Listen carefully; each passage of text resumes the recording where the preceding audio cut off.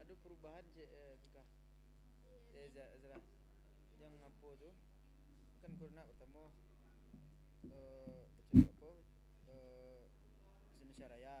Itu kalimat mukadimah. Itu yang terhormat. Ya kan? Kemudian sudah yang terhormat. Kemudian baca Quran. Siapa mana Syakbar?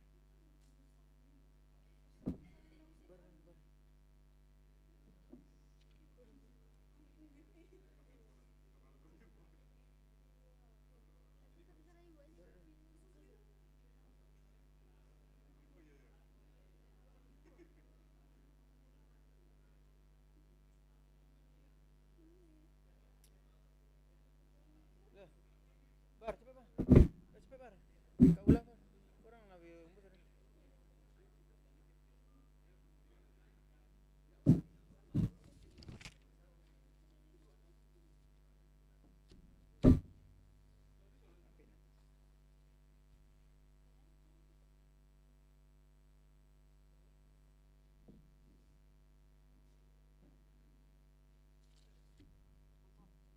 Untuk baca Quran di mana duduk Kak?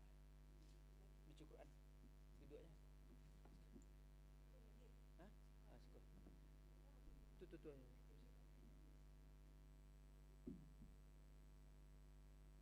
Bar, syukur Bar.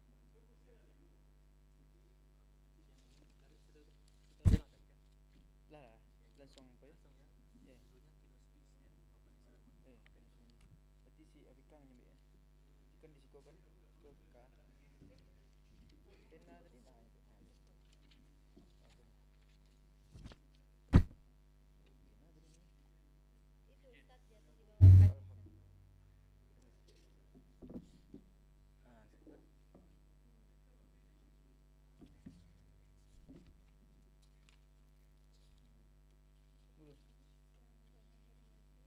Bukannya ikut tak kau?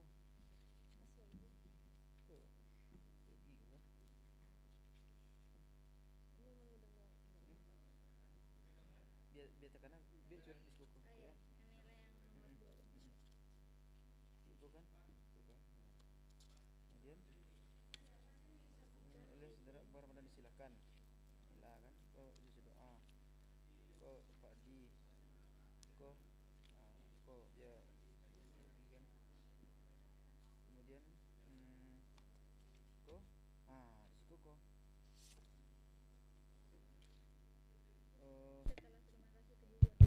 Cek satu.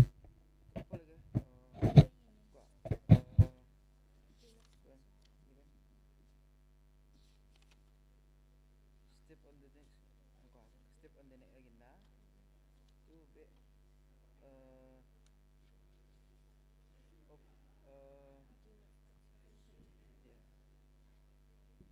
opening ceremony and can expect opening ceremony lah nak baru can expect kan? Opening ceremony and can expect opening ceremony and can expect from the chairman.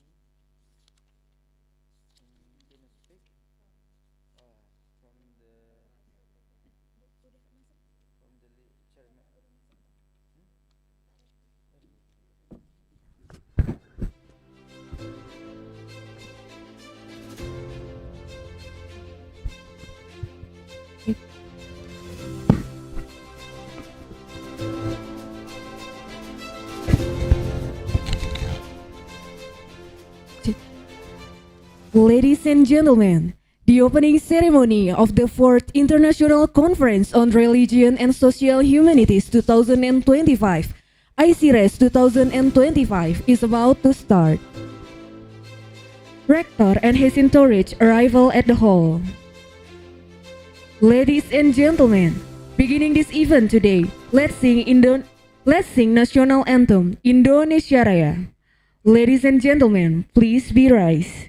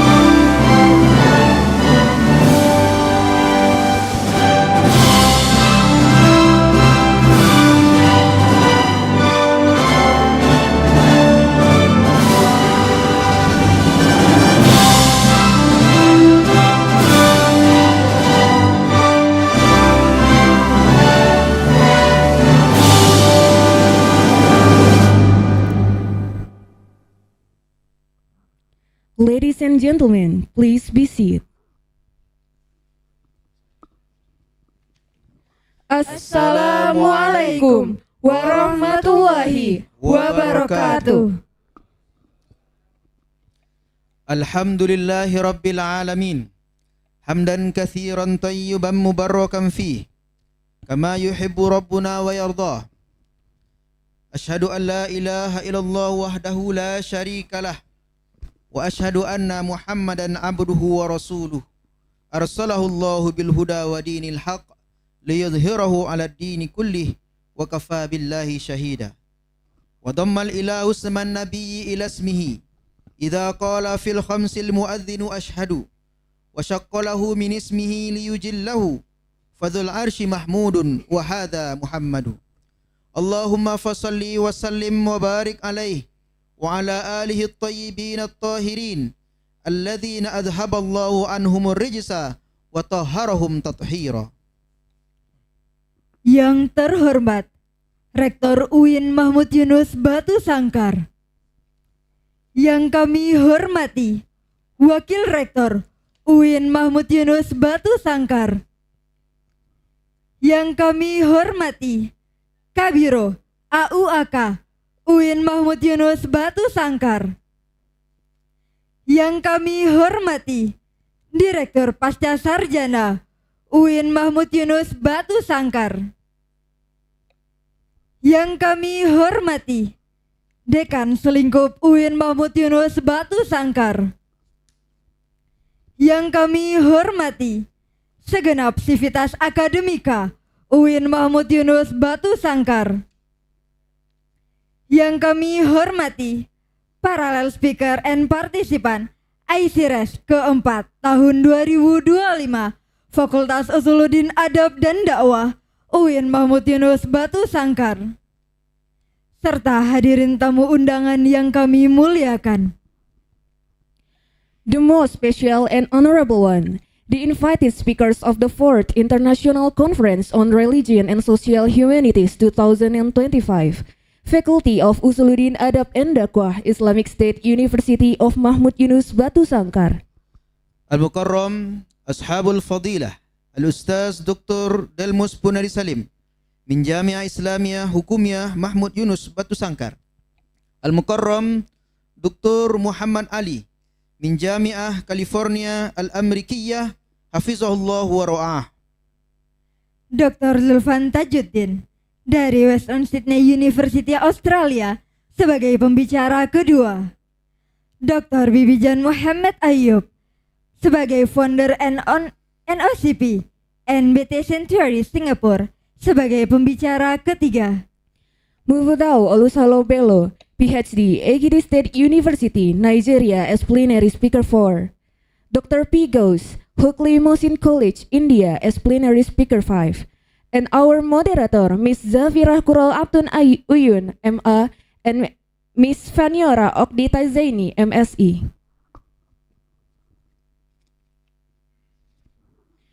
By saying Bismillahirrahmanirrahim, the opening ceremony of the 4th International Conference on Religion and Social Humanities 2025, ICReSH 2025, with the theme Religion and Social Transformation in the Digital Era, on Wednesday, 5th November 2025, at Hall Faculty of Usuluddin Adab and Dakwah begins.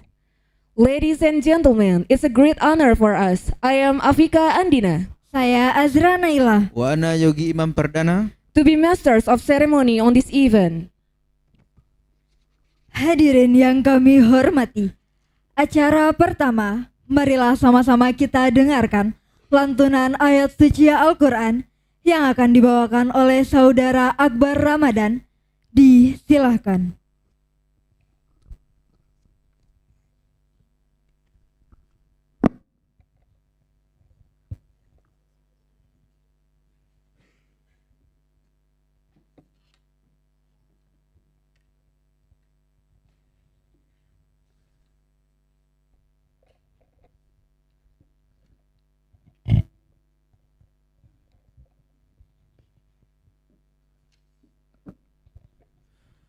Assalamualaikum warahmatullahi wabarakatuh.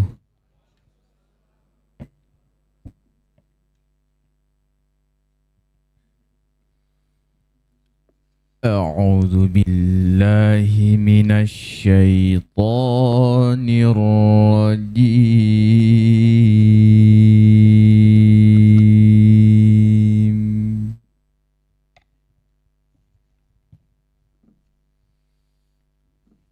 Bismillahirrahmanirrahim.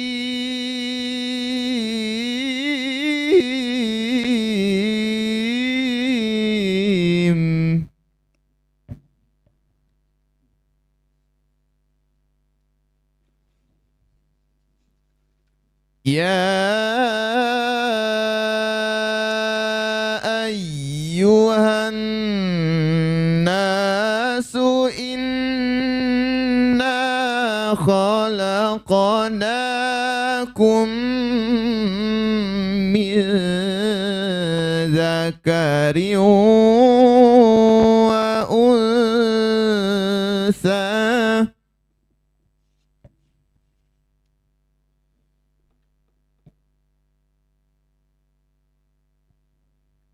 Ya ayyuhan nasu inna khalaqnakum min dzakarin wa unsa.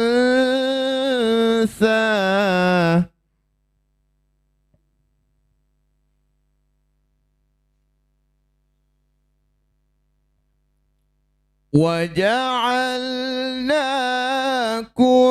شُعُوبًا وَقَبَائِلَ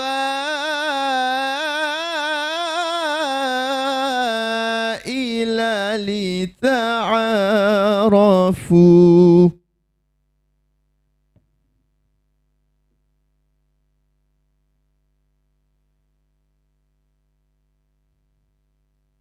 Ya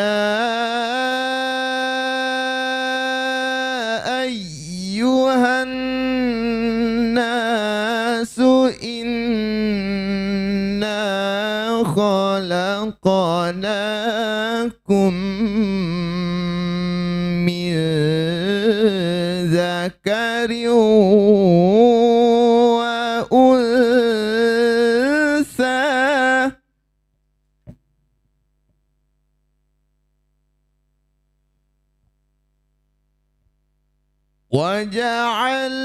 وجعلناكم شعوبا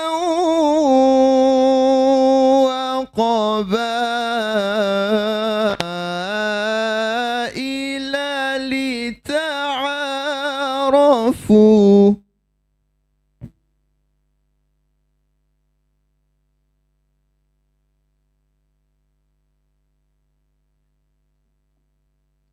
إن أكرمكم عند الله أتقاكم إن الله عليم خبير.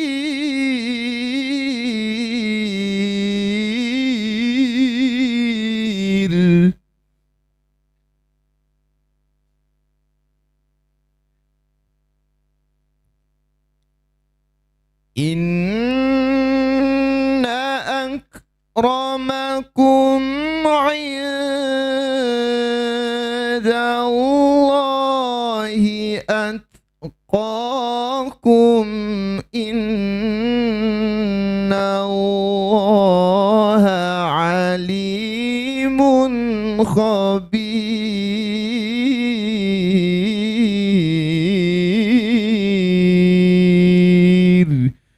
صدق الله العظيم.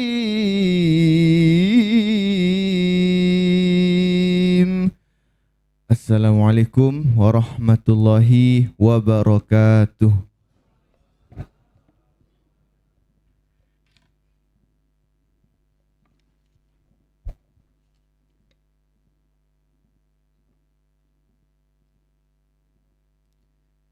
سيداتي وسادتي، الآن قراءة القرآن التي يلقيها فضيلة الأستاذ محمودة، إليه فليتفضل مشكورا.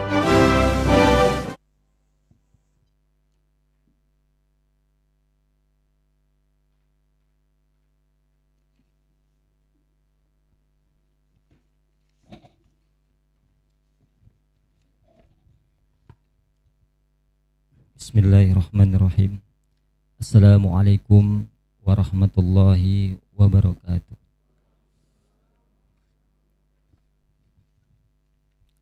Astaghfirullahaladzim. Astaghfirullahaladzim. Astaghfirullahaladzim. Alladzi la ilaha illa huwal hayyul qayyum wa atubu ilaih. Wa na'udzu billahi minasyaitonir rajim. Bismillahirrahmanirrahim. Alhamdulillahi rabbil alamin. Hamdan na'imin, hamdan syakirin, hamdan ni'amahu yukafihu mazidah. Ya Rabbana lakal hamdu kama yanbaghi li jalali wajhikal karim wa azimi sultanik. Allahumma ghfir lana dunubana wa liwalidayna warhamhuma kama rabbawuna shighara. ولجميع المؤمنين والمؤمنات والمسلمين والمسلمات الأحياء منهم والأموات برحمتك يا أرحم الراحمين. اللهم أرنا الحق حقا وارزقنا اتباعه وأرنا الباطل باطلا وارزقنا اجتنابه. اللهم أحينا بالإيمان وآمتنا بالإيمان واحشرنا بالإيمان وادخلنا الجنة مع الإيمان. اللهم ربنا تقبل منا صلاتنا ودعاءنا واغفر لنا ذنوبنا واجعل مؤتمرنا هذا مؤتمر ICReSH نافعا ومباركا. اللهم زدنا علما نافعا وارزقنا فهما صادقا واجعل أعمالنا كلها صالحة واجعلها لوجهك خالصة ولا تجعل لأحد فيها شيئا. Allahumma jami'al musyrikina fi hadal mu'tamar bima tuhibbu wa tarda waj'al jahdahum mashkuran wa sa'yahum mabruran. Ya Allah, ya Rahman, ya Rahim, Tuhan yang Maha Pengasih dan lagi Maha Penyayang, kami bersyukur atas kesempatan pada pagi hari ini ya Allah. Engkau berikan kami nikmat, Engkau berikan kami iman ya Allah, sehingga kami dapat berkumpul pada kegiatan konferensi ICReSH Internasional pada pagi hari ini ya Allah. Ya Allah, jadikan konferensi ini sebagai sarana penyebaran ilmu yang bermanfaat dan mempersatukan kami dan memperkuat persaudaraan antar umat muslim di seluruh dunia ya Allah. Ya Allah, berkahilah para peserta, berikan petunjuk kepada penyelenggara dan mudahkan setiap langkah mereka menuju apa yang Engkau cintai dan ridhoi ya Allah. Ya Allah, ya Rahman, ya Rahim, lancarkanlah komunikasi antar semua peserta. Jadikan perbedaan budaya dan pandangan sebagai sumber inspirasi dan kerjasama yang baik pada pagi hari ini ya Allah. Berikan kami ketenangan batin, keterbukaan pikiran dan kemampuan untuk saling menghargai satu sama dengan yang lainnya ya Allah. Ya Allah, jadikan hari ini sebagai konferensi murni bagimu ya Allah. Kami mohon petunjuk padamu ya Allah, agar Engkau satukan kami, agar Engkau bimbing kami ya Allah, agar Engkau permudahkan kami, sehingga acara kami ini selesai dengan waktunya ya Allah. Amin ya Allah, amin ya Rabbal Alamin. Rabbana taqabbal minna innaka antas samiul alim wa tub alaina ya Allah innaka antat tawwabur rahim. Rabbana zalamna anfusana wa illam taghfir lana wa tarhamna lanakunanna minal khasirin. Rabbana atina fid dunya hasanah wa fil akhirati hasanah wa qina adzabannar. Subhana rabbika rabbil izzati amma yasifun wassalamun alal mursalin walhamdulillahi rabbil alamin. Assalamualaikum warahmatullahi wabarakatuh.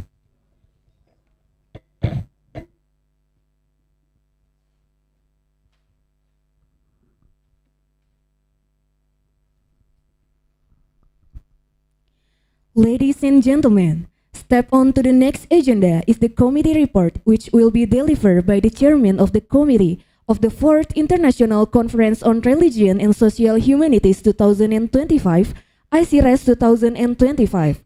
Honorable Mr. Hardy Fizon MAG, the time is yours.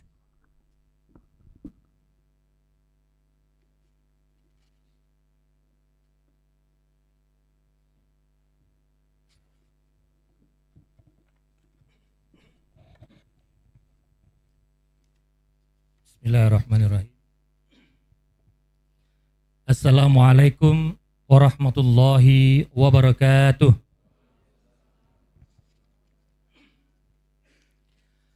Alhamdulillahirabbil alamin wassalatu wassalamu ala asyrafil anbiya'il mursalin wa ala alihi wa ashabihi wa man tabi'ahum bi ihsanin ila yaumiddin. Amma ba'du. Distinguished guests, ladies and gentlemen, Profesor Delmus Putri Salim PhD, Rector of UIN Mahmud Yunus Batu Sangkar Indonesia, Dr. Wahidah Fitriani MA, Dean of Faculty of Usuluddin Adab and Da'wah, our distinguished main speakers, the Vice Rectors of UIN Mahmud Yunus Batu Sangkar, the Dean and Vice Deans of all faculties within UIN Mahmud Yunus Batu Sangkar, the lecturers, administrative staff, and students of Faculty of Usuluddin Adab and Da'wah, respected scholars, researchers, and participants joining on site and online. Ladies and gentlemen, ayyuhas sadah was-sayyidat al-kiram. Yuqadu hadzal mu'tamar ad-dawli sama bi ICReSH 2025 tanziman min kulliyati Usuluddin Adab wa Da'wah bi Jami'ah Al-Imam Mahmud Yunus Al-Islami Al-Hukumiyah di Batu Sangkar Indonesia tahta al-unwan الدين والتحول الاجتماعي في العصر الرقمي. وقد جاء هذا الموضوع استجابة للتحولات العميقة التي أحدثها التطور الرقمي خلال العقدين الأخيرين في مختلف مجالات الحياة الإنسانية. إن الرقمنة لم تغير فقط أساليب العمل والتعلم والتواصل، بل أثرت كذلك في مفاهيم التدين وممارسة العبادة والقيم الأخلاقية ومكانة الإنسان في المجتمع.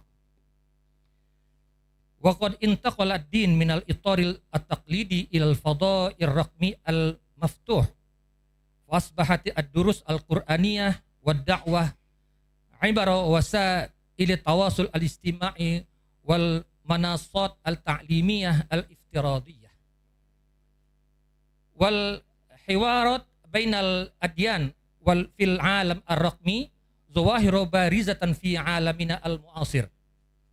وهذه التطورات تتيح فرصا عظيمة لنشر قيم الدين السمحة والمعتدلة وتوسيع آفاق الدعوة العابرة للحدود وتغيير التضامن الإنساني العالمي.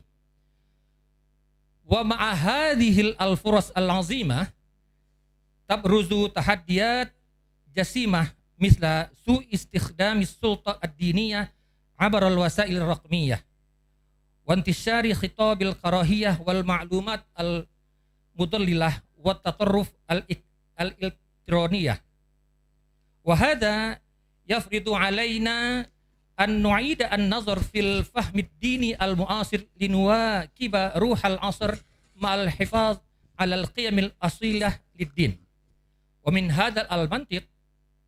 هذا المنطلق نهدف مؤتمرنا هذا إلى أن يكون منبرا أكاديميا عالميا يجمع العلماء والباحثين والمفكرين من مختلف الدول والتخصصات لتبادل الرؤية والخيارات وبحث سبل تعزير دور الدين في بناء مجتمع رقمي عادل متسامح ومتضحر.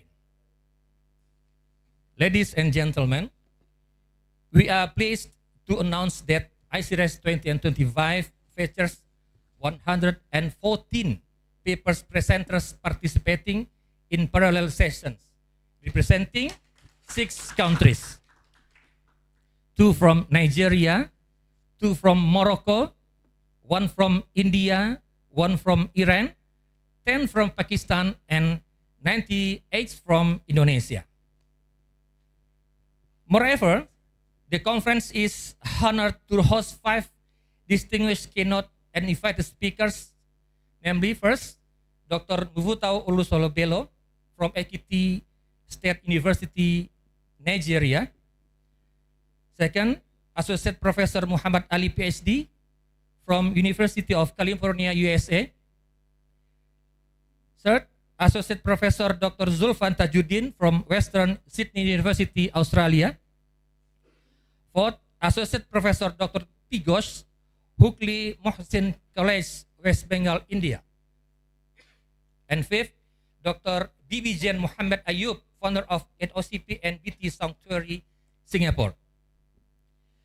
Their presence and contribution reflect the richness of perspectives and experiences shared through this conference.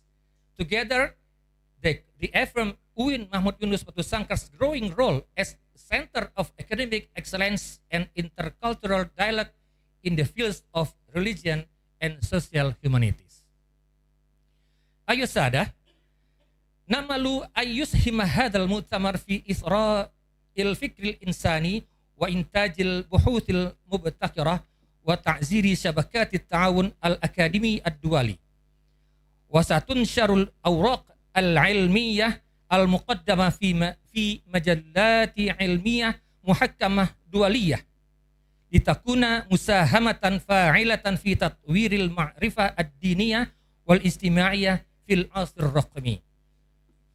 وباسم اللجنة المنظمة أتقدم بجزيل الشكر والاعتراف إلى رئيس الجامعة ala da'mihi wa tawjihi al-mustamir. Thumma amidah kulliyah usuluddin wal adab wad da'wah ala israfiha al-mubarak. Wa khususan a'dha'i al-lajnah al-munazzimah ala juhudihim al-mukhlisah wa jami'il musyarikin min dakhili Indonesia wa kharijiha ala hudurihim wa musahamatihim al-qayyimah. Nas'alullah subhanahu wa ta'ala an yubarika fi hadzal juhdi wa yaj'ala mu'tamaran hadza khutwatan mubarakatan fi sabili ta'ziril ilmi wal imani wal insaniyah. Hadza wal afu minkum wassalamu alaikum warahmatullahi wabarakatuh.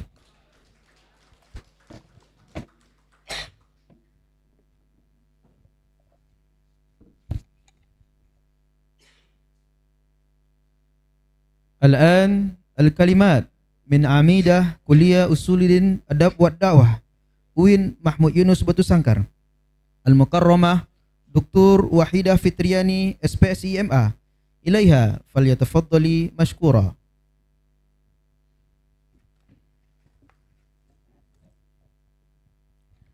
Bismillahirrahmanirrahim. Alhamdulillahirabbil alamin.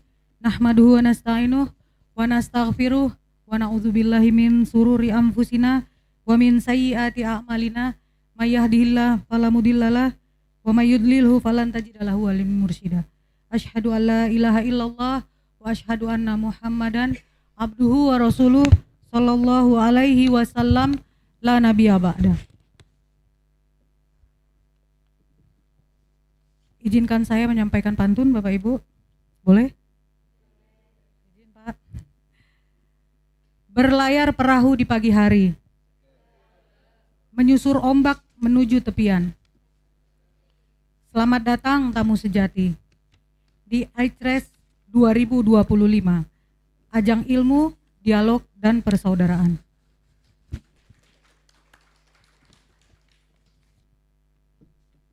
Yang sama-sama kita hormati Bapak Rektor UIN Mahmud Yunus Batu Sangkar, Bapak Profesor Dr. Delmus Puneri Salim, MA MRes PhD. Yang sama-sama kita hormati Ibu Wakil Rektor 1, Ibu Profesor Dr. Suswati Hendriani, MPD. Selanjutnya yang sama-sama kita hormati Bapak Wakil Rektor 3, Bapak Dr. Irman SAG MPD.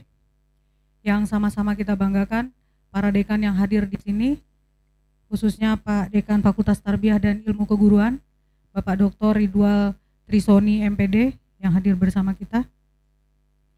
Yang sama-sama kita banggakan tentu saja Bapak Ibu Wakil Dekan, Ibu Wakil Dekan 1, Ibu Dr. Fadriati MA, MPD, MAG.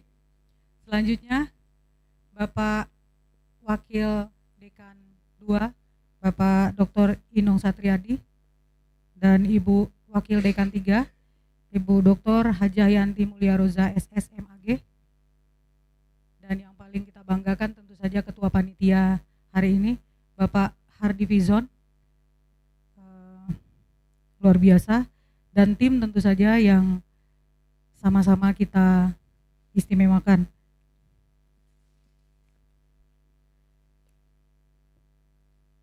Let me say in English.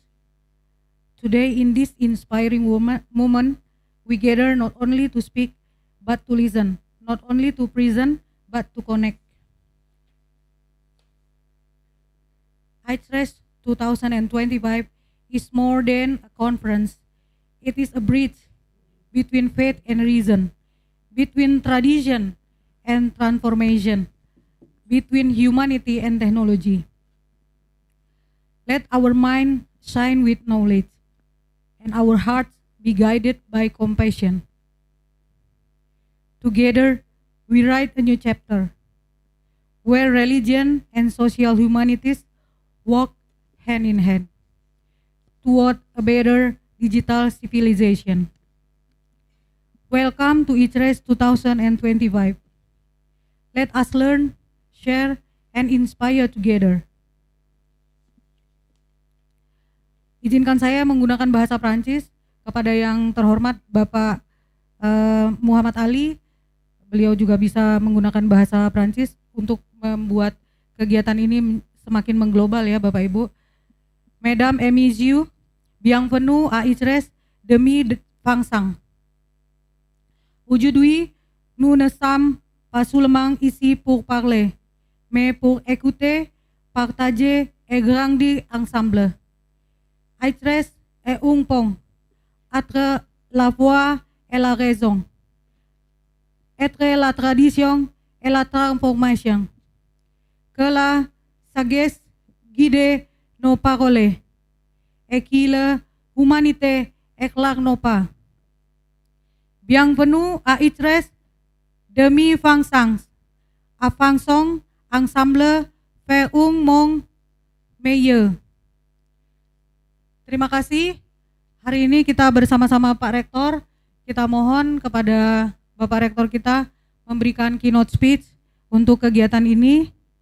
Sekali lagi terima kasih banyak kepada para panitia, tentu juga para partisipan, dan yang paling kita apresiasi adalah para plenary speaker yang sudah berkenan hadir dalam kegiatan ini dari 6 negara.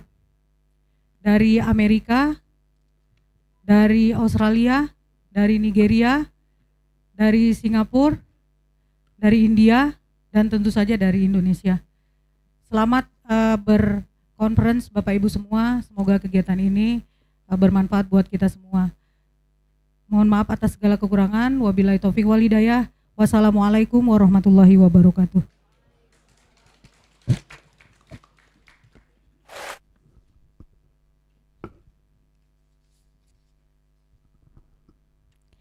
We would like to say thanks to respectable Dr. Wahida Fitriani, SPSI MA, for the enlightening speech.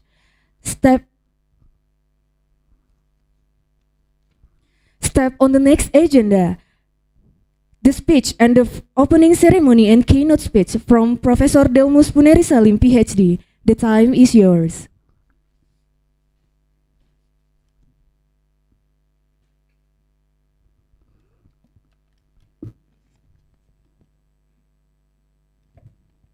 Bismillahirrahmanirrahim. Assalamualaikum warahmatullahi wabarakatuh. Alhamdulillahirabbil alamin wassalatu wassalamu ala Rasulillah sallallahu alaihi wasallam. Honorable, respectable, distinguished speaker, Professor Muhammad Ali from California. Actually, he was my classmate. You know, and everyone know that he's smarter than me. He speak more languages, and you know, today he teach in USA. I wish I could be following him to teach in abroad. Honorable Professor Zulfan Tajuddin, he also from West Sumatra, actually from Bukit Tinggi, alumni of SMA 1 Bukit Tinggi, and he teach in Western University as well, and again both of them were diaspora Indonesia who teach abroad, and we proud of them, showing that Indonesian scholar stand side by side with other scholar abroad. So we very proud of you too. And other speaker such Dr. Bibi Jan from Singapore, who already in our Zoom, Mufutau Olusobelo from Nigeria, and Professor Mr. Ghosh from India. And here Honorable Vice Rectors 1 dan 2 dan 3, Dean of Faculty Usuluddin Adat dan Dakwah, Vice Dean, Head of Committee, and Dean of Fakulti Fakultas Tarbiyah dan Ilmu Keguruan, all audience speakers, ladies and gentlemen. I'm very proud of this faculty to hold this conference on religion and social humanities. This is a very timely topic today, religion and technology. So we know that we have Indonesian population about 270 million people, and roundly about 200 people using internet. What does it mean for religion?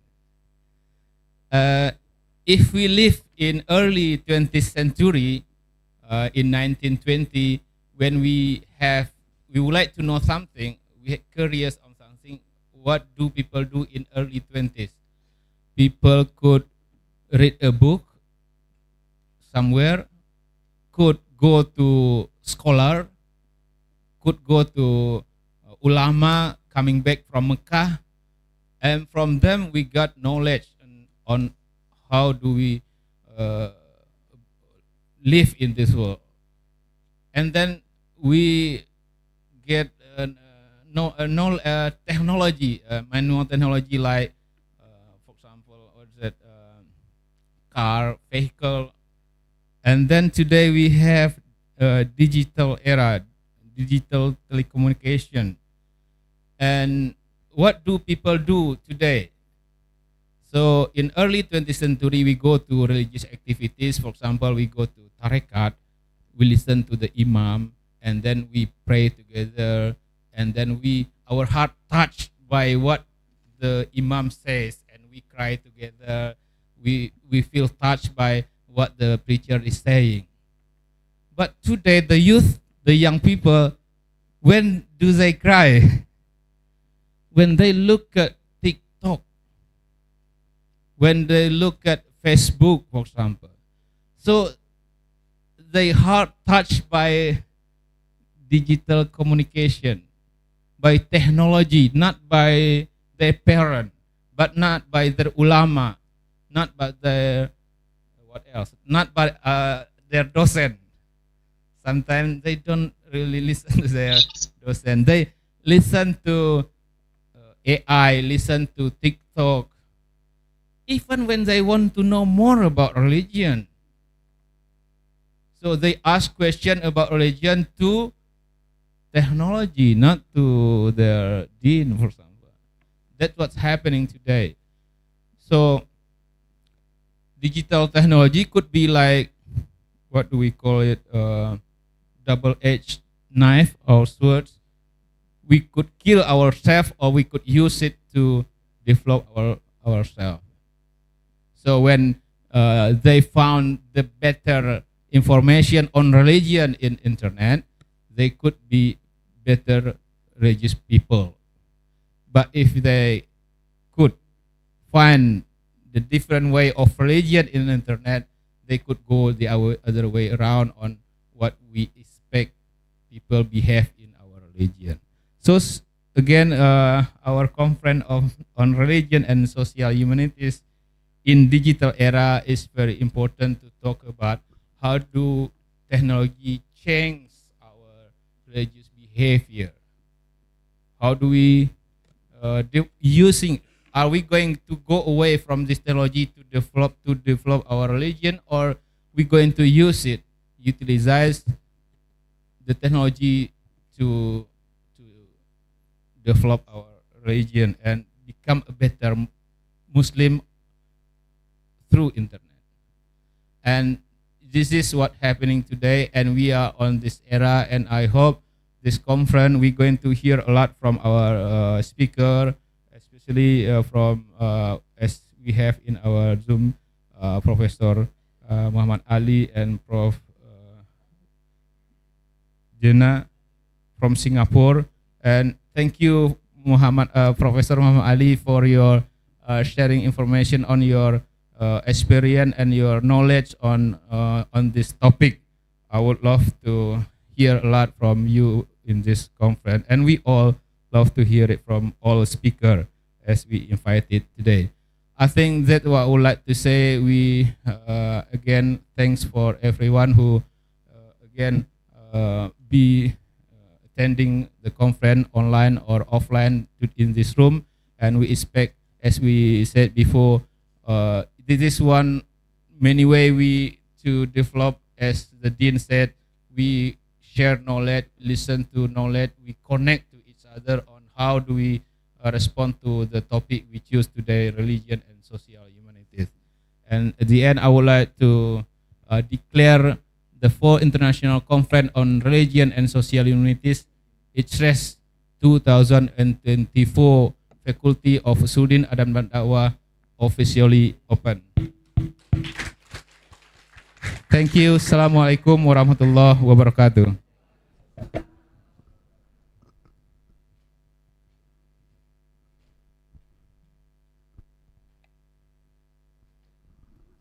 We would like to say thank you to respectable Professor Delmus Buneri Salim, PhD, for the enlightening speech and for the officially opening the 4th International Conference on Religion and Social Humanities, ICReSH 2025.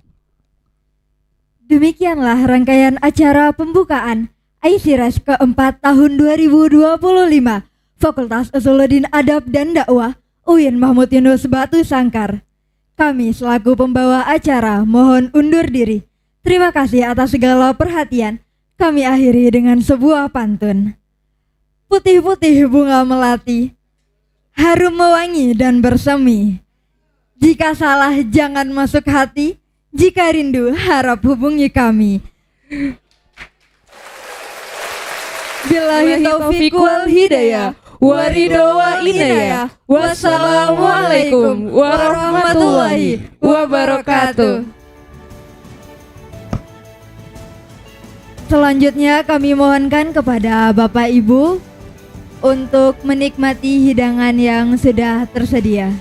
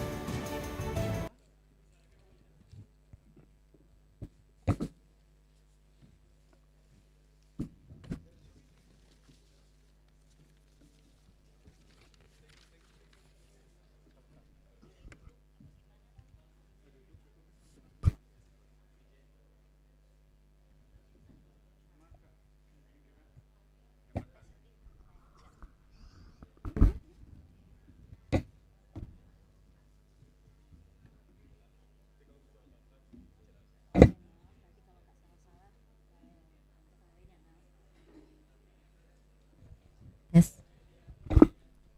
Tes, tes. Tes.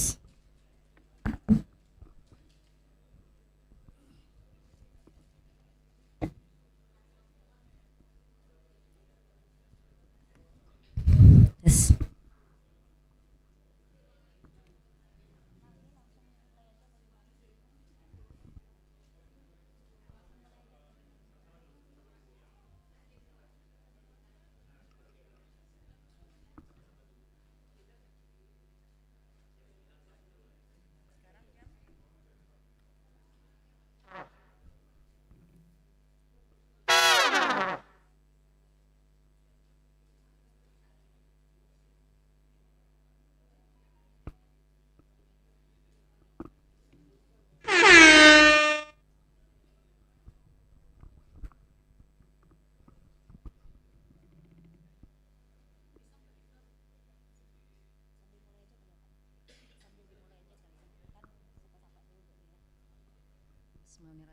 Assalamualaikum warahmatullahi wabarakatuh.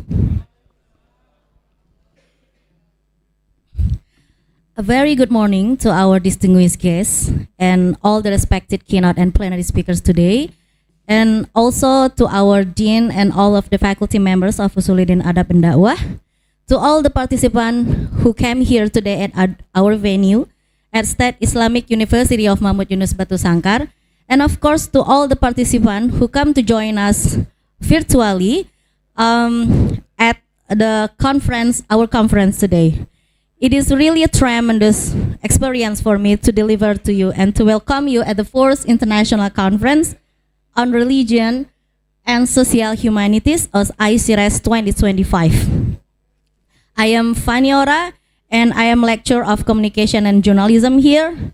So today I will host you as your moderator throughout this plenary session. This conference today, we will bring the themes of religion and social transformation on the digital era. Ladies and gentlemen, please hold your voice a little bit because our plenary session will about to start. So please focus on me. So this conference today is not only about the academic gatherings, but also it is the place when we can discuss, reflect, and contemplate with this concept about religion, social, and humanities. And also, in this occasion, we will have our distinguished speakers from all over the world, from five regions today. So I would like to encourage you to don't miss out our conference today.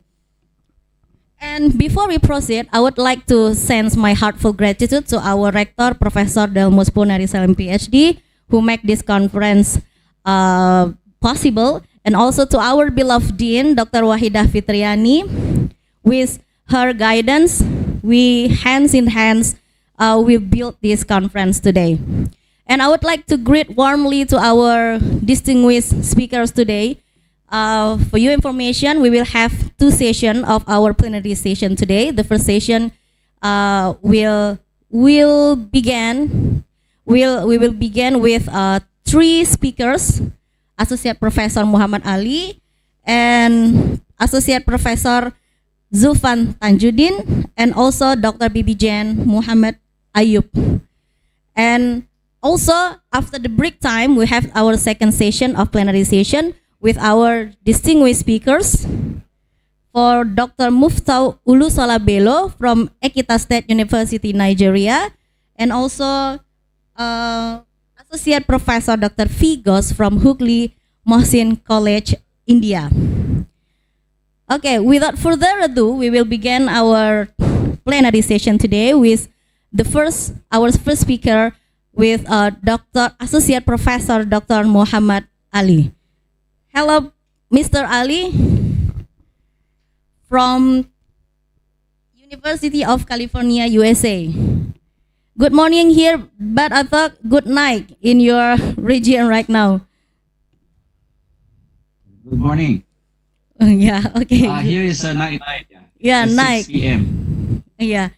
What time is it in your place right now, Mr. Ali? It's 6 p.m. 6 p.m. So good night 6 to you. We are honored to have you here actually, because we know the separate hours between us we are challenging sometimes, but we would like to thank you for your time to join us in this conference today. Okay, without further ado, we will please you to deliver your presentation today. Mr. Ali, time is yours. Yes. Could I share my slides, my screen? Okay. The host, please allow me to share.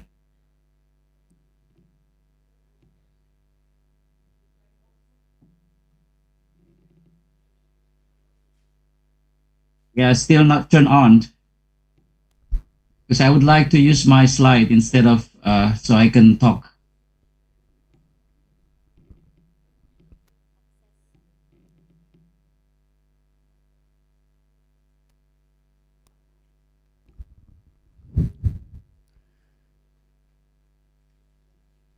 Okay. All right. Let's Okay. see. So I have many. Okay. Bismillahirrahmanirrahim. Can you see my slide now? Yes. Okay.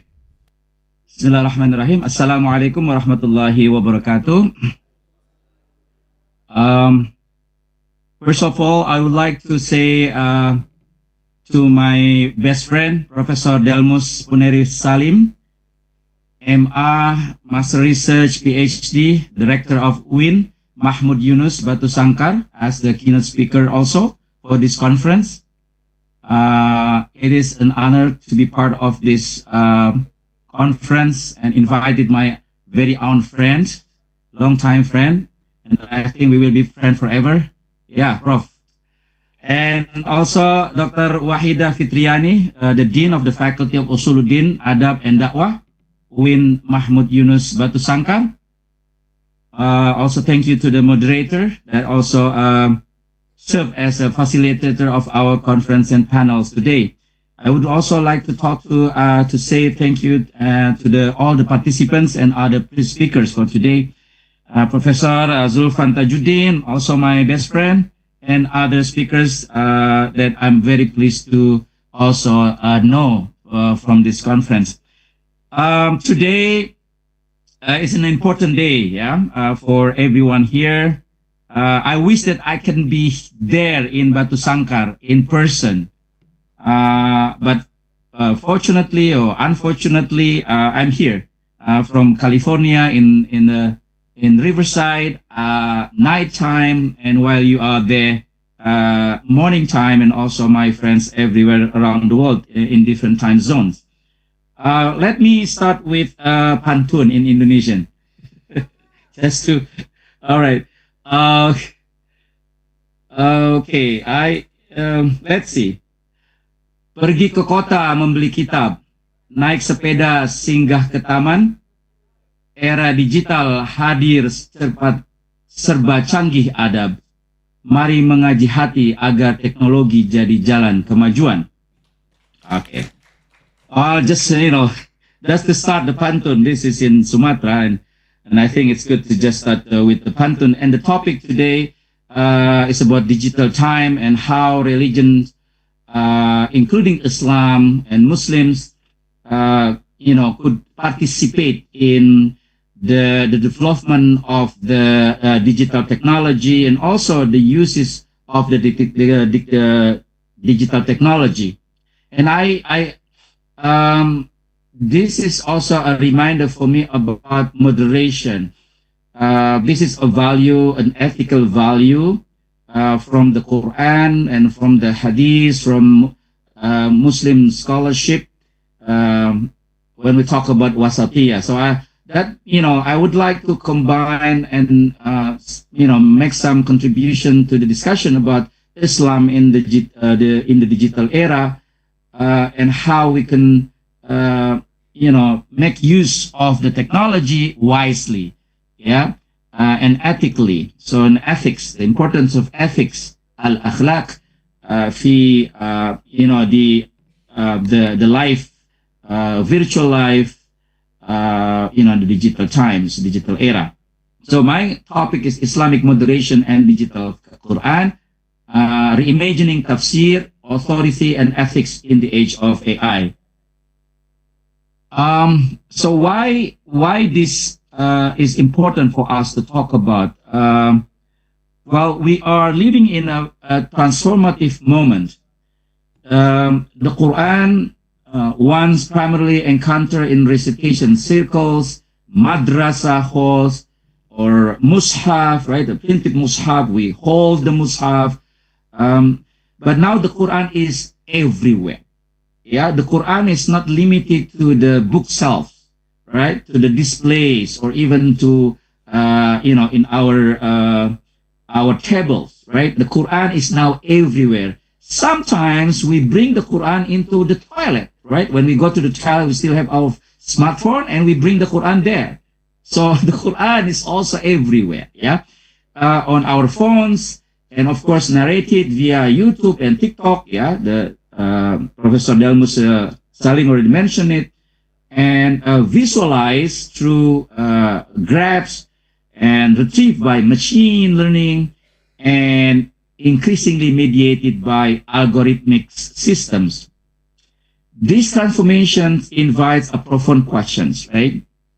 Can digital Quranic culture sustain Islam classical ethos of moderation or wasatiyah? Or will the speed and logics of digital media accelerate polarization and interpretive extremisms? So Professor Delmus Salim already mentioned about double-edged sword. Yeah, so the technology functions as double-edged. So how about the Quran? How about digital Quranic culture can sustain Islam classics or classical ethos of moderation? Today, I would like to say that digital sphere is a liminal ethical space. Liminal ethical space. Neither traditional nor fully modern, where Islamic moderation must be re-articulated as digital adab at tafsir. So I will propose an adab, an ethos of tafsir that hopefully can be productive and healthy. I'll talk more about that later on in my conclusion. First of all, what do we mean by wasatiyah? Yeah, wasatiyah, the middle path. Yeah, everyone knows the middle path, and it is rooted in the Quranic positioning of the Muslim community as ummatan wasato. Yeah, chapter Al-Baqarah 143. A just and balanced community. Classical scholarship, the Mufassirun, frame moderation as justice, yeah, justice, keadilan or adil, balance, compassion, rational discernment or reason discernments, ethical reasoning, the balance between akal and nakal, right? Reason and transmission or traditions. Like, for example, Fakhruddin Ar-Razi mentioned about that, the equilibrium between akal and nakal. And Al-Maturidi, for example, talks about reason discernments. And At-Tabari and other Mufassirun also talks about Al-Adl, yeah? As a balance. So I can, give you some quotes about the tafsir about wasatiyah. But al-wasat huwa al-adl, for example, right? معنى الوسط أهل العدل, yeah. الوسط والاعتدال في العقل والدين. So all this is from Ar-Razi, for example. So I just want to cite some of the classical mufassiruns regarding what ummatan wasata mean, yeah? Balance, justice, and also some use the term compassion or rahmah, and other notion, even khair, yeah? So, for example, man kana wasato kana khairat, yeah? Whoever is balanced is virtuous. So there is a connection between moderation and virtue, yeah, being ethical, being moral. Yeah. Other mufassirun also talk about that. Yeah, for example, Al-Qurtubi, 13th century scholar, Ummah Audula yashhadu bi'adliha ala nas, a just community whose justice stands testimony over others. So being a Muslim community means you serve as a testimony, as wasit, yeah, wasit, as a referee over peoples, over other peoples, over others. Yeah, we have to be in the middle so that we can judge justly across different communities, across nations. Yeah, so that's some of the classical tafsir. Some of the modern tafsir also discuss wasatiyah. Yeah, For example, in terms of maqasid, ethical maqasid, Ibn Asur, for example, if you read his tafsir, the notion of ethical maqasid-based stewardship, the notion of khalifa, khalifa, steward, representative of God, khalifatullah fil ard, but with the responsibility, with the ethical responsibility. This is for all humanity. So it's not about a person or an institution, but it's about all humanity, because humans are created by God and they serve to be the stewards, to be the representative of God, because they have reasons and they are responsible. So that's what we mean by wasatiyah, from the Quran and from the tafsir, from the classical and to the modern tafsir. So this is just a key concepts, in the classical tafsir about wasatiyah: justice, reason, equilibrium, and maqasid.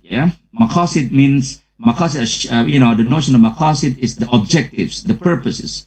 That the purpose of us as human beings are to be representative of God on earth, so we can serve and take care of the earth. Now, digital Quranic studies. Digital Quranic studies might have some forms, platforms. Some of them we can say manuscripts, digitized manuscripts and codices. So if you have now, the Quran has been digitized in different forms.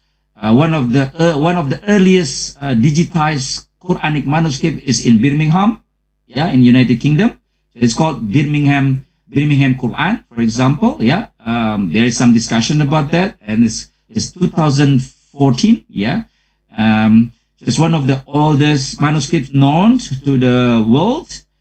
Around 2 decades after the Prophet passed, for example. Of course, there's debate about that, but scholars agree that. So this is because of the technology. So the manuscript, the Quran, is digitized and it is accessible. So you can see it from now, from here, from Batu Sangkar, from Riverside, from Papua, from Singapore, from Malaysia, everywhere. You can access the manuscript.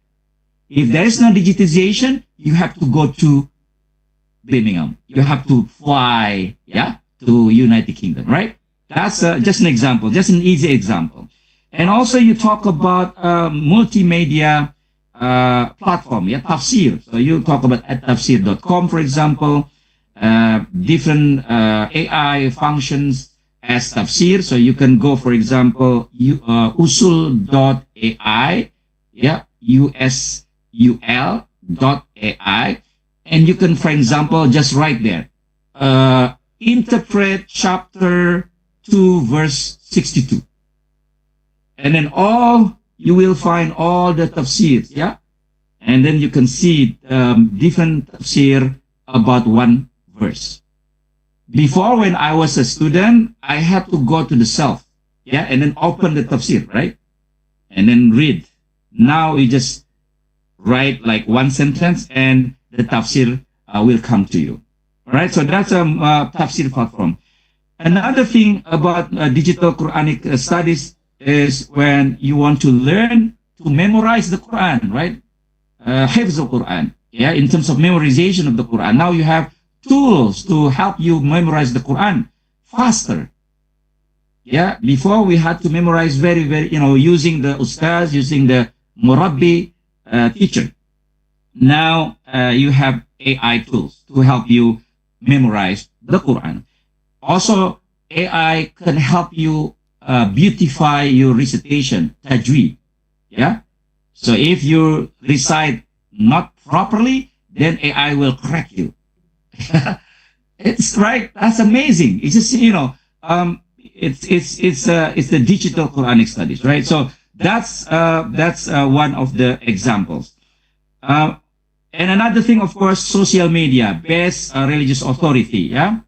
Social media is full of people's, talking about the Quran, about tafsir, about anything.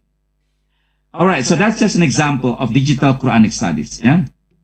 So this transformation matters because we can access the Quran, not only Muslims, believers, but everyone. Yeah, everyone can access the Quran and the tafsir. And who can interpret it? And of course, the scholarship, the sound scholarship, the tafsir are there, but then you also, everyone participate in understanding the Quran. And of course, people will see what kind of religious knowledge that they can learn and they are willing to accept. Yeah? So that's a religious authority. That's why my point here is diversification of religious authority. So religious authority now dispersed, not centralized anymore. Yeah, it's dispersed, distributed to different scholars and non-scholars, and from different denomination, different orientations of beliefs. So then, of course, how we can say that this is authoritative interpretation of the Quran, right? AI cannot give that, the notion of authorities. And that's why that's something that we will discuss. Yeah, to what extent that we can rely on AI for Quranic interpretations. Which one is correct interpretation of chapter 2, verse 62, for example? The interpretations of Al-Ikhlas, the interpretation of Al-Fatiha. Which interpretation is correct? If you ask AI, they will give you different interpretations, right? And then how would you select from all these different interpretations of the Quran? Okay, and of course, the younger generation now are the most in terms of engagement with religious discourse. Yeah, so they can participate also in discussion about religion, about the Quran. So in general, because of this space, liminal space, digital Islam or digital religion is not neutral. Yeah, there is no neutrality. It is contested, yeah. There is ethics there. There is power. Who has power? And of course, identity. People have their own identity. Sometimes because of the technology, the identity strengthens. Yeah, they reinforce. So digital technology might reinforce people's identities. Okay, so that's why this is moderation and pluralism, literalism, extremism. In some ways, digital technology gives you access to diversity, yeah, but it's also reinforced what is called silos and echo chamber. Well, silos is when you like, share, comments, right? When you silo mean that you are separated, yeah, you are separated, isolated. And echo chamber mean that you tend to be in a group with like-minded peoples. So you don't like people from different opinions. So echo chamber, for example, you have WhatsApp groups, right? WhatsApp groups could also reinforce identity politics. It could also reinforce echo chamber. So, and some people even want to be more isolated because there are so many options everywhere, and then they decide to be isolated, and then they don't want to communicate with other people. So that's that create also extremism, right? So on the one hand, it's diversity. On the other hand, it could also create isolation. On the one hand, the digital technology could give us more female voices, right? How many percentage that we have al-mufassirat, right? We know about mufassirun, male Quranic interpreters. How about female Quranic interpreters, right? Because of the digital technology, at least we can get access to these female, authorities in interpreting the Quran. And also minority exegetes, yeah, minorities. When we are in the Sunni majority, then we can also access Shiite, for example, or even other interpretations like Ahmadi or other less known, smaller group of Muslims who also access the Quran and interpret the Quran in their own ways, right? Female and minority exegetes also become more visible. But on the other hand, perhaps people are more masculinized and more charismatic, and it also tend to be extreme. Yeah. Another point about this is contextual Makosid discourses. So because of the technology, it could also give us some context. Yeah, context that Islam was based on context, Makosid based discourses. But on the other hand, we still find people who do takfir, yeah, excommunicating others who are different from the interpretations. Yeah. Oh, they are kafir, they are bid'ah, they are ahlul bid'ah, they are divine, menyimpang, sesat, and so on and so forth. So you do have, in this digital environment, people from different orientations, and some are more contextual, other are more like takfiri individuals that tend to excommunicate other peoples who are different. Yeah, you are different, that's why you are less Muslim, for example, right? Another point is scholarship democratization. So because of the digital technology, scholarship become more democratization. But on the other hand, because everyone can join the digital era, as long as you have the Wi-Fi, the satellite coming to your place, it bypass scholarship. You don't have to go to the seminaries, to the pesantren, 3 years, 6 years, right? So people, do not learn the kitab anymore with teachers, with ulama, in person. Scholarship become bypass. Yeah.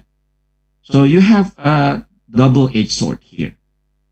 Okay, so classical tafsir and hermeneutics based on AI are quite different, because classical tafsir is grounded in isnad, right? Isnad, so you have transmission, the chain of transmission, yeah.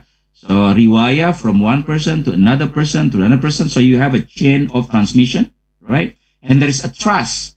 There is a trust, yeah. There is a trust between scholars when they cite the previous scholars. So it's not an epistemic trust. Secondly, there's adab al-ikhtilaf. So the ethics of disagreement. If you read tafsir, they're like, for example, I agree with this, but I don't agree with the other scholars, right? So you have adab al-ikhtilaf, ethics of disagreement. And then at the last, this is my, usually Mufassir would say, this is what I say is more, more agreed. I would like to take this, right? After mentioning other tafsirs. But wallahu a'lam bisawab, right? God knows best. Yeah, you have that in the tafsir books. Yeah, that's adabul ikhtilaf. And then also spiritual formation, reading the Quran, there is a spirituality there, and gradual learning. So you do this from ibtidaiyah, thanawiyah, aliyah, and then ma'had ali, and all, gradual learning. It's not like karbitan, yeah. Karbitan, there you just learn, 1 second and then you become an expert, for example, right? Gradual learning. And then community validation. So it's also validated by the communities, by, groups of scholars, and also the community who follow the scholars. And of course, maqasid-oriented reasoning based on maqasid, yeah? Based on the objectives of Islam. However, AI focus on different things. AI Quranic content privileges speed and brevity. Fast, yes, in seconds, and very brief. And engagement metrics, yeah. Engagement metrics mean, it based on your likes. If people likes or write about that and share and comments, then it will become, more, yeah. The data will be based on that. Likes, shares, comments, and so on. So engagement based on what the extent of engagement of people. Okay, not based on truth, but based on engagement. And emotional resonance. So it depends on I like it or I don't like it. Yeah. In the digital era, in social media, I don't like it. I like it. Right. It's about like and don't like. Right. Even love. I like and love. Yeah. That's emotion resonance. Individualization also, AI individualization. So it's based on your own individuality. And instant certainty. So AI, when you read the Quran and you will, you become certain gradually, but AI will give you instant certainty. This is A, this is B, this is C, this is A, and so on and so forth. And of course, recognition of pattern based on algorithms, trends, Jadi based on trends. All right. So digital platforms reward confidence, simplification, and virals. Oh, ini lagi viral, then people will follow. People will like to do it, and so on. Will continue to do it and spread it. Not nuance, not ambiguities, not gray areas, not complexities. Yeah. So, we already talked about this, and the risk in digital Quranic culture, we talk about that already, brief and instant and shortcuts, fragmentary, and a collapsed chain of transmission. The isnad is no more relevant, and oftentimes there is a loss of contextual reasoning, because it's all text, but there is no contextual reasoning behind it. There is also social risk, exclusion, identity. So people also can be very exclusionary. They exclude other peoples because they are different. They have different interpretations. And of course, the rise of influencer. Influencer. The more you are famous, and the more people will follow. And it's not based on scholarship, sound scholarship, with gradual learning and so on and so forth. And in some cases, many cases, sectarian amplification.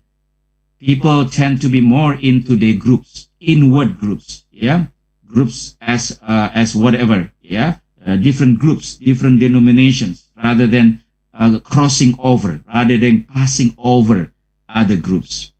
Digital platforms can unintentionally reward extremism faster than moderation or ihsan. So the extremities could be spread faster, than the spread of ihsan. But regardless of the challenges and risk, we also have opportunities. I already talked a little bit about that. Democratization of knowledge. Knowledge becomes more democratic. More access to sources. Female and minority voices also are more visible. And because of the cross-culture, cross-faith, we have more and more people are engaged in interfaith, cross-religious engagement. They want to know more about other faiths, about other Islamic groups, that otherwise they don't know just by going to madrasa or schools. So there's some opportunities there. This is the risk, and I already mentioned about this. And now to the last point of my presentation, some of the wasatiyah in the digital era. Basically, I would like to propose something about humility in interpretation. So because of the lack of our engagement with sound scholarship in the tafsir, we also need to show humility in interpretation. Sometimes when we say we don't know, that's better than we say we know. And it is better to stop when we don't know. And humility in interpretations, I think, is the adab, one of the adab in the study of the Quran and tafsir. Another thing that I would like to also mention, respectful. Sometimes when we debate about the Quran, about the tafsir in the media, in the social media, we don't respect other people's. Respectful online discourse, I think, is very important. And tawadu, tawadu is humility. So we show how humbleness, because as human, this is why humanities, right? To be human is to be humble. To be human is to be limited. Next is adabul ikhtilaf. So we have to renew the ethics of disagreement. Yeah. So if we disagree with other people, even in our family, our friends, we have to show our respect, our honor. And that's, I think, quite important in our digital times. That tadabbur is also very important to avoid us from being instant. We have to tadabbur. Tadabbur means to think, reason, critically. We call in the liberal arts curriculum critical thinking. So tadabbur as a critical thinking, right? And a critical AI literacy. So we use AI, we use ChatGPT, use that, but we have to be critical. We have to check and double check. We also make sure we are responsible when using it. All right. I think, and then Indonesian and Southeast Asia has good example lessons from Indonesia. Yeah, moderation is already known. Pluralism is already live practice. Digital literacy is already part of da'wah. Human spirituality has been at the center of knowledge. And Indonesia is not merely adopting digital tafsir, it is also contributing to global Quranic ethics. And when I talk about adab tafsir digitally or digital adab tafsir, I think there's something that we can discuss more maybe. Transparency of sources, plurality of interpretive voices, ethical community norms, human spiritual companionship. Human spiritual companionship, I haven't mentioned this. This is about suhbah. Even we are using AI or we are using technology, we still need friends. Yeah, we still need human friends in person. We still need friends in person. In the past, in the classical time, there was a tradition of munazara. Nazar. Munazara is mutual, so you see each other. You see the eyes of your partners, right? You see the eyes of your partners when you talk, when you communicate, when you discuss the Quran, when you learn Islam. Now, when you are on the table, they don't look to each other. They look to their cell phones. Yeah, they lost shubha. They lost human companionship. I think that's what is quite challenging now. All right. The key question now is: can digital Quran sustain moderation or fuel polarization and extremism?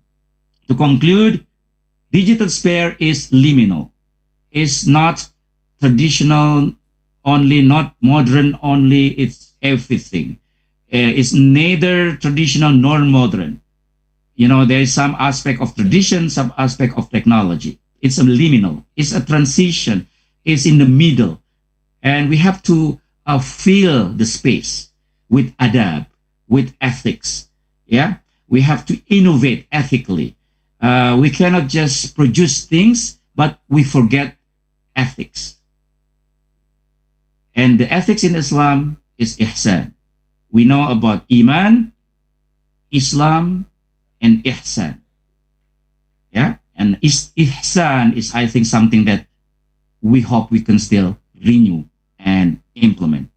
Thank you so much for listening. Assalamualaikum warahmatullahi wabarakatuh.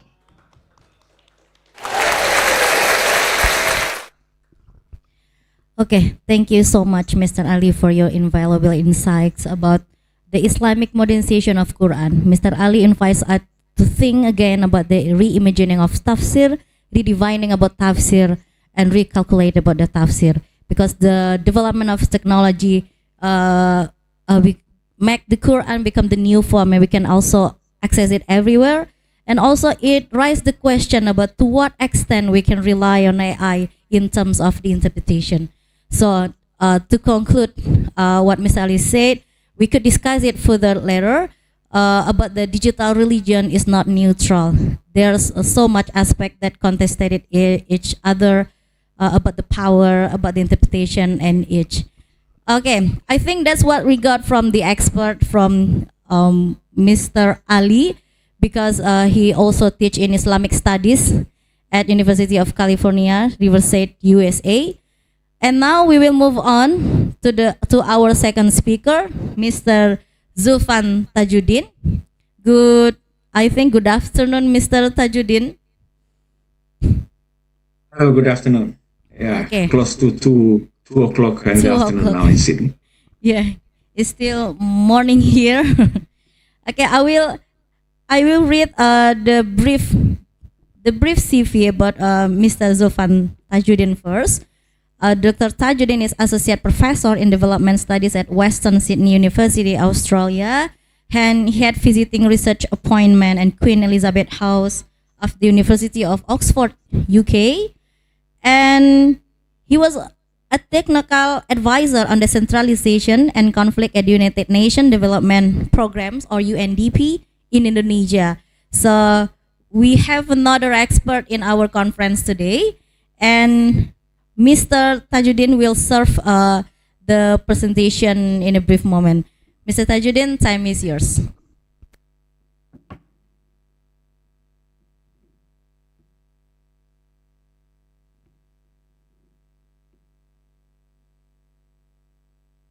Okay, thank you, Ibu Moderator. Assalamualaikum warahmatullahi wabarakatuh.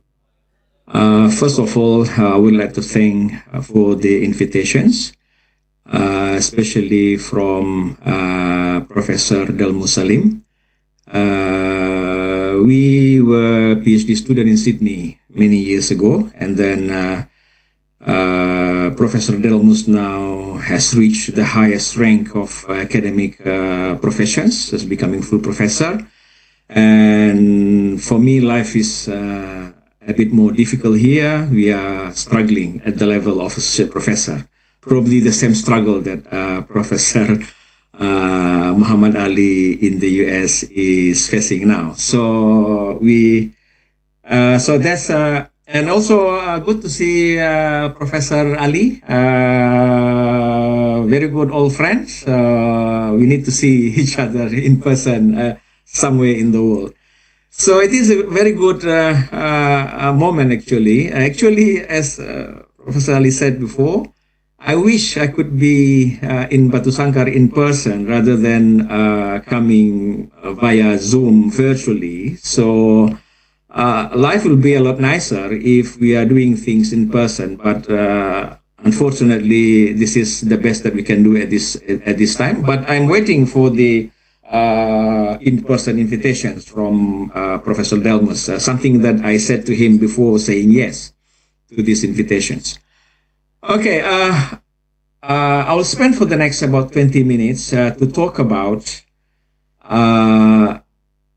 religious Islamic populism in Indonesia, quote unquote, and we'll be looking at how religious populism is actually rooted in genuine grievances of the Ummah, and how religious populism actually being used as a political strategy. So we'll make that kind of distinctions.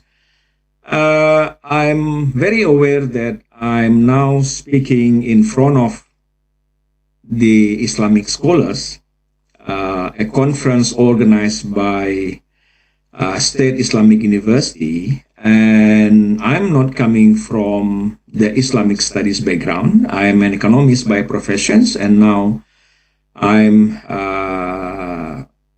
associated myself with development studies disciplines, but I'll be talking about something related to Islam and Islamic community. So this is a reflection of the issue of Islam is too important to be left only for the Islamic scholars.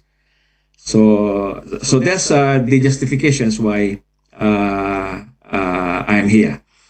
Okay, let me share my slides. Hopefully I can do that one.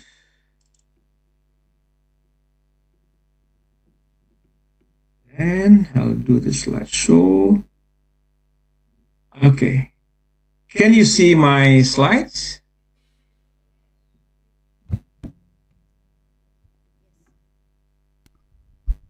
Can you see my slides? Yes, we could see your slide, but I think in... Okay. Okay, very good. Okay.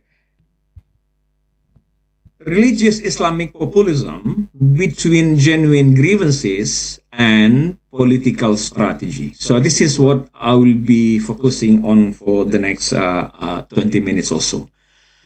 Now, when we are talking about Islamic populism, actually Indonesia is very much following the global trend.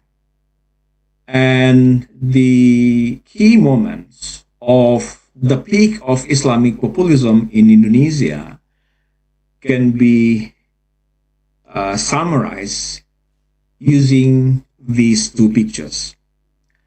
The first one was the victory of Anies Baswedan in the 2017 elections of governorship in Jakarta, the capital of Indonesia. And we know that the basis for the victory was the movement, if we call it movement, and the movement, the Islamic populism movement that was culminated on the 2nd of December 2016, and it was depicted in the second picture in the bottom part of the slides. It was from the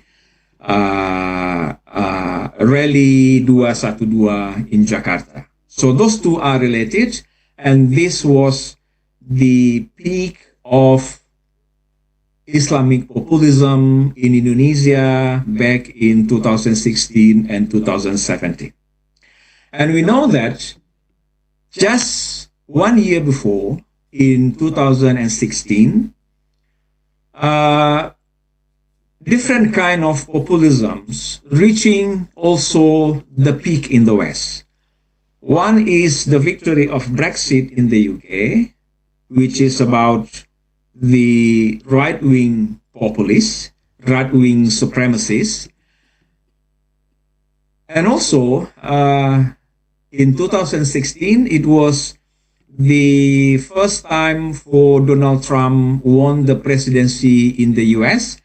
And he won the presidency using the very much white supremacist populist narrative. So after the two success story in the West, Brexit and Trump, and then we have Anies Baswedan victory in Jakarta in 2017. And don't forget, back in 2014, after several periods of elections in India, the elections was won by the pluralist moderate Congress Party, but in 2014, the Hindu Nationalist Party, Bharatiya Janata Party, using the platform of Hindu nationalist populists, religious populism, but this is in the forms of Hindu populism, won the elections under the leadership of Narendra Modi in India. It was in 2014. And since 2014, Modi has won 3 elections in India, 2014, 2019, and the last one was in 2024. So Modi now is in his 3rd term as the India's Prime Minister.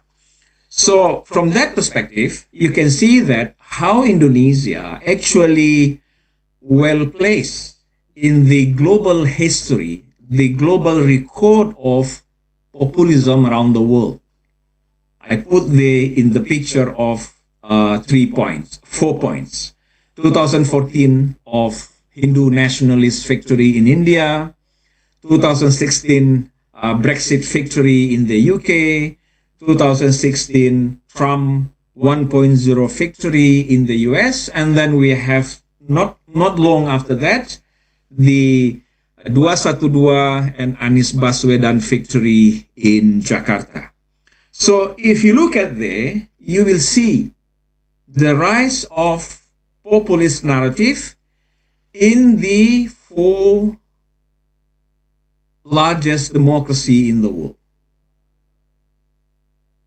The US, the UK, India, and Indonesia. So Indonesia has been very much on the spotlight of the global narrative on the rise of populism, but different kinds of populism.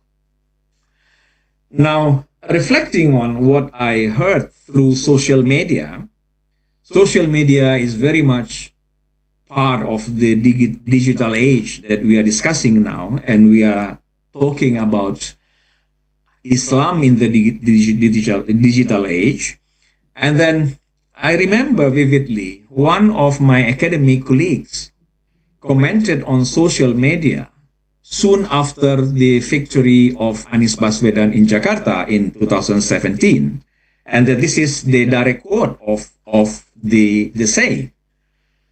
I can now feel the feeling of my American colleagues after Trump victory in the 2016 US elections. So basically, on this kind of narrative, the rise of populism, Indonesia has been very much following the global trend. As you know that in many respects, Indonesia as a country, as a society, has always been the very good poster child of any kinds of global trends happening around the world, including populism. But when we are talking about populism, we need to be able to differentiate different kinds of populism, like the white supremacists in the US and the UK, Hindu nationalists in India, and now we have Islamic populism in Indonesia. So it means that the populist narrative relates to the basic demographic characteristic of each country. You know that Indonesia is a Muslim majority country, India is a Hindu majority country, the US and the UK are two white majority countries. And then you can see how populism links with the narrative of the majority in terms of demographic characteristics. Now, what about Islamic populism beyond the one example of success story? I would say that the peak and the only example of the success story of Islamic populism in Indonesia is the Anies Baswedan victory in the Jakarta elections. That's the only success story. But when we look at the national politics of Indonesia in the presidential elections, we know that the first moment where we can clearly identify the operationalizations or the use of Islamic populism as political strategy, it was for the first time we can identify that was being used by during the 2014 elections in Indonesia. It was about 10 years ago. So I quote here the study by probably one of the most prominent scholar on Islamic populism from Indonesia, Fedi Hadis. Political entrepreneurs began fusing populism with Islamic identity, presenting themselves as defenders of the Ummah against the corrupt secular elites. So it was in the 2014 elections between Prabowo, the current Indonesian president, and Joko Widodo, it was for the first time we can spot clearly the use of Islamist populist narrative as a political strategy. Remember that I'm going to differentiate Islamic populism between the genuine grievances versus the political strategy. So what about in 2019? Again, the content and the use of Islamic populism as political strategy was even more prominent even more powerfully used by the same camp. And you know that Prabowo was the main sponsor of Anies Baswedan victory in the success of using Islamist populist narrative in Jakarta's elections in 2017 and building on probably that kind of confidence. And we know that in 2019 presidential elections in Indonesia, Prabowo again more powerfully utilized the strategy of Islamist populists. So that what happened in 2019. And we know that Prabowo failed to win the presidency Recording in in progress. in 2014, as well as he failed also in 2019. And probably what is more interesting is to ask the questions, what happened to the use of Islamic populism during the last presidential elections in 2024 presidential elections?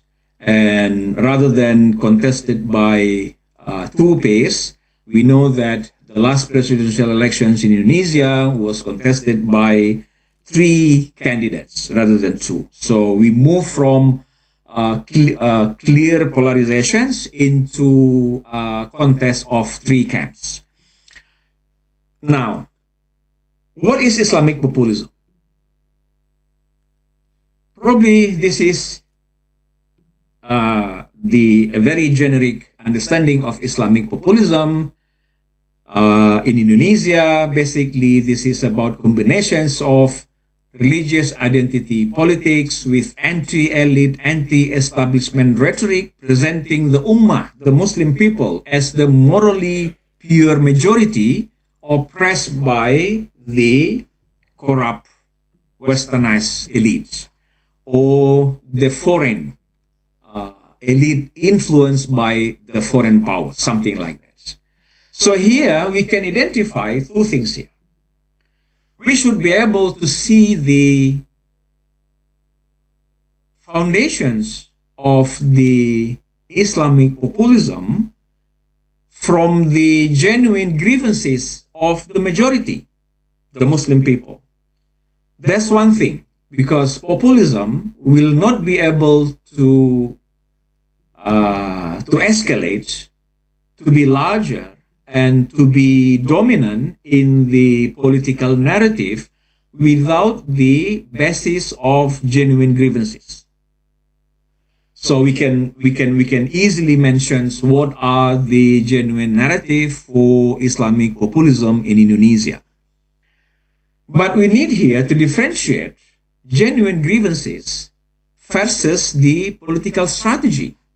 But when Islamic populists becoming bigger, becoming popular, and employed in political events, the Islamic populism has become more of a political strategy rather than the pure manifestations of genuine grievances. So it means that when we look at what happened in India in 2014, what happened with the Brexit victory, Trump victory, and Anies Baswedan victory in Jakarta, we are talking about not only the genuine grievances. What matters most is actually Islamic populism as a political strategy. So here, I'm not going into the detail about what do we mean by populism. So basically, populism is not that clear concept. It is elusive concept. And actually, this is what is called a thin ideology. Actually, the populists actually speak only to a very small part of political agenda. They are not part of the majority. But those, the minority, they appeal for advocating the grievances of the common people. They are very noisy in the way they show themselves, and then they claim to be the representations of the majority. So in this case, you can see that the populists are those who make the noise, and then they are claiming to represent the majority. So that's basically the basic construct of any kinds of the populist movement. And then the broader literature, basically this is very much driven by the research on the rise of right-wing white supremacist populists in the West. There are two kinds of drivers for the rise of populism. So I quote here a very well-known scholars on this topic.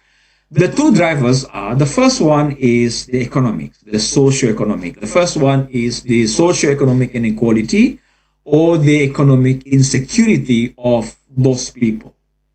So this is a kind of socio-economic grievances. The second drivers is the cultural backlash. The majority felt that they are becoming alien, becoming under threat of the invasions of what they call as the foreign culture. So those two are now becoming well-established argument to identify the two drivers of the populist resurgence.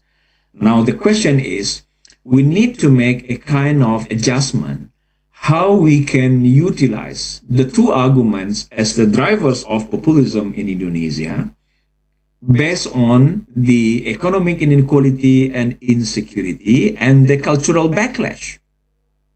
And then we need to understand that the two variables here, the two drivers here are not mutually exclusive. One will affect the other, one will amplify the other.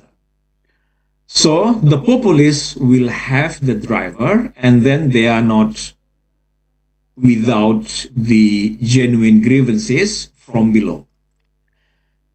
But what matters most is not about the genuine grievances. What matters most is basically when we look at populism used as a political strategy. This is where things becomes a problem. And to some extent, not to some extent, to a large extent, populism as political strategy has been labeled with quite negative impressions rather than positive. So if we look at the global picture, the success stories vary very much. Yeah, the success stories varies, and then what we look at in the case of India, that was a success story of the use of Hindu nationalists, populists as a political strategy. And then you know that Narendra Modi has won 3 elections. And then the same with Trump presidency in the US. He won 2 elections already in 2016, and the last one was last year in 2024. And the same, we are looking at the return of the same Trump, even more decisive Trump compared to 2016, and again bringing even more stronger narrative of white supremacist populists.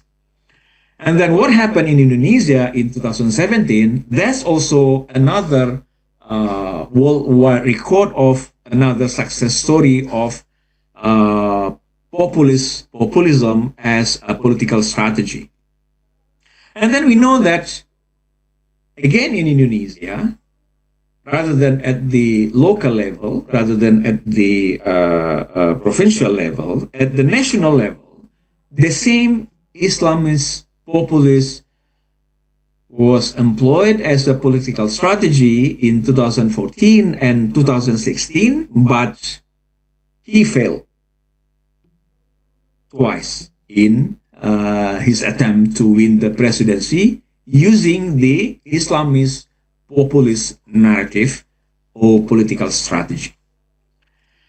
And then the big question is, what happened then during the 2024 presidential elections in Indonesia? Where was the Islamist populists? And I said before, probably the use of Islamic populism in 2024 presidential elections in Indonesia, we can say that is quite negligible, not really being used. So this is how my take on that one, on the last presidential elections in Indonesia. The answer is very simple. What change if you are thinking of the genuine grievances as the genuine source of foundations of Islamic populism in Indonesia since 2014? What has changed with the very sociological, socio-economic, political foundations of the initial genuine grievances? I don't think much has changed. But why? We see that in the last presidential elections, the use of Islamic populism is not that damaging. We very much negligible.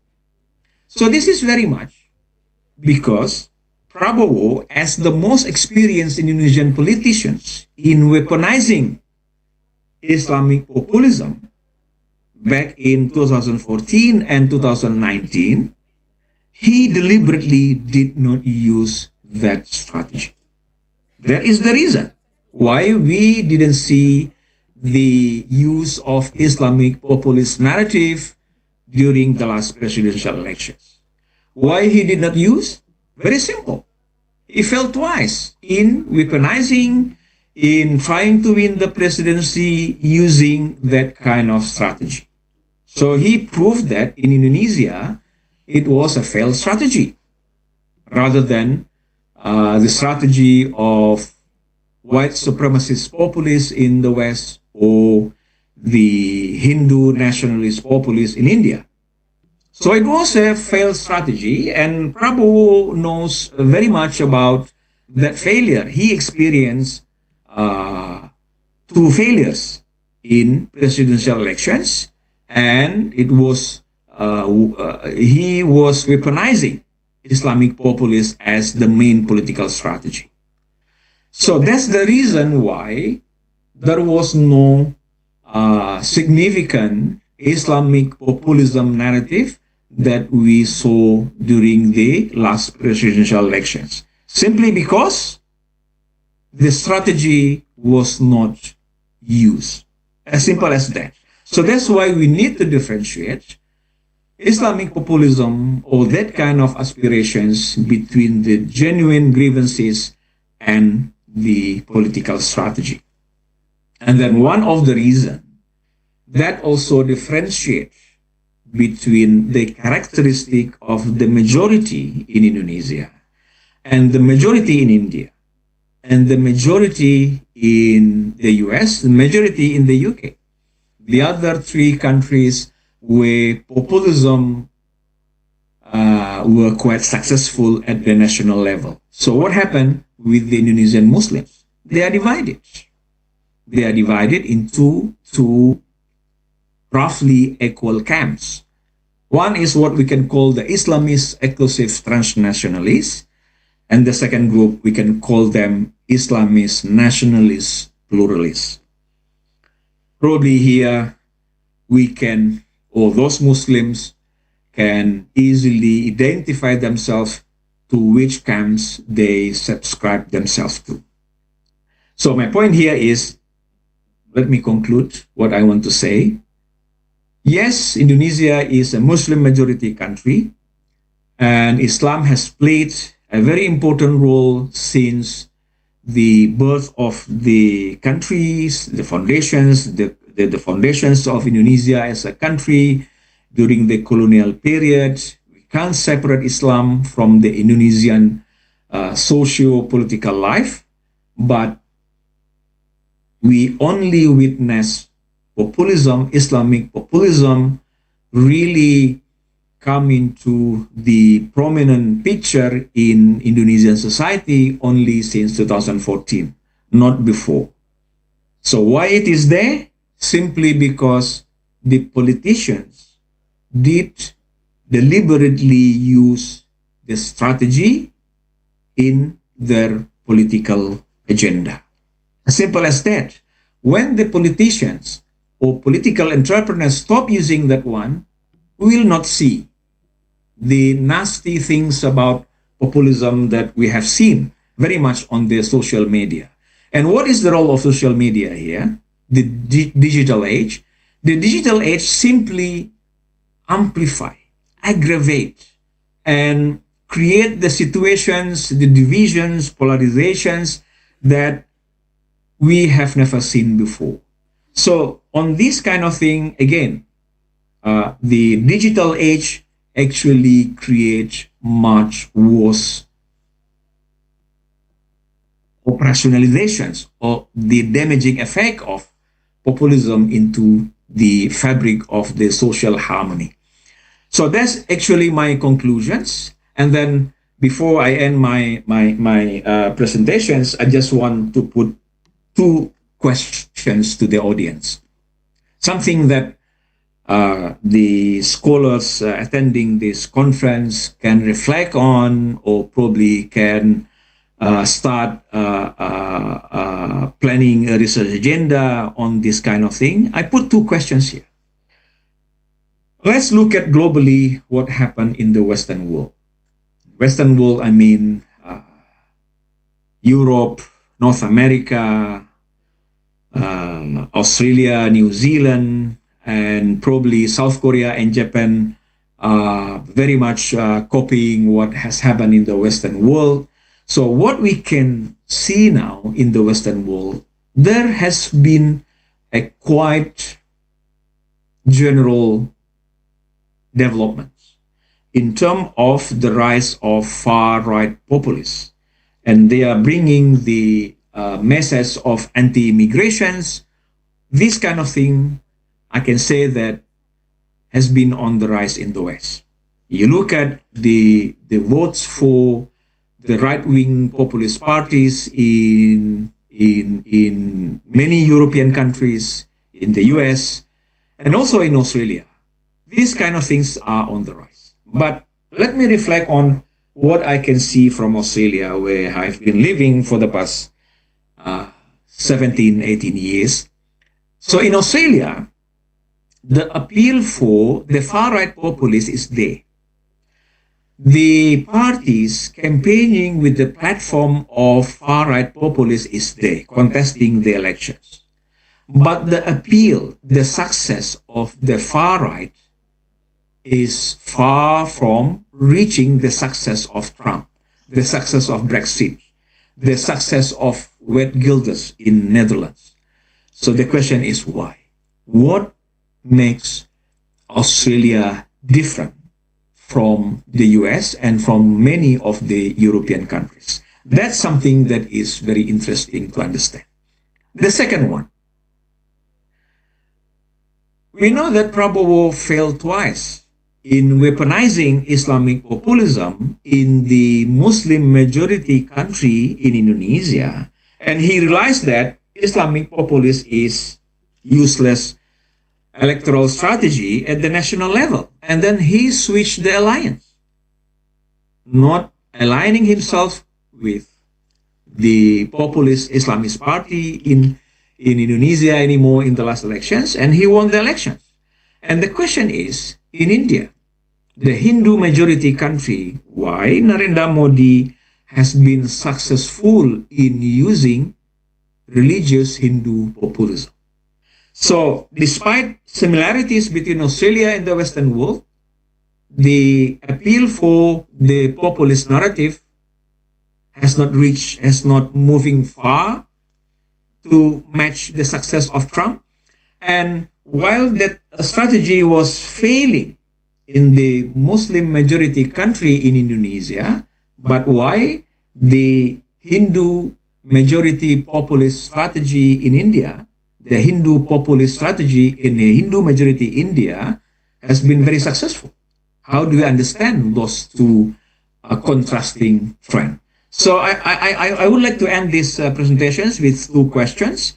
Probably the audience can share their thoughts on that one. That would be very good. And then I stop here. Thank you very much.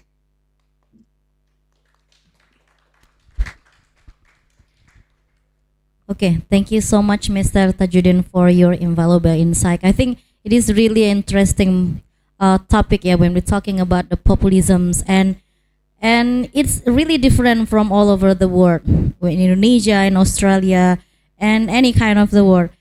So I would like to conclude some points with your presentation today about how the Islamic populisms during our election in 2014 and 2019, and also the last election in 2024.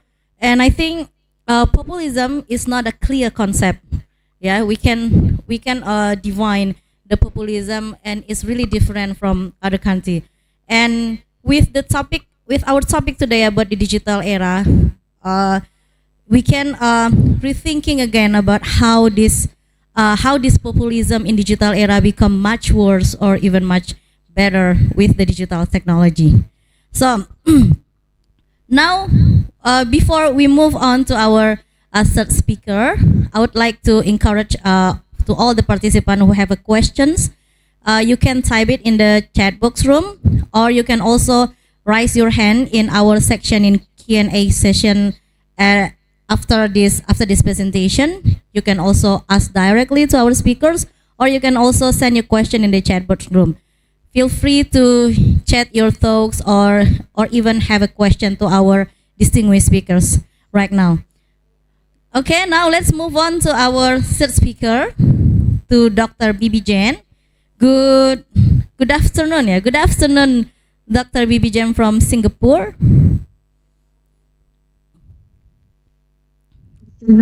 Assalamualaikum warahmatullahi wabarakatuh, Madam. Alhamdulillah. Okay, I will read your brief bio first. Dr. Bibi Jain is a distinguished Singaporean educator, counselor, and community leader whose career spans over 4 decades, including service in the Ministry of Education and union leadership, and also the grassroots advocacy. And she co-founded Human Hearts and served as president of the Singapore Malay Teachers Union. She has an ADD from the University of Durham in an advanced qualification in counseling. So Dr. Bibi Jain is the founder of NOCP and BT Sanctuary and the co-founder of Club Hill in Singapore. So we have our distinguished speakers in this conference today. And Dr. Bibi Jain, without further ado, time is yours. Thank you very much. Allow me to share. A'udzubillahi minasyaitonirrajim. Bismillahirrahmanirrahim. Alhamdulillah rabbil alamin. Assalatu wassalamu ala asyrafil anbiya'i wal mursalin wa ala alihi wa sahbihi ajma'in. Subhanaka la ilma lana illa ma 'allamtana innaka antal alimul hakim. Rabbi shrah li sadri wa yassir li amri wahlul 'uqdatan min lisani yafqahu qawli. Allahumma salli ala Muhammad wa ala ali Muhammad. Can you see my slides? Yes. Yes, Dr. Bibi Jain. Okay. First of all, Alhamdulillah, I like to record my shukr to Allah SWT, because with His permission that we are all gathering here today to see ilmu in Islam. Having this kind of intellectual discourse, religious discourse, is very important among the Muslims. And I would like to especially thank Queen Muhammad Yunus Batu Sangkar, Indonesia. I agree with the two speakers. Sorry. Ideally, it would be nice for us to be in Batu Sangkar to meet you in person. But Alhamdulillah, I'm in Singapore, and I just have two beautiful photos. Those have come to Singapore. You know, we have our Malay Muslim enclave in Singapore. There is a Jalan Jalan Sultan, our Masjid Sultan at Arab Street. Kampung Jawa, we call it Kampung Jawa as well. And then we have another one which is the modern image of Singapore in Marina Bay Sands and the Singapore waterfront. So Alhamdulillah, I would like to start with Bismillah. And I think we have done with dua wonderful. May Allah give us barakah in everything that we do. I'm aware of the time. It's 11:17 now. So I've got about 20 to 30 minutes to share. And because everybody cakap bahasa pantun kan, so I also feel that I must pantun also lah ya.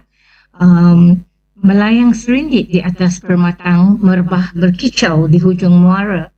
Pemanis kata selamat datang, awal bismillah membuka bicara. So insyaAllah mudah-mudahan dengan nama Allah yang mulia, dengan penuh rahmat dan kasih sayangnya, kita semua mendapat the blessing of Allah and dunia wal akhirah. And this majlis ilmu will be blessed with malaikat's doa. Okay. Unlike all of you who are academic professors, you know, di Menara Gading, I am not. I was a school teacher for 25 years and I was a school counselor for 20 years. So I've been working with the Minister of Education. I'm a social activist in Singapore for 52 years. So I'm a very operational person. So you can see, briefly, that's what I've been doing. I've done network of community practitioners. I've got my own company called Beauty Sanctuary. I founded Club Heal for people with mental illness. I work in Indonesia for Project Unchained, program Pasong. I'm working with the PPIS, Persatuan Pemudi Islam Singapura, Persatuan Guru-Guru Melayu Singapore. I work with Association of Muslim Professionals. I'm a member of the Lifestyle Medicine of America. So I'm into holistic wellness and well-being for the Ummah, but of course integrating with Islam. So being someone who is trained in secular as well as Islamic education, psychology and counseling. So I'm into integrative of knowledge, Alhamdulillah. So let me just go through with you. What I did was I'm sharing with you today about ground-up initiative. So I do a lot of ground-up initiatives because I believe that we the Muslim must take responsibility and empower ourselves, because we cannot expect people to help us and to wait for things from the langit to come down. We've got to do a lot of ground-up initiative. I mean, there are a lot of stories in the Quran where even when Sayyidatina Maryam wanted to give birth and he was hungry and she needs some food, and even Prophet Allah SWT sort of breathed the ilham to shake the dates, the kurma, pokok kurma, so that the date will come. So I like to quote this, indeed Allah will not change the condition of the people until they change what is in themselves. So this ground-up initiative that I did is a combination of 3 organization network of community practitioners consist of 200 Muslim professionals across industries in Singapore. Believe is my private company that I started, and Muslim Kidney Action. Now, what did I do? Actually, I did, if you were to look at my title, is I did the application of Islamic psychology to promote mental health among the senior citizen. Senior citizen are warga emas, people who are 50 years and above, and some of them, they have some chronic illnesses like kidney dialysis, diabetic, and also cancer. So what do I do with them? I did action research, because my strength, my forte is on conducting evidence-based action research to make informed decision to improve practice. And Alhamdulillah, I've done quite a number of action research to create local knowledge in Singapore. So for the Muslim minority, I think you know that Singapore, we have about 13 to 14% Muslims, so 83% are Malays, and the remaining Indian Muslim, Chinese Muslim, Pakistani Muslim, Arabic Muslim, and some other Muslim, but majority are Malays. So we realized we do not want to depend so much on pharmacotherapy, our pharmacological methods. So we are introducing less.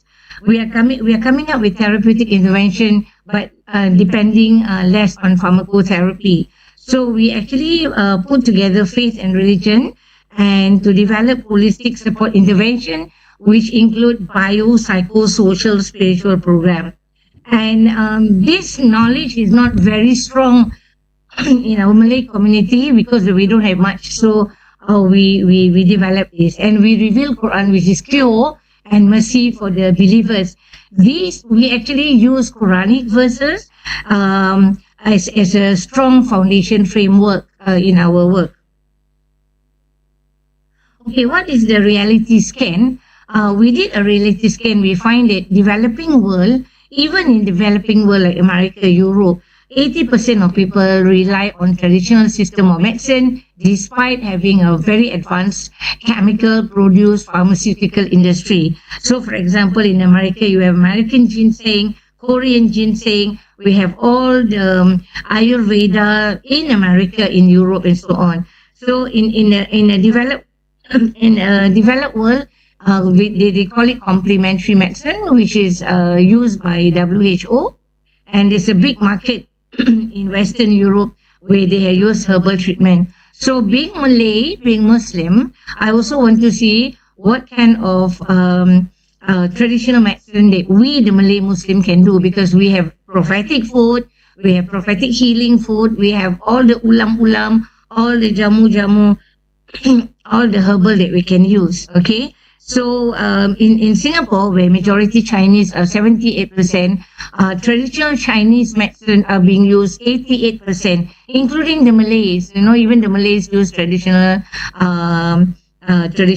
Chinese medicine. So what are the objective of this study? The objective of this study is to introduce the use of various forms of expressive and alternative therapy through the stories of the Quran and Sirah, and through the traditional practices. So the idea is, I said, we wouldn't want our warga emas, our senior citizen, to depend 100% on Western medication, pharmaceutical, and they have to depend for the rest of their life. So we are giving them an alternative, what they can do. Of course, definitely, we are not claiming that this herb or this jamu or this ramuan, daun-daun will help them 100%. We are not claiming, but we just wanted to share with them that they are an alternative. So it's actually up to them, because what is important, they must make sure that they have good food, they eat well, and so on. So what we do, besides teaching them that, we want to change their mindset. So we introduce psychodrama. Okay. Now, I'm trained in psychodrama, but because in school in MOE, we are trained to do psychodrama in the area of children program, but I also try to do psychodrama for the senior citizen. Now, the Western version of psychodrama was actually developed by the Moreno Expressive Therapeutic Technique in New York, which I was trained, but also in the Malay world, especially in the northern part of the Malay. I'm not quite sure about in Indonesia or Java, but there was this Malay real life healing involving spiritual psychological therapy, like they call it mind petri or mind putri. But of course, in the past, they mixed with the Hindu practices, you know, they mixed with the Pawang and the Bomo. But now, Alhamdulillah, we are more Islamically oriented. So there is some kind of adaptation. Okay. Now, I'm not going to go into psychodrama itself, but I just want to share with you how we actually conduct this action research using Islamic psychology. We introduce the concept of maqasid syariah because we tell our makcik, our pakcik, our elderly that taking care of your food, going out exercise, you know, and taking care of yourself is actually part of maqasid syariah, because we have to take care of our deen, we have to take care of our akal, we have to take care of our life, we have to take care of our prodigy, and we also have to take care of our money, wealth, Yeah? So these are the 5 maqasid syariah. So this is to tell them that look, kewajipan menjaga your health is very important. It's a fardu as sembahyang, you know. So so we also use Quranic stories because they all read Quran, but sometimes I mean we all read Quran, including me. We all read Quran. We even try to memorize surah lazim, but do we really fully understand? Alhamdulillah. If we fully understand, Alhamdulillah. But the next level of understanding, do we apply it in our life? You know, in most cases, we don't apply. And if we do apply, what is the next thing we have to do? We have to sampaikan. We have to share the knowledge of Allah because Allah will audit us.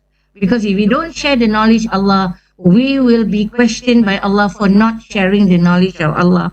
So here, we actually adapted the version of Islamic infused psychodrama, and we unpack the deep diving of what is the concept of sabar. It's easy to say, tak apalah, never mind lah makcik, ibu sabar ya ibu, bapa sabar, tawakul, qada, terima qada Allah, redha. It's easy to say, but it's very difficult to internalize all this. So what we do before we even start the program, we put all the ground rules clear. So we set context because they will understand. Because in Singapore, when you do this kind of action research, you have to do a need analysis, you have to address ethical issue. There's a PDPA, and they must be committed. It's a 4 months program. Okay, we have a pre-test, post-test, pre-intervention, intervention period of reflection, and then we have post-test. So we do it in Malay because not all our makcik can speak English. So there are a lot of work we have to do. We also create a support system, reflective log and learning log, not just for the participant but also for the facilitators. So this concept is very much holistic and integrative. It's a multidiscipline, multimodality. We have secular revealed knowledge combined, multi-approach of Western modern because it's a multiple generation, and we include Islam and multi-sensory engagement. Now, what we did, we set up a team of a psychologist, a legal advisor, traditional Malay medicine specialist, a Quranic specialist, a medical doctor. We have myself, educator, and I have Nadi Putra, Tuan Haji Nadi Putra, who is a theater artist, you know, who is a very good. He is very well known in the Nusantara world, and we have secretariat. So I'm the principal investigator and the initiator of this program. So the conceptual framework is actually ground up initiative. We develop evidence base, and we introduce multiple expressive therapy and multiple modality. So our participant consists of 14 MKAC existing clients from the organization itself who have agreed to be part of our program, and 6 of them are chronic kidney patients. They have to go for 4 hours of kidney dialysis 3 times a week, and some of them are caregiver to renal patient, and we also have cancer patient. So with this psychodrama, what actually we do, we extract the Quranic verses which is relevant to what we are doing. For example, we are talking about loss. When people actually at the age of 50 years old and they experience loss of their health, loss of their kidney, loss of their job, loss of their income, sometimes the loss of the people that they love, whatever losses that they have, a lot of anxiety, a lot of depression, a lot of issue, and that's why we have to work managing this grief and loss using role play, dramatic enactment, role reversal, mirroring, and doubling. These are some of the strategies. So we take Quranic stories like, for example, Prophet Noah. How did Prophet Noah managing his these are all in the Quran. So I will not go into detail, just give some example of Prophet Ibrahim alayhi salam and Prophet Yaqub, you know, who lost his son, Prophet Yusuf, Prophet Ayub alayhi salam, with all the multiple illnesses that he had. There we have Prophet Yunus, and of course Prophet Moses, and not to mention Prophet Muhammad Sallallahu Alaihi Wasallam. So what we did, we also give them verses, surah. Which surah is for what purpose? For example, if you're depressed, you may want to refer to Ar-Ra'd, and if you feel that nobody cares about you, and you feel that nobody validate you, nobody show any appreciation to you. So these are something that we can, you feel like you're a loser, you may want to use Surah Yusuf. So this is something that we're doing. So when we because this makcik, before they come to our program every Thursday, 3 to 5, they also have a program 1:30 to 3 for them to learn Quran. So they learn the tajweed, they learn the basic Quranic literacy. So I picking up from there. So there's a continuity of reading to heal and understanding Quran to tadabbur, and also go deeper, deep dive. So we also example show to them how Prophet Muhammad SAW, he has 7 children, and every single one he has to bury them except one Fatima. Even Fatima passed away 6 months after he died. So what our methodology? We do a data-driven research. We profile. All the profiling of our participant was done by the full-time staff, because we are not full-time. We are all working medical doctors, psychologists. So we coming to the organization once a week to come and do all the data gathering, data mining. And then we look at started with Quranic recitation of 1.5 hours, and the remaining 1.5 hours is used for the program for 10 weeks. And then we gather feedback. Now, our data analysis show that we evaluate the patient condition, and then we introduce to them the concept of psychodrama therapy. And then we have a dialogue session with them. We actually track the development inside. And we also introduce digital, because we want them to reflect. So some of them, this is the time we actually, because in Singapore we're also promoting digitalization for the senior citizen. So this is the time we actually get some volunteer to help them how to do recording of their personal journey or their reflection, and we set up a WhatsApp group where they are together, because the most important is not just the intervention but the support group. So the finding shows that the 14 participants confirmed that the program carefully tailored, customized, and it has met the objective of their needs. Okay, and then we also feel that we are so happy that the MKAC, the president, the board member, the executive director, the staff are all with us. Alhamdulillah. We don't have much difficulties working with the organization, because the whole board, management, director help us, supporting us. And it is a multidisciplinary. So we use people of different background to come and work with us. And it's a safe and supportive environment. We want to create a very safe, secure, physical, emotional, safe, spiritual, safe for them to talk. So we have in-house counselor, in-house medical doctor, in-house Quranic specialist to help them. So Alhamdulillah, we have done this for the past 4 years, and we still continue maintaining relationship and have post-development program. So what observation and learning for us as facilitators?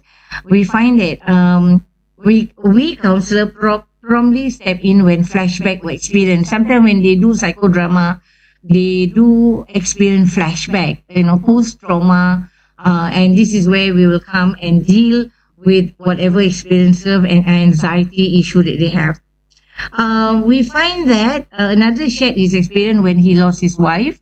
We then compared the coping mechanism of men and women and highlighted the gender difference. We also noticed that over the 4-5 years that we've been working with them, we find that women who lost their husband because of chronic illnesses, Alhamdulillah, the woman is they are able to sustain, they are able to cope better because they are able to talk, and they are able to form a support group.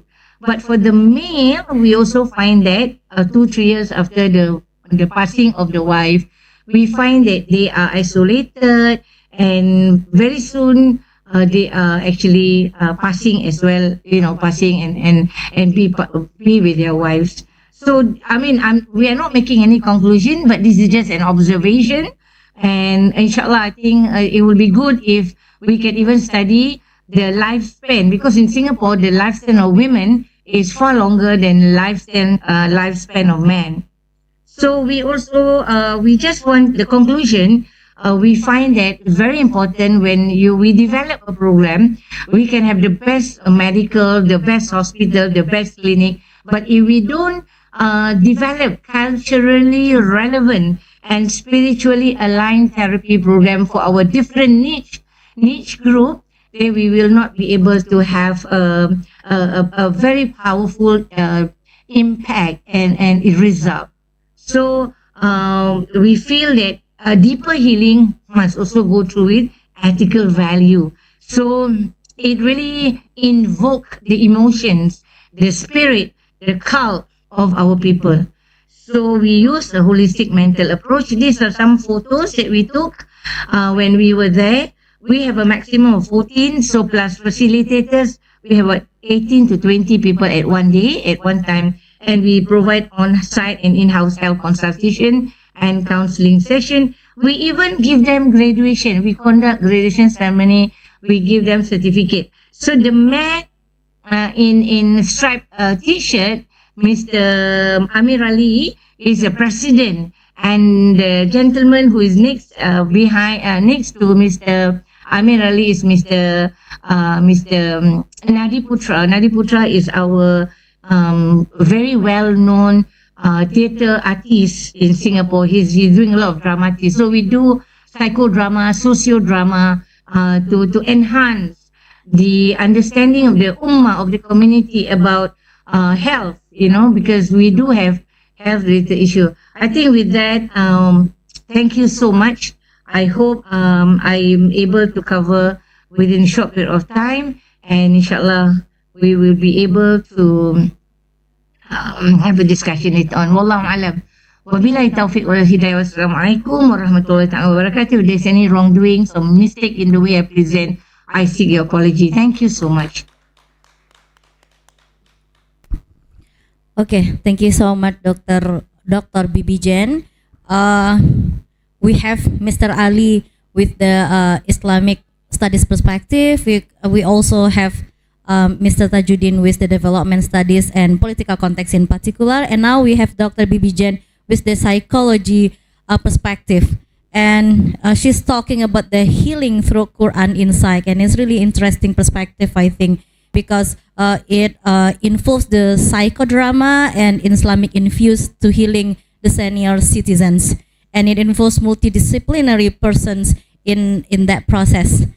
Okay. Now, to all the participants, we move forward to the Q&A question and answer session. So, if any of you have a question, please raise your hand. And also, for the participant here at the venue, you can also ask the question. Just raise your hand, and you can ask directly to our speakers, or to all the participants in the Zoom meetings. You can also have the answer. You can type it in the chat booth, or if you want to ask directly to our speakers, you can also raise your hand.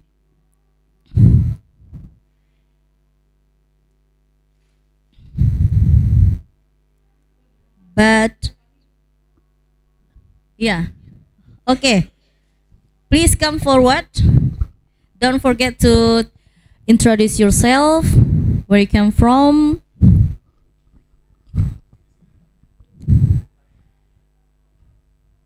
No, you backless the camera. You can standing here. Okay.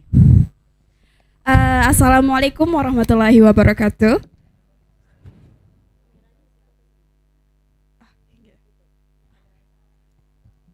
So my name is Zikra Fadil Rashidin, and I'm a student majoring Islamic political talk.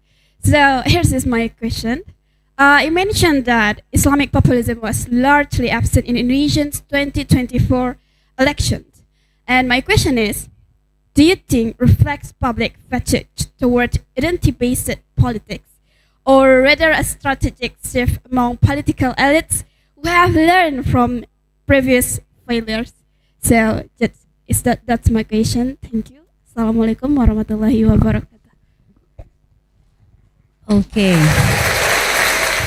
Okay, so from From Patiza, ya. Fatiza, Fatiza. Oh, Zikra. Okay, Zikra asked the question about the shifting of Islamic populism. So I think this question will be forwarded to Dr. Tanjudin. Okay, is there? I think we will receive 3 questions at the first session. Please, to all the participants who still have the question, or I can read the question in the chat box room first. From Hania to Mr. Muhammad Ali. I want to ask her, my name is Hania, a student of Quranic Studies, and she would like to ask the question related to the topic that we discussed today, considering the rise of digital Quranic interpretation and the growing influence of Western-centric algorithm in shaping online Islamic discourse. The question is, how might Southeast Asian models, such as Islam Nusantara, contribute to developing a global framework for digital Quranic ethics that can resist our counter-Western algorithm bias?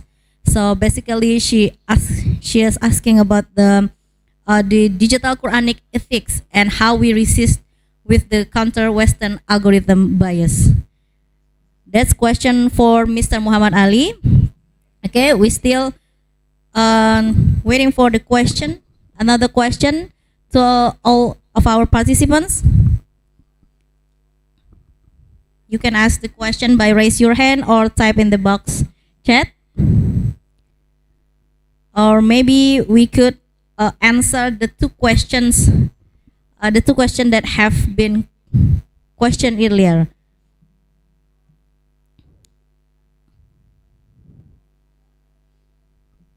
Okay, maybe for Mr. Tajuddin, the first question, you can answer the question. Okay, thank you. If I understood the questions correctly, that was directly asked before,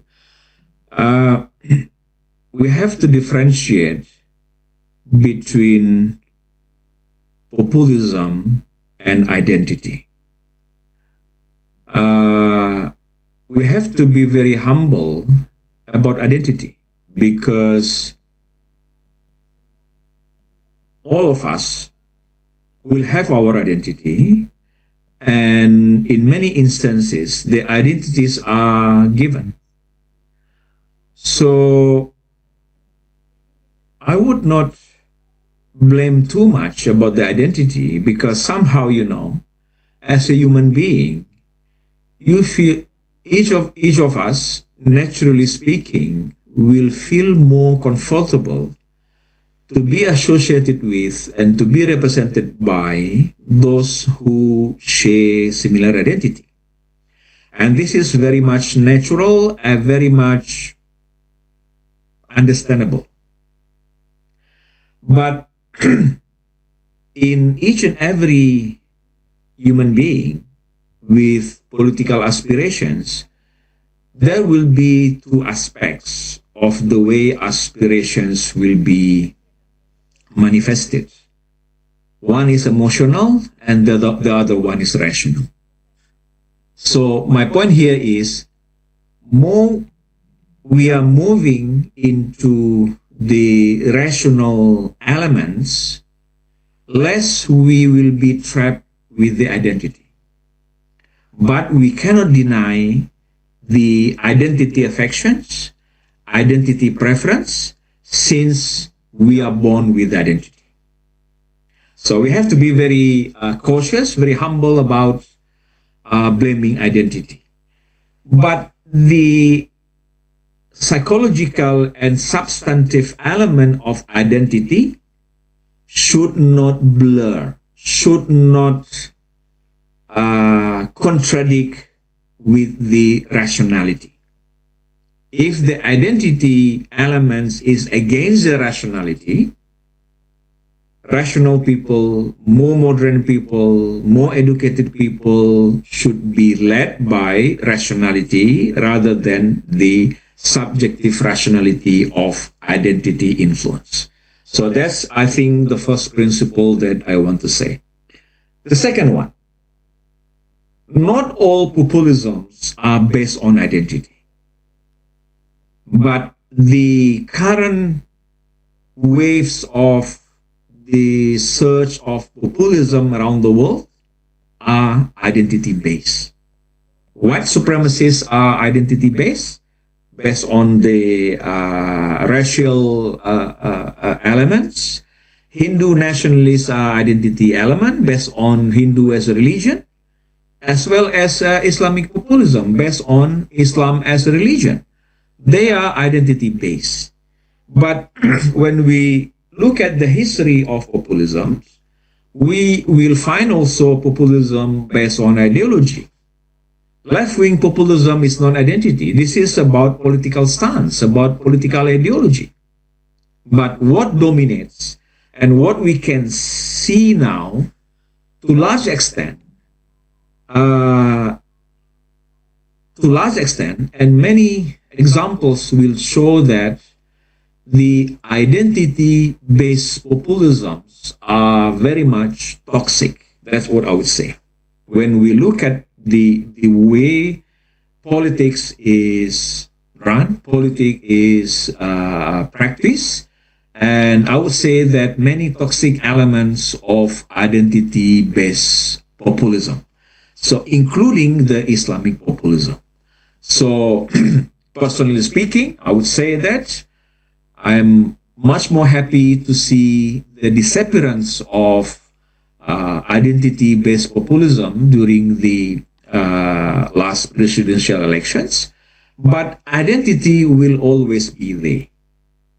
Identity politics is there, but the guiding points for the identity politics as the rationality, the subjective emotional identity driven affiliations should not ruin the rationality.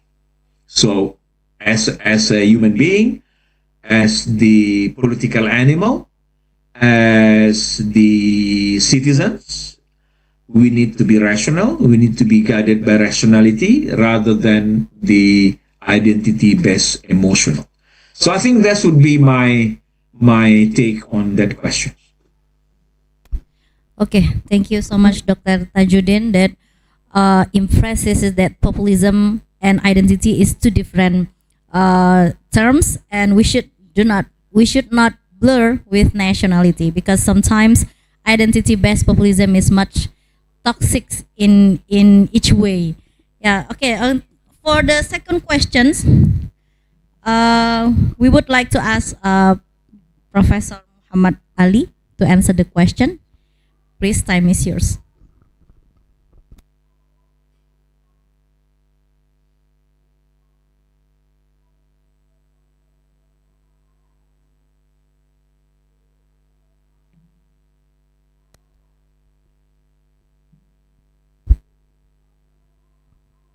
Thank you so much. Okay.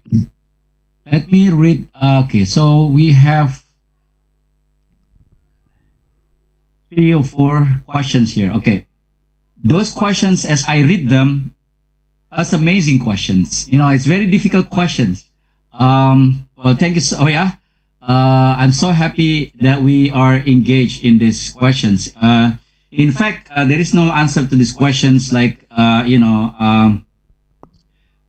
one answer to the question. So first one, let's see, just one by one. I'm reading also the question from the top, right?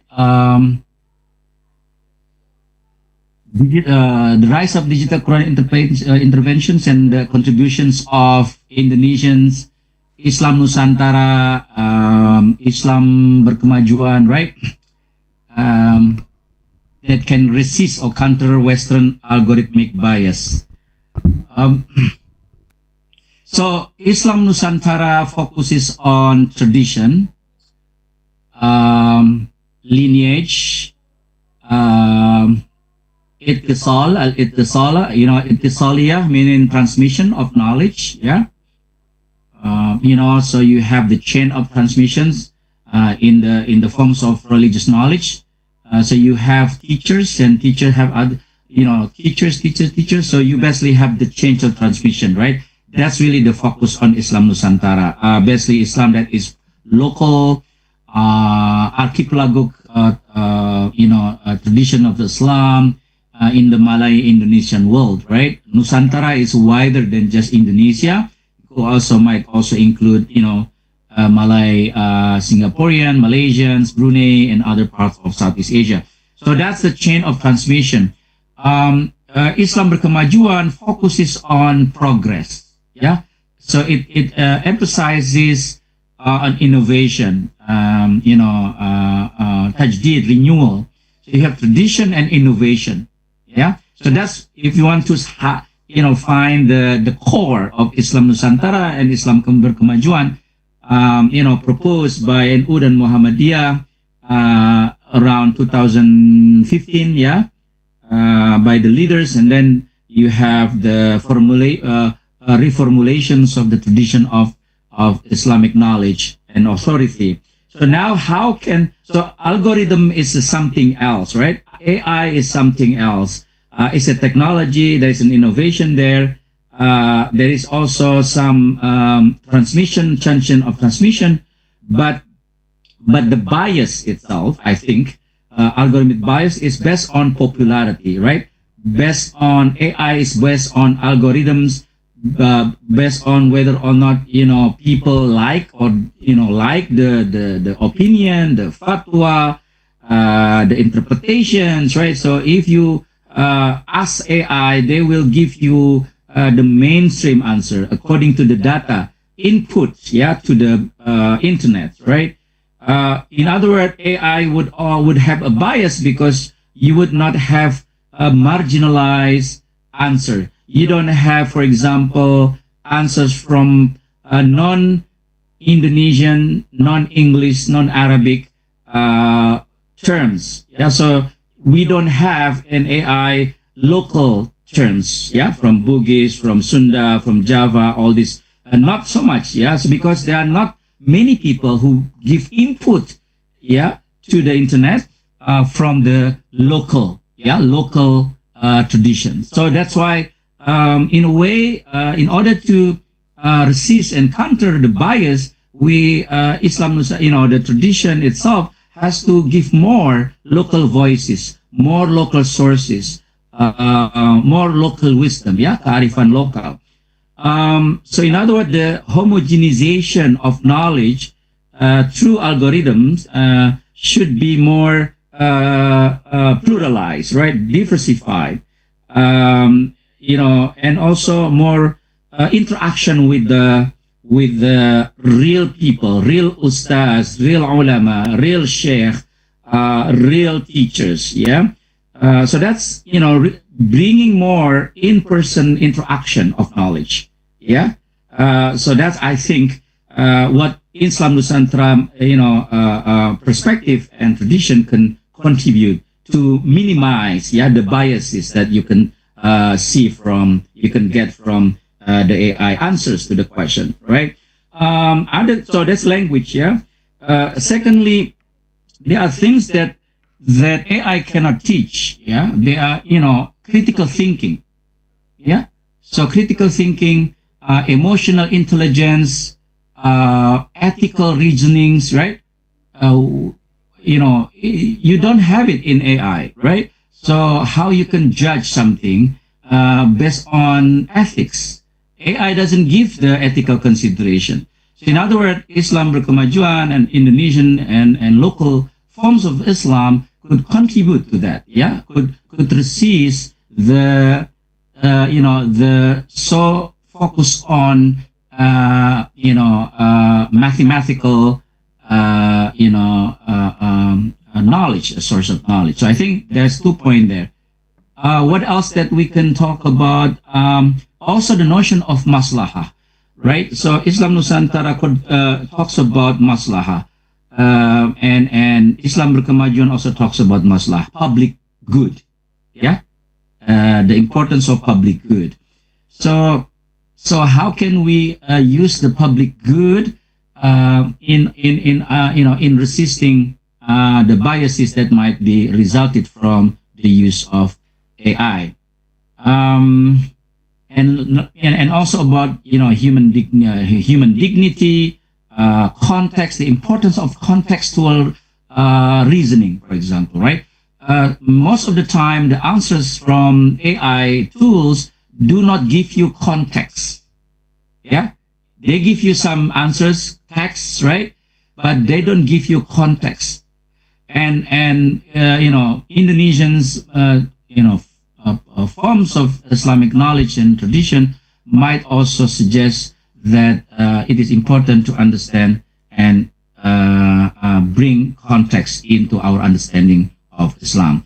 Context of Arabia, context of the Quran, context of the Hadith, context of the tafsir, but also our modern context, contemporary context. This is what is called double movement by Fazlur Rahman. So, there's a double movement. So basically, double movement that has been also cited by scholars from NU and Muhammadiyah, for example, in terms of how we can best understand the Quran. Basically, you understand the asbabun nuzul, the context of the ayah, and also understand the context of the modern time, and then you basically bring from the general meaning of the context of the ayah into the message, the general message that can be implemented in the contemporary Indonesia, for example, or contemporary times and places. So, I would say there are something that Indonesian Islam might contribute to counter the too much relying on the artificial intelligence. So bringing adab, bringing ethics, bringing human touch, to knowledge, emotional, ethical, even the notion of moderation itself is a key to resisting and even countering the Western, dominated sources of knowledge. I think that's just some of the minds that some of the points that I can say. But again, this is our question, so there's not a final answer to the question. This is just something that I try to think about with regard to your question. All right. So that's just question number one. And number two, what is it? Number two is about digital? Digital is not. This is quite. It's quite technical. Digital is that. What would this look like in practice, and who should be responsible, right, for ensuring epistemic trust and accountability in AI-mediated Quranic interpretation? So there's 2 points here. There's practical thing, and there's also the question about who is responsible, right? It is quite technical, So if you understand the computer science, I'm not a computer scientist, so I don't know the answer in terms of the technicality, how to do that, how to make it's not digitally, using certain platforms and techniques, very, very highly sophisticated technical skills that I don't have. But I just want to highlight the key points, about this. First is about, the trust, how we can trust the source of knowledge. It has to be connected, to the sources of knowledge. It's not when we see something missing, when there are links that are missing, because it's virtual, because we don't have sources, we have to check and recheck and try to find sources. If some people come to us with news, we have to check and recheck, right? Check and balance, right? So in other words, isnad is in a way digitally has to be, in terms of trying to review the sources. Are the sources trustworthy or trustworthy? Bisa dipercaya atau tidak sumbernya? Okay, we have to double check real, not only digitally, but we have to find because there are different platforms, different applications. We have to we have to cross list the sources. For example, if we find one source, make sure that we have more sources that can cross list, and then we can see if there are some discrepancies, some links missing, and so on and so forth. So digital might be helpful for us who don't have access in person some of the sources of knowledge. But again, we need librarians. Yeah, we need librarians. We need the publishers. We need the pesantren. We need NU online. We need Majelis Tarjih. We need in Malaysia Jakim, right? We need academic presses. All these text, publishers or producer have to collaborate. That's number one. Who is responsible, right? Text producers, right? Those who produce fatwa, knowledge, and opinions of Islam and so on. Okay. Number two, the majlis, including the majlis fatwa, yeah, majlis tarjih or majlis bahsul masail from the Nahdlatul Ulama, and make sure that the ulama, the councils, and even the progressive Muslim who are not affiliated with NU Muhammadiyah, but then they see themselves as progressives, marginal, small in numbers, but very active and smart. They can ensure the ethics of this agreement. Yeah. So this is the ethics of this agreement, because there are so many sources, so many people talking about different things, and we have to ensure the rules of communication, right? Adabul ikhtilaf that I mentioned earlier. Okay, is it according to the public interest? Is it not? Yeah, is it respectful? It is not. So make sure that, right? So that's who is responsible.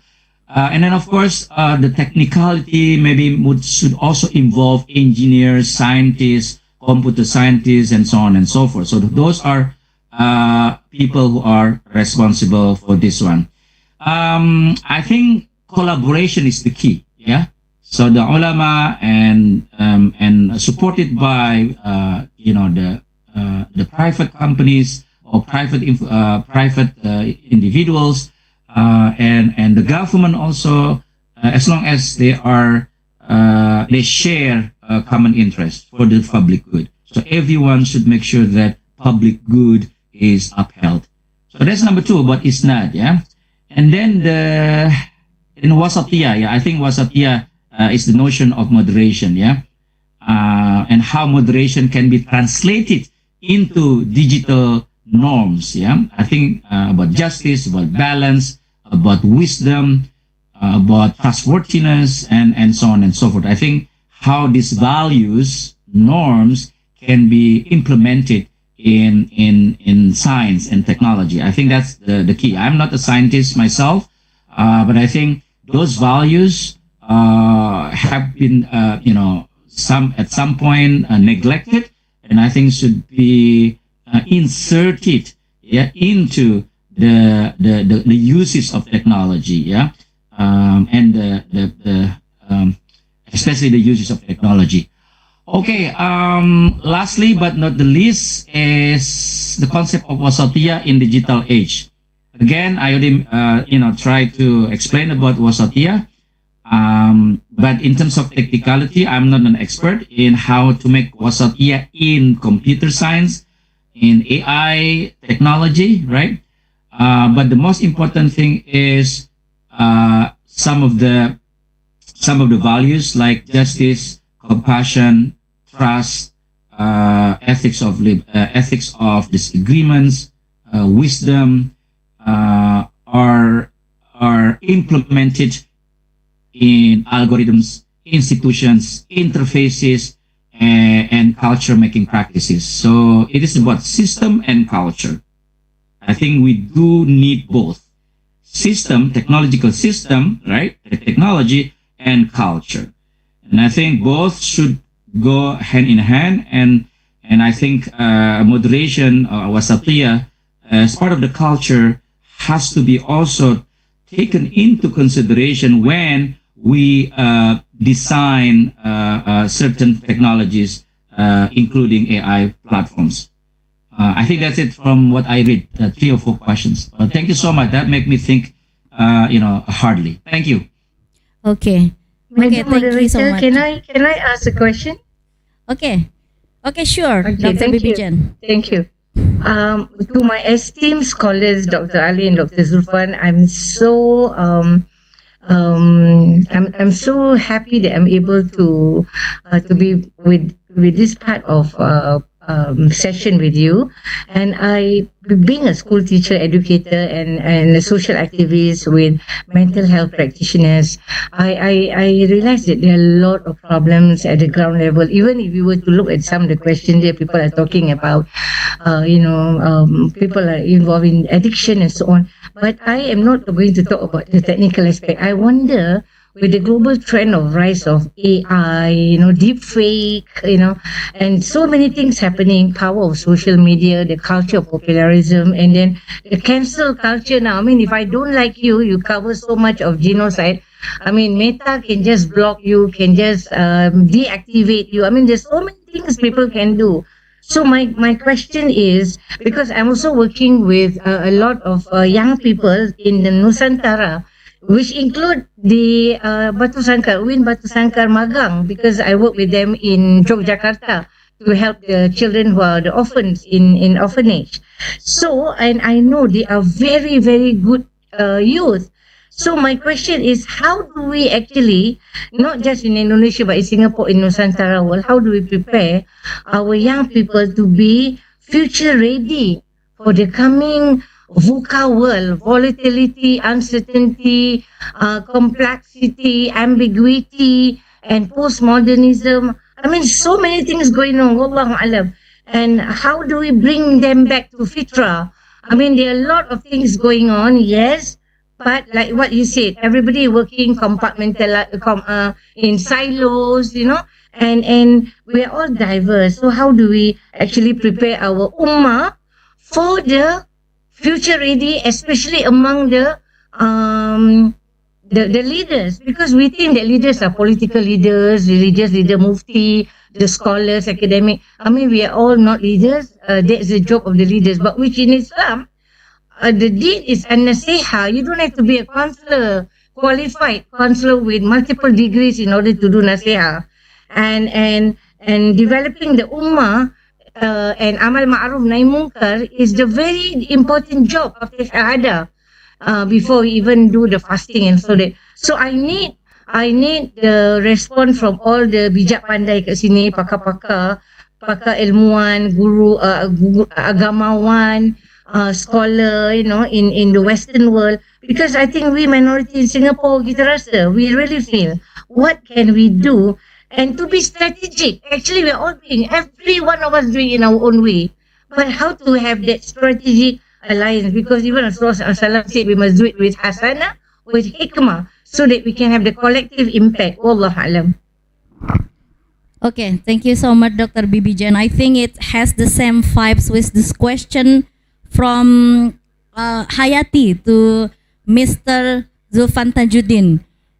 She asked about, do you think generational change, especially among digitally literate youth, will further weaken or potentially reinvent Islamic populism in Indonesia? I think it has the same vibes with the question that Dr. Bibijan asked before. So maybe Mr. Tajuddin, we will want to hear your thoughts. Thank you, Dr. Bibi. This is a very legitimate concern. And let's acknowledge that the digital age is something new. And probably for those of us who are in the age of 50s or more, probably we have been struggling to navigate this kind of world. And now, those who are having more power, those who are having more knowledge, those who are having more leadership role in the political sphere, in most cases, they are at the age of 50s and more. So it means that all of those will have different kind of struggle to understand and to navigate the digital age. But I want to bring one point, bringing back to digital age, populism, the concern about the Ummah that has been young generations, that has been articulated very well by Dr. Bibi. I want to put the fingers, the attentions among us, the Ummah, those who are endowed with more power, more knowledge, and more leadership role in politics. Let's be very honest. What happened during the weaponizing of Islamic populism, especially in Indonesia? Let's be very honest. I would say that one person that is most responsible in weaponizing Islamic populism in Indonesia, and we know that how toxic, how inhuman could be Islamists when becomes populist. Okay, let me repeat. How toxic, how inhuman it could be when Islam is becoming populist. And Islamist is fine because we believe in the values, we believe in the principle, and then that values and principle ideals will have to confront with the humanity. The Islamic values cannot confront, cannot be inconsistent with the values of humanity. But what we saw during the peak of Islamic populism, those who label themselves as Islamists can be becoming very inhuman, becoming very irrational. So this is something that is not right. And who to blame for that kind of not rightness in terms of how Islamic populism have become very toxic? We have to blame among us who have more knowledge and more leadership role. Why? Because they have been providing themselves as the gun for hire for those who was willing to weaponize Islamic populism. I would say that how stupid we are. So probably this is the biggest homework, as I know that I'm speaking in front of Islamic scholars hosted by the State Islamic University of Mahmud Yunus in Batu Sangkar. I am not coming from Islamic scholar, but I do have concern about how Muslim has been utilized, weaponized through the concept of Islamic populism. So I think this is the key. And then what is our concern about the young people? Those who are in their early 20s, in late 20s, who are doing their bachelor degree, who are studying their master degree, who are part of the Generation Z. They live in the digital age. So those leaders, those with more knowledge, will have to make them empowered rather than being deceived. So I'm sure that the peak of Islamic populism in Indonesia has passed, and then we have learned the lessons. And then now what I can hope is the young people, those who are in their 20s now, Gen Z people, they will be more critical, they will have more knowledge, they will not be easily deceived, and then they will have to practice, to have attitude toward the religion using the ideals and rationality rather than being deceived. I think this is the common challenge in all Muslim society. In the Muslim majority country, or where Muslim as a minority, and because populism can also develop and then spread in among the Muslim majority society, and then they simply lose their rationality. Yeah. And one thing that I listened, the big lesson learned, and I took from Singaporean society, one recipe that makes Singapore becoming advanced country amid coming from exactly the same humble background as Malaysia, Indonesia, Thailand, and Philippines. One of the recipe was Singaporean used to be or has practiced what is called the pragmatism. Pragmatism means being rational about the reality where you are living in. So I think that would be my reflections on your questions, Dr. Bibi. Okay, thank you so much, Dr. Tajuddin, for the questions. I think we'll now move forward to the question for Dr. Bibi Jen. There are a lot of questions regarding the psychodrama that Dr. Bibi Jen talked before. The first questions come from Zain. The question is, what are the most significant benefits of psychodrama for individuals or groups in Singapore? So he's asking about the psychodrama for individuals and group in Singapore. And the second questions come from Fika, asking about how can counseling practices be adapted to address issues of digital addiction and emotional disconnection among young people today. It's also for Dr. Bibi Jen. And the last question for Dr. Bibi Jen also, could you elaborate on the process of adapting the Western psychodrama model into an Islamic framework, particularly in ensuring that therapeutic methods remain aligned with Islamic ethical and spiritual principles? So we have 3 questions to Dr. Bibi Jen in this last session. Dr. Bibi Jen, please, time is yours. Moderator, yeah. I make it simple, short, because this is not the time to discuss about the technicality. But I would like to thank Dr. Zulfan for the sharing. I think I agree with you, pragmatism. But I also feel that, Alhamdulillah, we are very pragmatic in Singapore. And that's why, that explains why, Alhamdulillah, we're able to make a lot of adaptability, flexibility, and agility. Now we're talking about even agile. Alhamdulillah. So, back to the questions. Okay, number 1, how do we actually convert Western psychodrama to Islamic psychodrama? Actually, I don't want to use Western Islam. Again, for example, some people say Islamization of knowledge. I mean, how do you say this knowledge is Islam, this knowledge is un-Islam? I just want to say that actually what is important is pengisian. We human being can always make sure, macam cawan kan, just like a cup.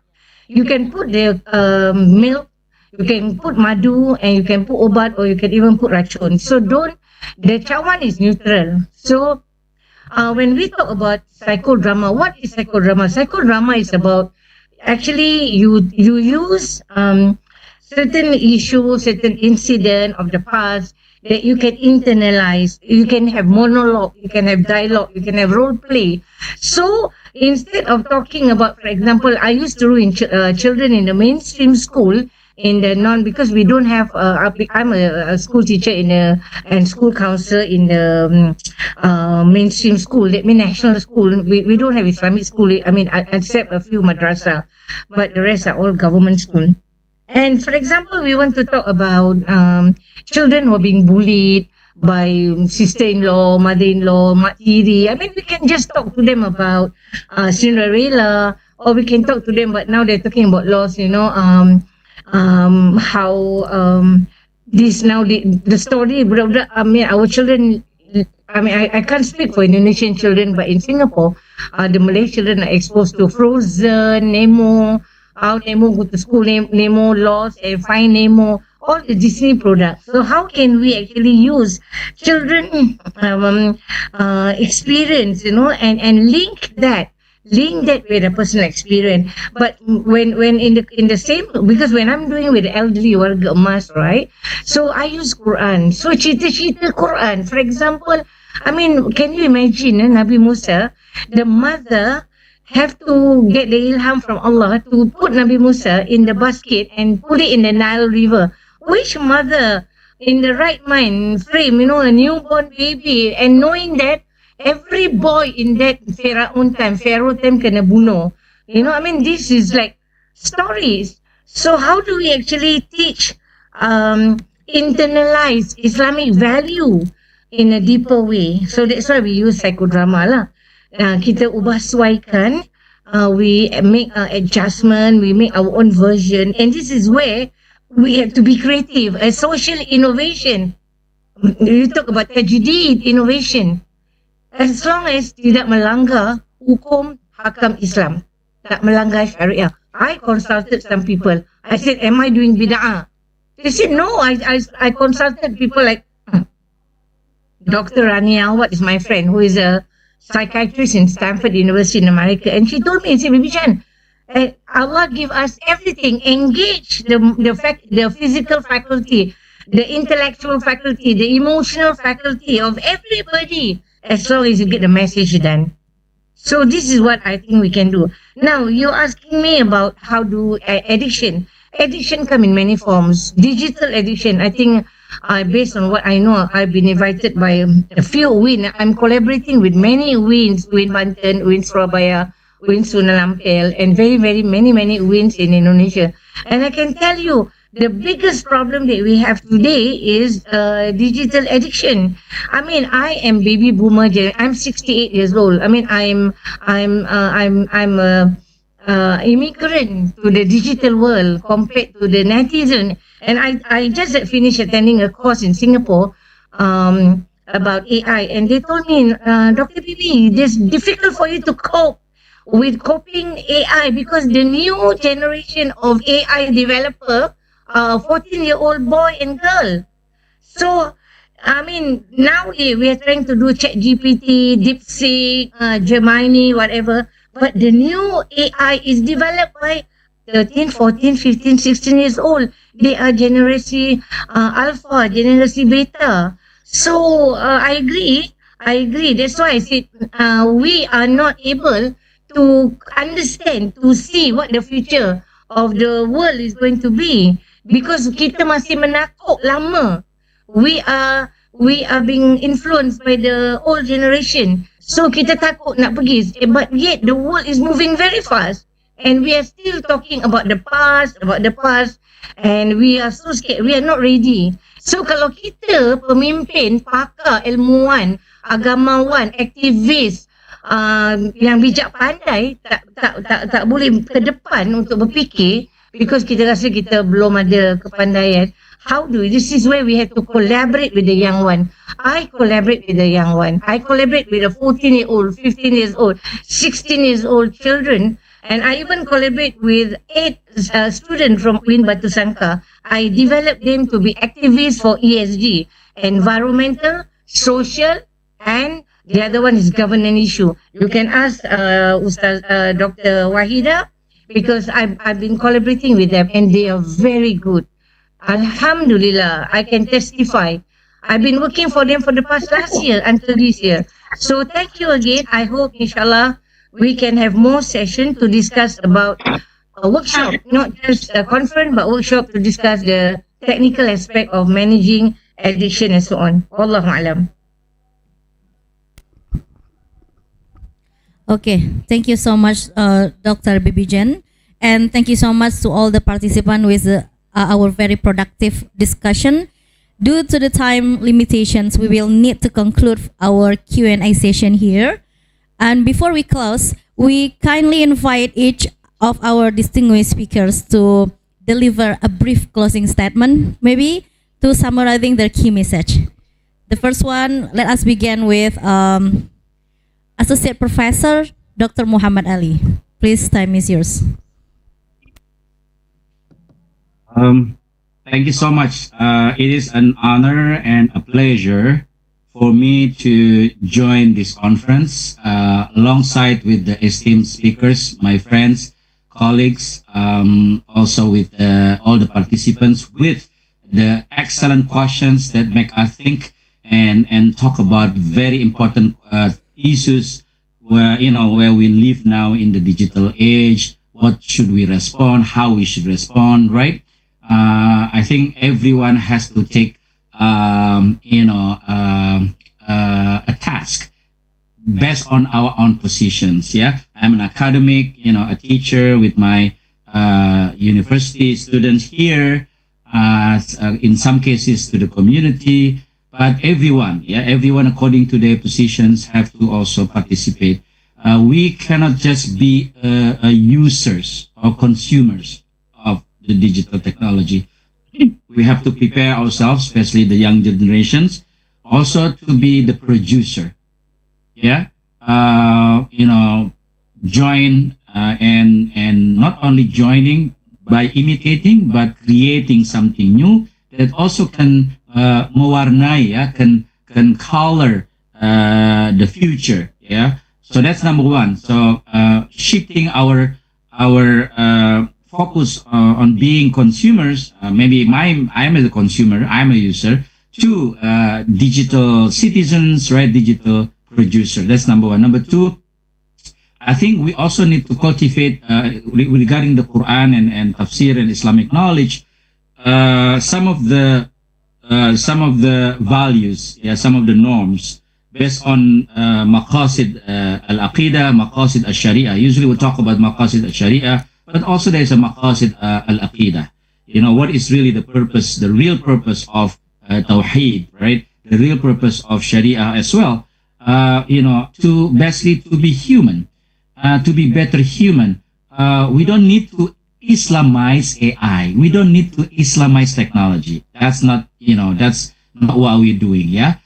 We just need to basically, to be better human, because we are humans with all the shortcomings, with all the limitations as humans. We cannot be perfect, but we have to improve all the time. But we cannot be perfect. So that's why we don't need to Islamize everything, but we just need to be better human and humbled, ethical, respectful, peaceful. Working together with people to address common questions, common problems, common challenges across faith, across religious tradition, across nations. And I think the key concept that I would like to end is ihsan. I think ihsan is one of the core of Islamic teachings, but is universal. It's one of the universal values. Yeah, to do something to the best. Yeah, and I think we cannot be just the users or consumer. We have to be the producers. I think that's all from me. As quite long, concluding remarks. But I'm so happy to be here. Thank you so much for everyone. Okay, thank you so much, Mr. Ali. We are also honored to have you here. And the second closing statement, please, time is yours, Dr. Tajuddin.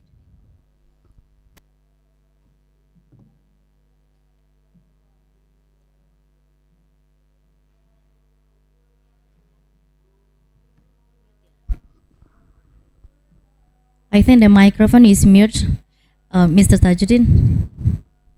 Oh yeah, sorry. Yeah, first of all, once again, thank you for the opportunity to be part of this panel. And I'm very happy to listen to and to read many interesting, good quality questions from the participants. Coming back to the digital age, I think this is the time to bring things into something more general. The digital age shape every aspect of our life, including the way Muslims practice the religion, the way they manifest their belief and then their affections to the religion. And then one of that one is in the forms of Islamic populism. And don't forget, Islamic populism actually reached a new peak worldwide. It was amplified, facilitated by the digital age. So this is the reality that we need to understand. And then one of the dimensions of the digital age is what is called the artificial intelligence. That's one manifestations of the digital age. And then as the academic community, this is our one of the biggest challenge. How do we complement? How do we use artificial intelligence intelligently? Don't let artificial intelligence only showcase our natural stupidity. So I think this is something that I want to emphasize, especially for students, for young academics, for young scholars in Indonesia. Don't let artificial intelligence only amplify, only showcase our natural stupidity. So I'll stop there. Thank you very much.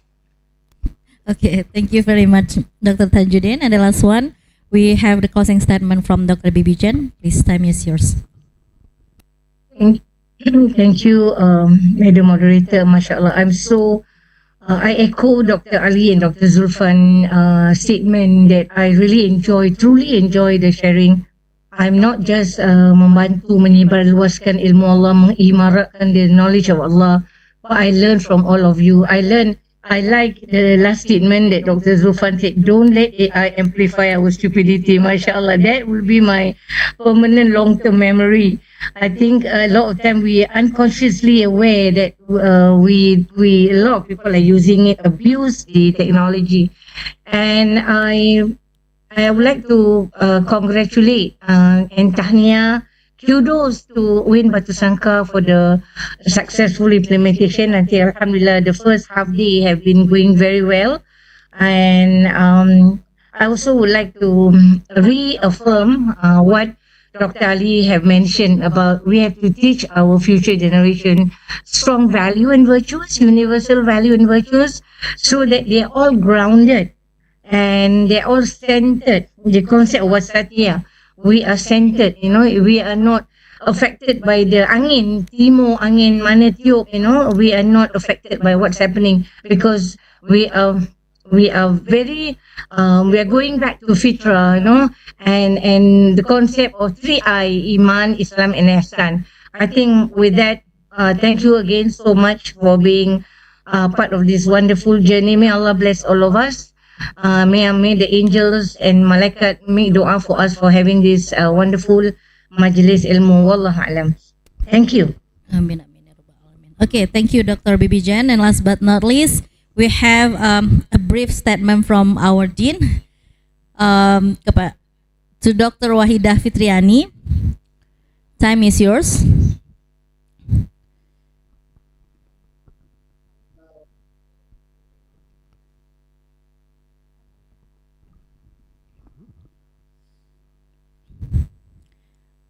She will join us directly through the Zoom, and we'll have a brief statement to all of the three distinguished speakers we have for the first session right now.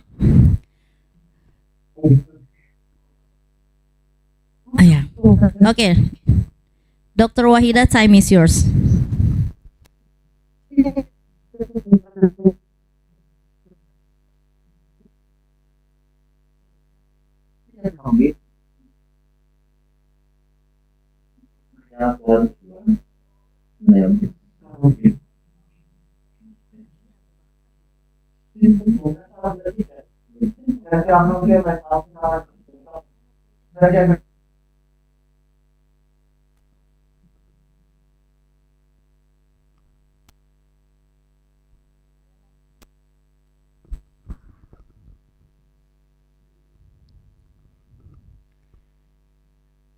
Okay, we will be waiting for Dr. Wahida in 1 minute.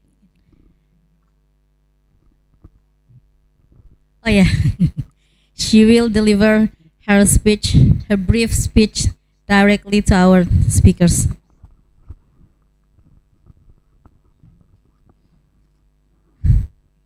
Thank you so much, Fanny. I'm sorry I was late because of the signal in my room. It's not good enough. Thank you so much, Dr. Bibi Jen. Thank you, Associate Professor Zulfan Tajuddin, and thank you, Professor Muhammad Ali. I know you well in Facebook. And actually, I was your junior in University of Islamic Sarif Hidayatullah, State University of Sarif Hidayatullah Jakarta, and we are very grateful that you all can share your knowledge and your inspiration to all the colleges in UIN Batu Sangkar. Thank you so much. Hopefully next year my rector will invite all of you directly to UIN Batu Sangkar. Thank you very much. Merci beaucoup, Miss and Mrs. Madam. Assalamualaikum warahmatullahi wabarakatuh.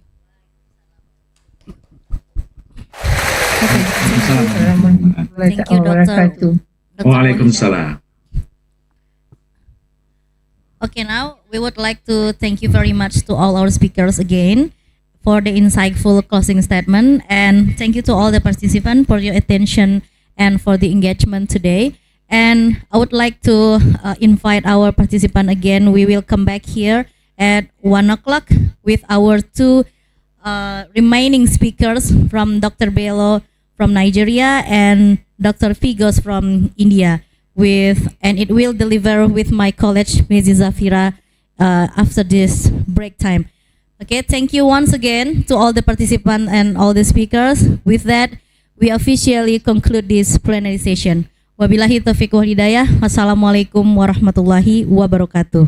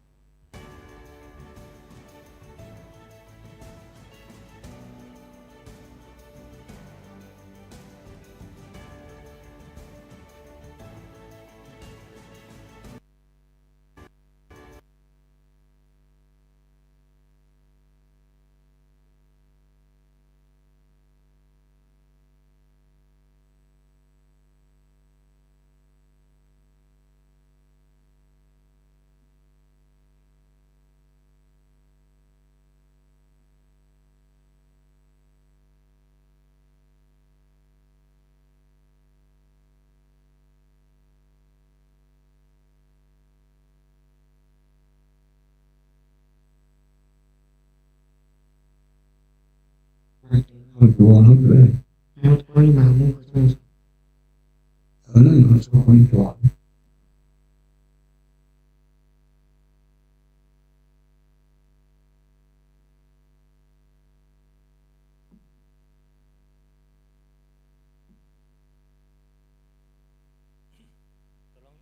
hidupkan.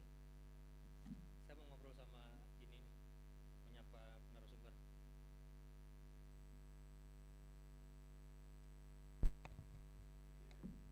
Halo, cek. Hello, Mr. Bello.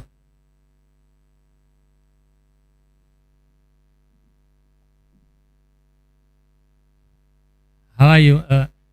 Your microphone is still in mute. Your microphone mute. Please unmute. First. Okay. Now can you see me? Okay. Oh. Okay. Hello, Mr. Namaste. Bello. Hello, Miss Good afternoon. Pigos. Good afternoon. Good afternoon. This is, I am Alhamdulillah. Dr. Bino. I am Dr. Bino. Yes. Yes. Okay. Good morning. Good morning. It's morning over here, 11:37. Yes. This is about 7 a.m. Okay. We are in afternoon. How are you, Mr. Bello? Fine. How are you, Mr. Bello? Are you fine? I'm fine. I'm fine. Okay. Alhamdulillah. It's first time for us to meet each other in person. To see face to face. Even we know each other so long time. Maybe 3 or 4 years we have known each other. Okay, Mr. Bello. Interaction severally. Okay, in several days, years, but this is the first time we meet and speak. Physically. Okay. How are you, Miss Vigosh? I'm fine. My name is Piyu. Pew. Okay. Oh, say okay. Piyu. So we In Pew. India, it's the singing of a bird. Yes, singing of a bird. Okay. It's called Piyu. Pew. Not like bird. Pew. How are you? I'm fine.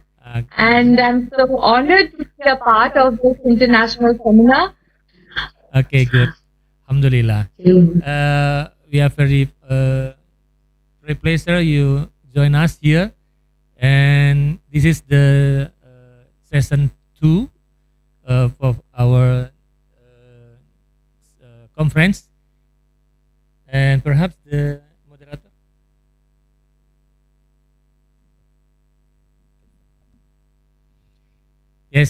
Yes, waiting for the others.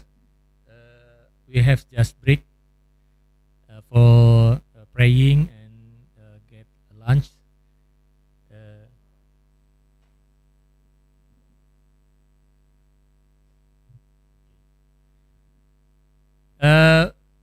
We just waiting for 10 minutes. Okay. We waiting for the moderator just on the way here to the venue of the conference. We're sorry you have to waiting for a moment. Okay. Okay. Find the participants.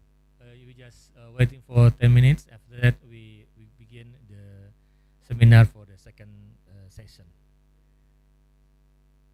The opportunity to greet the people that I could see. Dr. Ghosh. Yes. Good morning. Good morning. Good morning. Yeah. Very good morning. Yeah. Rafika. Good morning. Rafika will be taking a break for her prayer. She will be joining us soon. Okay. Amri. Oh, what of Amri? I can.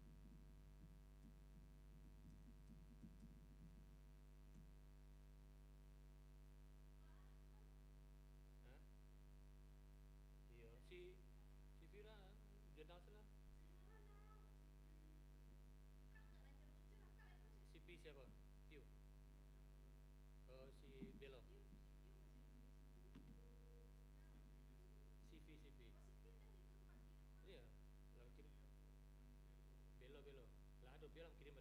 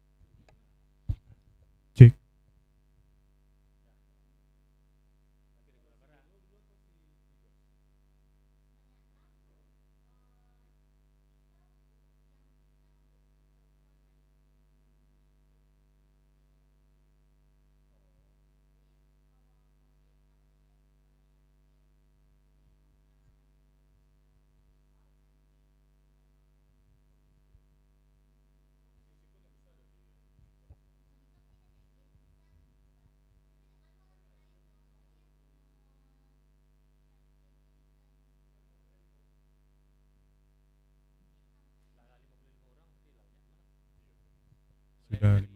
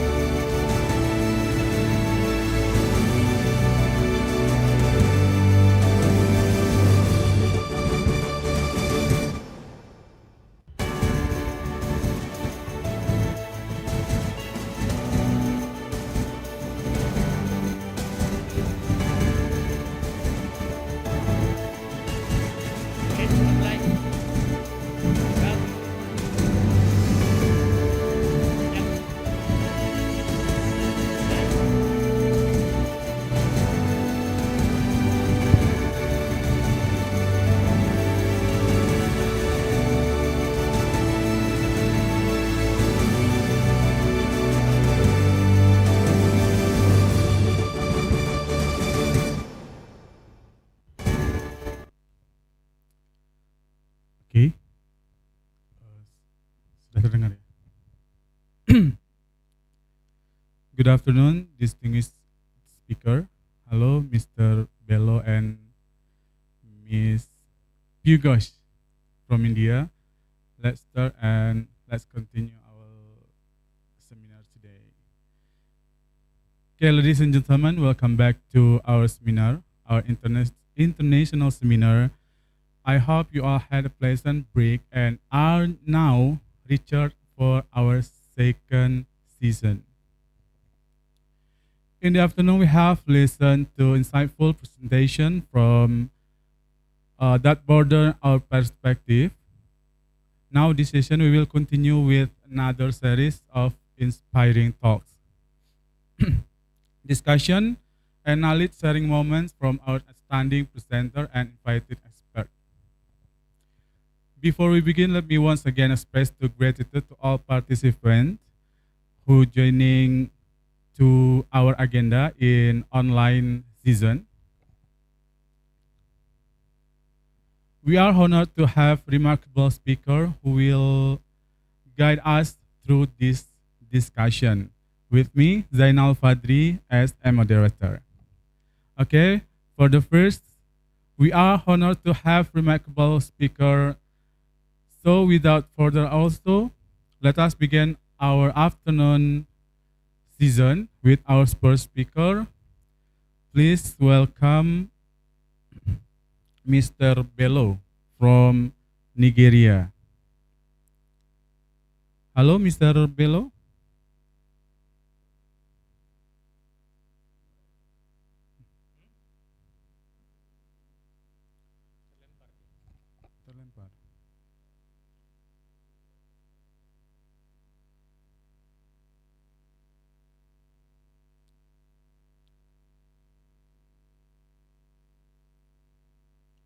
Or we go next to the other speaker,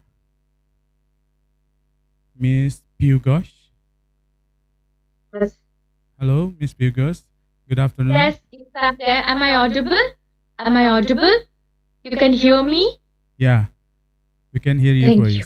Okay. Okay, because the Mr. Bello is not here, we will continue with Miss Pugosh first. Is it okay? Yes. Okay. Please, Miss. It's okay with others. I have no problem. Okay. Okay, for the first, I will inform you the CV from Miss Pugosh. Miss Pugosh is Indian nationality, especially in Hooghly Mohsin College or HMC, Sinsura, West Bengal, India. Current position is Associate Professor and Head, Department of Political Science, HMC Sinsura Hooghly, West Bengal Education Service, or WBES. Okay, he has many educational qualifications. Yeah, I can read the newest. Yeah, is about PhD in international relations with topic displacement of lost human rights and security implications. Heritage in human rights in Jadavpur University. Okay. Yeah, maybe ladies and gentlemen, if you want to ask more, you can raise your hand after this presentation and make a quick Q&A or discussion with our speaker. To Ms. Pugosh, time is yours. Thank you and namaste. A very good morning, rather a very good afternoon to all.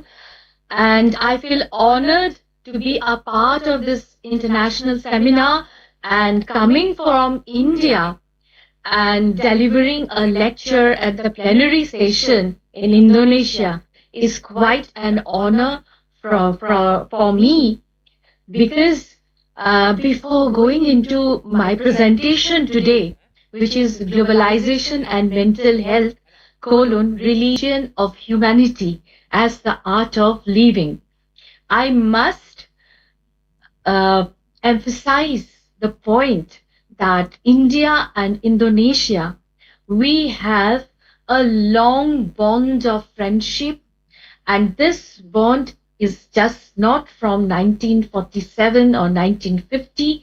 It is a historical bond, and if we take an historical journey, we will see how trade and educational exchanges had taken place between these two countries, two great civilizations, and the imprints of such exchanges can be found in Indonesia in the temples and other places of worship. And I must say that this is why I take the honor is because this year, the 26th of January, every year is celebrated as our Republic Day, a Republic Day of India. And this year, the chief guest of honor was the Indonesian President, President Prabowo Subianto. And this gives us a reminder, again, a looking back into the history. When India got her independence in 1947, we had a constituent assembly which started drafting the constitution for India, which was finally adopted on 26 November 1949 and which came into force on 26 January 1950, marking the first Republic Day of India. And the then President of Indonesia, President Sukarno, was the first president to ever, or chief guest to ever adorn the first Republic Day of India. So for me, being an Indian, and India taking an active interest in her Southeast Asian neighbors, as it looks at her Southeast Asian neighbors as an extended neighborhood and is embarking on the policy of Act East, I take this opportunity to thank you on behalf of me, my institution, and my country to have given me such an honor to deliver a thought-provoking lecture in the plenary session. As we all know, plenary sessions always looks for something very innovative, some food for thought. So I thought, why not take up a problem which is plaguing the present generation and even us who are not the Gen Zs but the millennials or Gen X, and we all are now under this process called globalization, and which takes definitely a toll on our personal self, and this personal is always neglected or is given a secondary position compared to our primary engagement with our professions, with our work, with our career, with our economic well-being, with our existential issues. We always see the personal, which needs a little bit of care and nurturing, is always taken a backseat, and that takes a toll on our mental health. So I thought, why not link mental health and religion, or rather spirituality, and develop a kind of paradigm where we can see that we can use spirituality to transcend even the religious boundaries and serve the humanity and embrace humanity as our art of living to come out of this disorder which we identify as mental illness, which is accompanied with the fast pace of globalization. Now coming to my presentation today, this is the brief idea how I have structured my presentation. Now coming straight away to the presentation, we all know that globalization has created an integrated and interrelated world. It has created a cobweb of network. We all know, we are aware how a spider weaves its cobweb and how every string of that cobweb is interrelated and interconnected with each other. Just like that cobweb, globalization has intertwined, interwoven the entire world into one kind of international political economy. And the economic factor with the movement of multinational corporations, the foreign direct investment, and other economic agencies of globalization, as they are penetrating each and every country. They are influencing the lifestyle, the food habit, the culture, the identity, the economic policies, the social fabric of each and every country. And this is a force of globalization. Such is the force of globalization, which is very, very difficult to ignore. If you say that no, we are not going to embrace globalization, it's not possible. You are already into the process of globalization. You are already into the part of integrated and international political economy.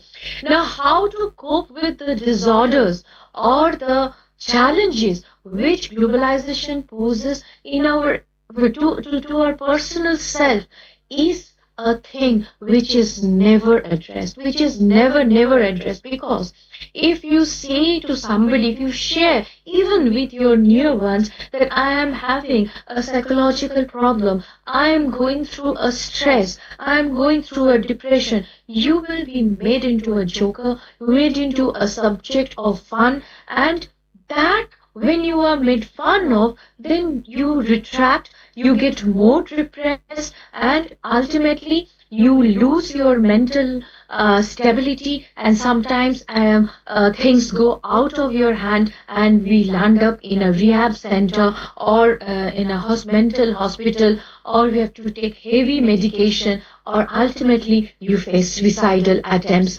And young ones, they are facing much more challenges, and because they have one, they have their peer pressure. Two, they have their pressure from their family. Three, they have their pressure to excel in their life. Four, when they go into the workplace, when they join the work force or workplace, they have a different kind of stress. So, and if you are from one country and if you migrate to another country in search of education or in search of job, there you have cultural shocks. That creates a kind of mental not well-being or mental illness and disorder. And if this chains of things is not addressed at a proper time, then definitely the person who is going through such disorder, stress and illness is going to face a humongous problem to survive, and even may make a suicidal attempt. So my point is that it's very difficult even to establish whether globalization has a direct impact on mental health, because it's a process. But what we can do is what we can say is that if globalization has augmented or increased urbanization, modernization, a Western kind of living percolating into your country, challenging your indigenous culture, your indigenous lifestyle, your indigenous food, that definitely takes a toll on your personal well-being.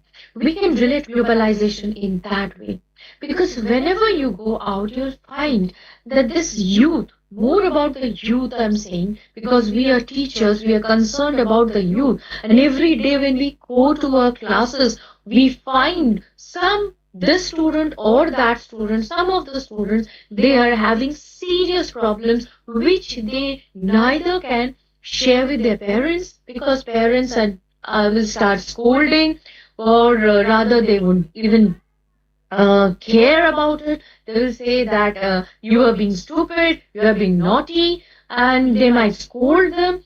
And if they share it with their peer, that is their friends, then they will be rebuked, they will be made into a laughing stock, which will create a much more terrible depression or stress related issues for that person. So nobody will ever say that please go to a professional. You need counseling. Nobody. Very few person out of 100% of the population, if you see, only might be 10% or 20% are aware or will take that chance to go to a professional and take a professional help to come out of this depression. And I'll cite an example. I just came to know about a young boy of maybe 23 or 24. He had this love related problem, and he was deserted by his girlfriend, and so he was rebuked. Instead of giving him a solace, his friends started rebuking him and pointing towards his inability or incapacity to return his girlfriend. So what he did, he just took the poison and he died, leaving his near and dear ones in absolute trauma. Okay, so but if had this friends had been a little bit sympathetic or empathetic towards him, he wouldn't have committed the suicide. It's just 2 months ago this incident happened. Even some of my students, sometimes we find they come into the class and they come with, they come very depressed. You can make out from their face that they are very depressed, but they are very afraid to go to the for counseling because again their friends might say you are a mad person.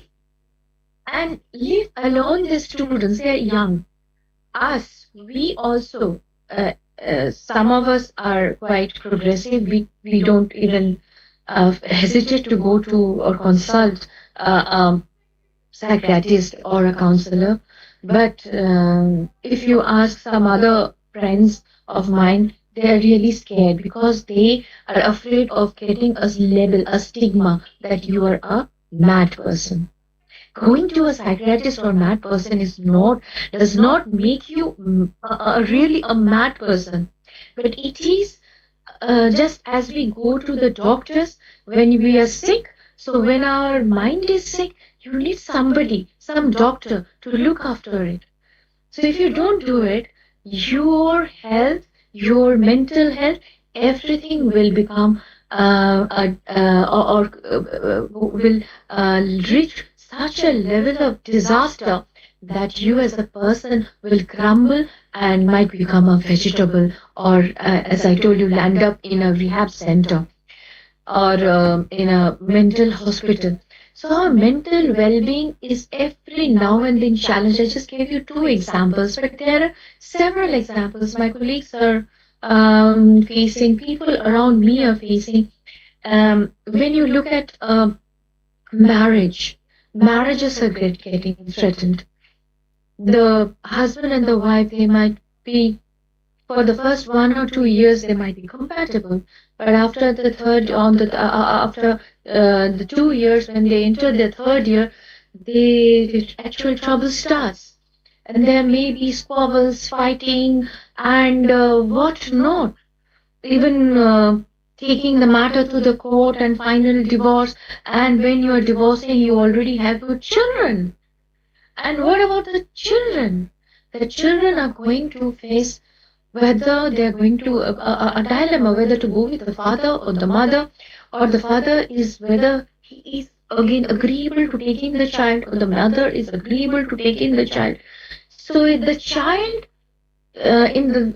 becomes a victim of the strife between the husband and wife, and definitely his mental health will be affected as much as the mental health of his father or mother. But this child with an uncertain future, his personality won't be developing in the same way as a child who is getting or living in a normal or healthy environment will get. So this child might become very aggressive, might get into some psychological or psychic or psycho. It might become psycho, might become a killer, a criminal. You never know. Or might become very silent and introvert, and God knows what he's even thinking, or whether he's uh, actually inside he is well or not. So modern society, urban lifestyle is posing a continuous channel challenge, because every now and then, through this consumerist capitalist propaganda that through is every day 24 into 7 done through the media, your lifestyle, your cultural pattern, your social fabric, everything, your identity as a person, everything is getting changed. Everything is threatened.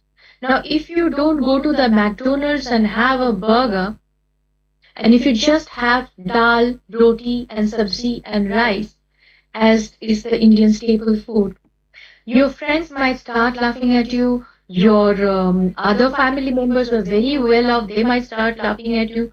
So, what do you do? Every weekend, you take your family out for a McDonald's lunch or dinner. But that is not good for either for health or for your social upbringing of your child, because the child will become more and more demanding, because he will say that he is having an iPhone, I also want an iPhone.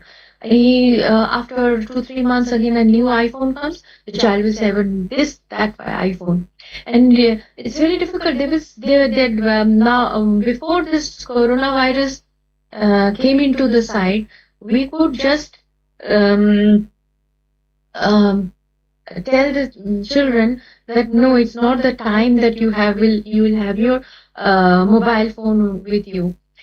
You can just play the games when I'm just giving you this phone. But nowadays, because of this COVID crisis, classes, even during vacations, are sometimes held. So the phone, which once we used to be very restrictive for the usage by the children, now it's like their second self. Why I mentioned about the phone, because the problem which we as teachers we face in the class is that they are growing up with this mobile phone. Even we have become very impatient. Well, I'm delivering this lecture. If this was a class, you'll see there is this attention span of the listeners have become very listened. It has decreased. If when we were students, it was a 1 hour class, okay, the teacher is lecturing. After 20 30 minutes, we will become a little unmindful and we might look at this way, that way. But again, we'll come back to the class, mainstream class. But nowadays, the time span or the attention span is just 1 minute, hardly 2.25 minutes. And you see, why? Because they're used to the scrolling. And when you scroll and you select a particular website or a particular link, particular song, particular podcast you want to listen to, you just click. And within seconds, that thing comes. So when they're going into the class, it's a punishment. They feel that it's like a punishment for them that we're delivering a 1 hour lecture and they have to sit like this and listen to us. At the back of their mind, it's going on, what's happening in my mobile phone. And sometimes those who are sitting in the back, they have to keep a watch, but sometimes they take this mobile phone out from their bag and they start scrolling. But they are young minds, young souls. They don't know that we can find out, because once you are doing like this, your kind of laying down your head like this. So we will understand, the teachers will come to know that you are up to some other thing other than listening to the class. But that's the problem. If you don't have a certain amount of likes, viewers in your Instagram post, FP post, the Gen Z, they become depressed. Can you imagine? This is the cause of depression. And social media, we know, is with the explosion of ICT. We have this social media. When we grew up, we didn't have social media. I don't even remember there was something after that Facebook came, and that too not this improvised version. It was after many years of Facebook, then TikTok and this Instagram and Twitter and other things came. But when we were there, I just don't remember the first generation. It was like Facebook, but much older. Orkut. It was Orkut. So we didn't have such kind of exposures. We didn't have viewers. We didn't have likes like them. So we didn't go through that depression. But Gen Z is a different ballgame totally. We don't understand what language they speak. Always it's in short, OMG, LOL. And these are the some of them. And for them, relationship is absolutely different. It's not like us. They're not committed. They have their own definition of relationship, like situationship and etc., where there is little bit of commitment or no commitment at all. So the result is the new generation, the Gen Z, they are getting more frustrated, more depressed. Now they have to come out of their universities with flying colors, with good marks. That's the challenge. Then they have to go to the workplace where we can adjust, but they are not in the mood to adjust with the workplace. So Gen Z is having real tough time in getting employment too, because we don't understand their language, their thought process, and that's creating a depression for us and for them, for the parents and for the children and for the bosses in the workplace, for the teachers who are teaching. So this is given such a situation where you find every now and then you are being threatened. Your identity as a human being, or as a member of a religious group, or as a member of ethnic group, every now and then gets threatened by the forces of globalization.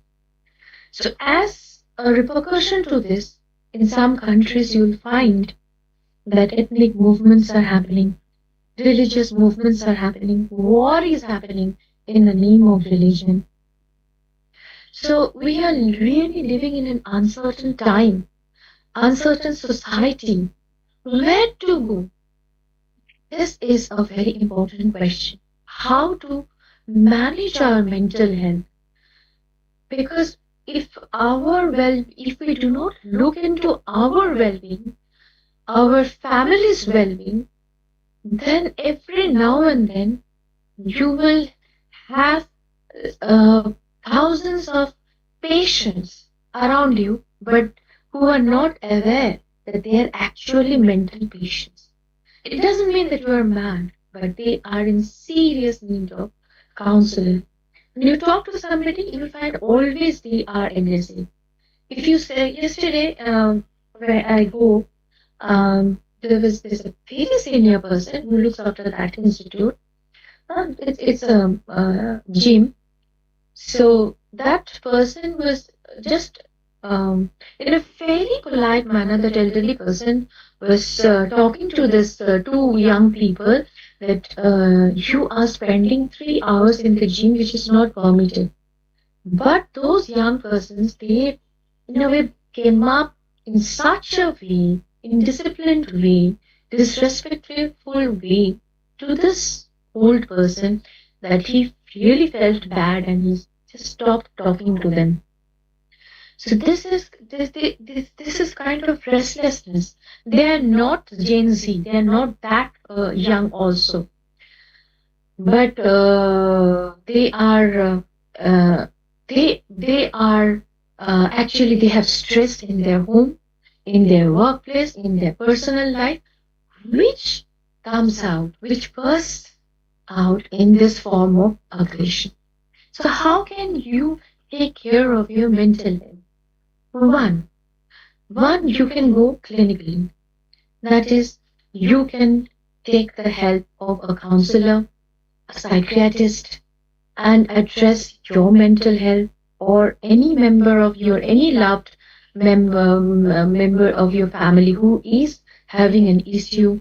You can, if you are spending 8 hours, 10 hours with that person, you that's the family time that you're spending. You will definitely, if you are mindful, if you really love your family, you will find out the person is having serious problem. We teachers, we sometimes take aside. Maybe we are not the professional counselor, but they listen to us.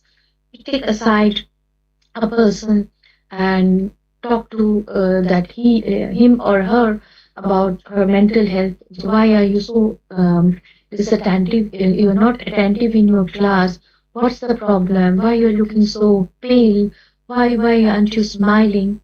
So that, and they're young people, they suddenly come out with their problems, and this is the solution. Counseling and going to a psychiatrist if you are not pathological that you need medicine.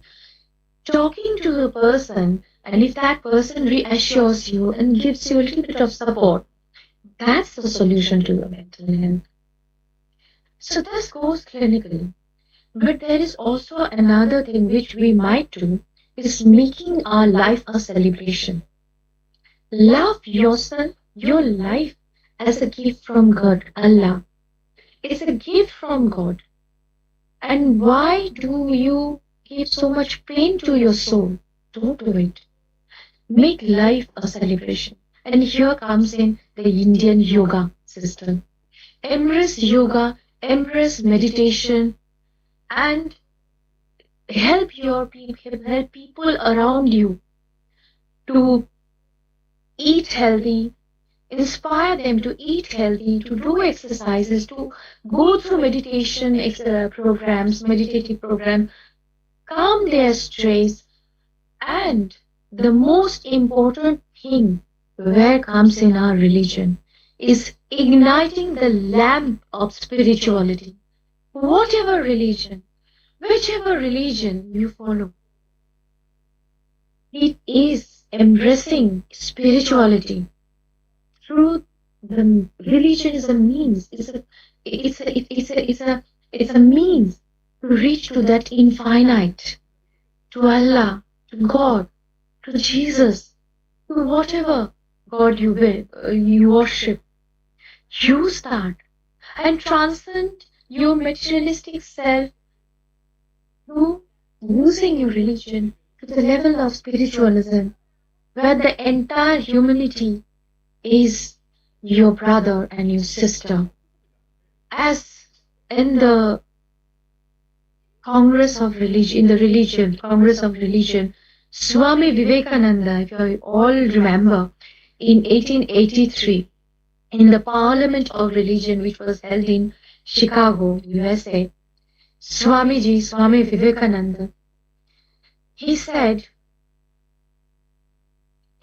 first of all, because he was an Indian, and he was persecuted and he was not being allowed to speak. But after much difficulty, because he was wearing that saffron dress, he was a monk, a Hindu monk. So after much difficulty, when he was allowed to finally,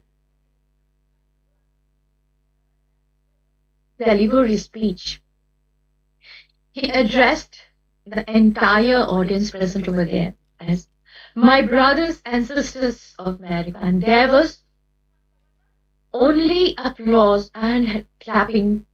God knows for how long he had to stop. And next, then he had to deliver his lecture, where he said that we in the East, we know how to transcend such materialism and embrace the higher self. and embrace humanity. And um, and what he said can be the new art of living. Use your religion to transcend yourself, your soul, in the service of humanity. He said, my thanks also to some of the speakers on this platform who, referring to the delegates from the Orient, that's us, have told you that these men from far off nations may well claim the honor of bearing to different lands the idea of toleration. He was rebuked because many of the people from the East, like us, were told that yes, we have this philosophy of toleration, but that was made fun of. But then Swamiji says, I am proud to belong to a religion which has taught the world both tolerance and universal acceptance. We believe not only in universal toleration, but we accept all religions as true. If we could establish a unity of religion, if we could establish a harmony of religion, by just identifying humanity and service to humanity as a mantra, then you'll find half of the world's problem, our country's problem, and our family's problem. So, he further says, as the different streams having their sources in different paths, I said, whatever, that's why I have my reservations in this presentation of using religion. I said, it's a means. I prefer to use the term spiritualism. Use your religion to arouse your spiritualism. That will be the new art of living. That is the food for thought which I will be leaving at the end of my lecture. But now, as for now, Swami Vivekananda said that as the different streams having their sources in different paths which may take through different tendencies, various though they appear, crooked or straight, all lead to thee. Thee is the infinite, almighty, the Allah, the God, the Ishwar, the Bhagavan, the Jesus that we believe in. This is the core truth which we find again in the resonance echo of this we find in the writings of our poet, great poet, our Nobel laureate, Rabindranath Tagore. He in his small, pamphlet-like books, he has a huge collection, huge. It's in 13, 14 volumes that he has written songs, novels, short stories, poetries. But again, his philosophical thoughts are written in very small pamphlet kind of books. But where he has similarly talked about such vision of universalism, internationalism, transcendental humanism. In his book, Religion of Man, he's again talking about not religion, but religion of man, what it should be. It should be embracing humanity. He says, just as our eyesight enables us to include the individual fact of ourselves, that we are so self-centered and egoist, we only see ourselves. So just as our eyesight enables us to include the individual fact of ourselves in the surrounding view, our imagination makes us intensely conscious of a life we must live which transcends the individual life and contradicts the biological meaning of instinct of self-preservation of me and me only. It works at the surplus and extending beyond the reservation plots of our daily life, builds there the guest chambers of priceless value to offer hospitality to the world, that is embracing the world. embracing universalism. And that is what he calls spirit of man. And similarly, as Swamiji had said that you may have different paths, but all lead to one, to thee, to Almighty. So you can serve your Almighty as much as you do it, as much as you serve your Almighty through your prayers, you can also serve your Almighty by serving humanity. Humanity is crying everywhere. Every now and then a bomb is hurled. Thousands of people die, children die, people are maimed. Can't we have a better future? Can't we have a future where we can save our future generations from the scourge of wars, of identity clashes, of ethnic clashes, of religious clashes? Now here I end my discussion with some vision about Sri Aurobindo. Now he was in his first stages of his career, he was a freedom fighter. Then in his later years, after the Britishers released him from the jail, he was for a long time in the Andaman and Nicobar in the cellular jail. Aurobindo embraced a life of a saint, Sri Aurobindo. The name of his biography is The Life Divine, which he wrote. So he also speaks in the same sense, or rather, he also upholds the same kind of philosophical thoughts as of Vivekananda, Rabindranath Tagore. So Sri Aurobindo, and I must also point out that 15th August, the day when we gained our independence, is the day when Sri Aurobindo was born, and he also died. Can you ever imagine that a person? He said maybe the country will be or gain independence on my birthday, and it actually happened. On 15th August, he was born, and on 15th August, he died. On 15th of August, India became independent. So what he says is same thing, a better, more equal and more equitable system of society he envisions that might be built if again we find ourselves in unity with our fellow beings, not as a mind, a life and a body, but as a soul incarnated for a divine fulfillment upon the earth. And how can you do it? You can do it by worshipping God, by embracing spiritualism through your worship and serving the humanity. And this will be the best art of living that we can embark upon, embrace upon, and move on our lives that we are in our mid ages, and for our future generations to move on and embrace a better life than our insecure social, economic, political, and personal life. If every one of us, even our states and the world at large, 10%, even it thinks upon 10% about humanity, and saying you 50% of the world's problem will solve. So we should leave a food for thought, because in a plenary, it's usually new visions. It is expected that the speakers will come with new visions. So I thought it is a mission coming from the land of India with saints and sages and philosophers.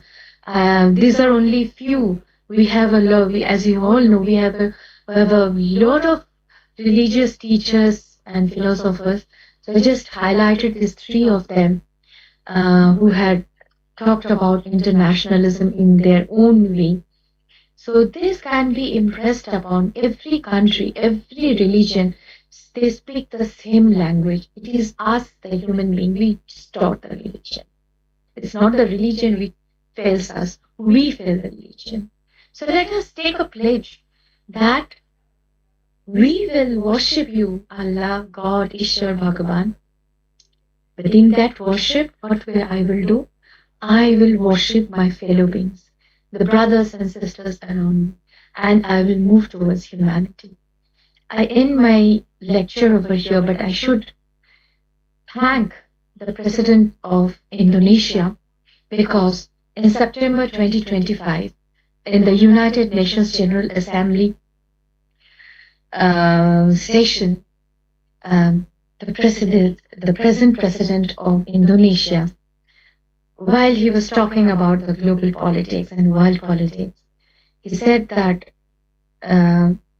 this is it, that is, and several other happenings, global political happenings, Israel, Palestine issues.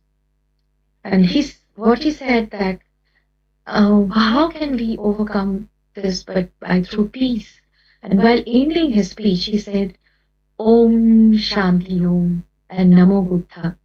And this very person, this year, when he was invited as the chief guest in the Republic Day of India on 26 January 2025, he said, India is in my DNA.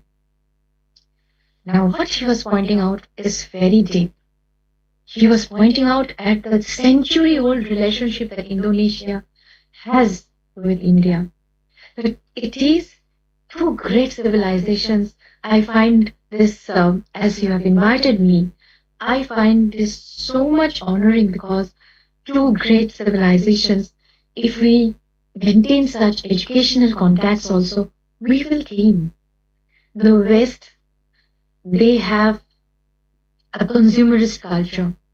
Their philosophy might also point out towards it. But we in the East, we have a spiritual culture, a spiritualism in our veins.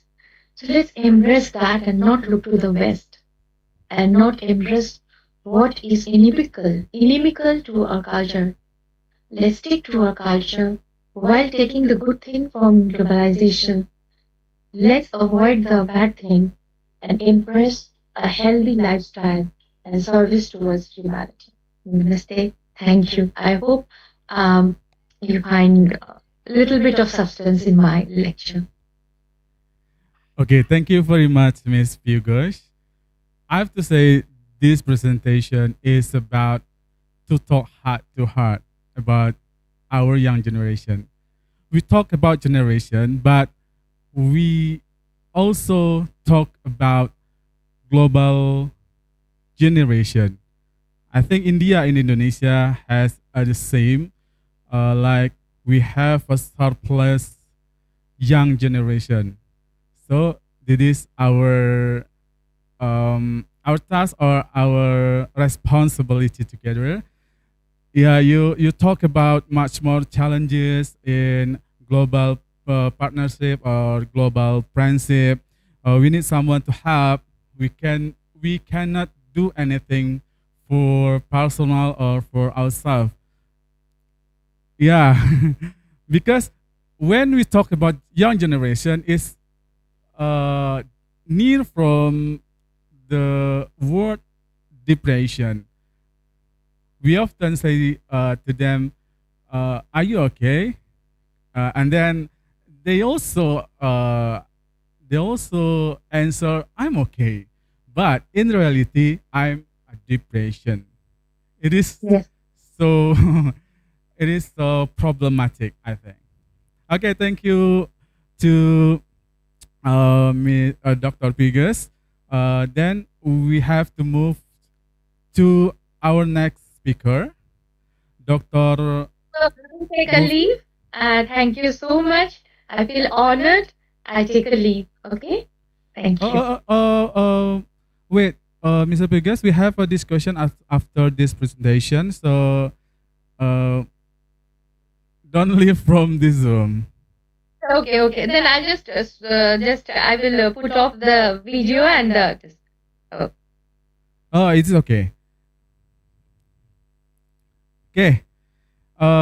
We remind to our participant, if you have a question, please type or please write in our comment.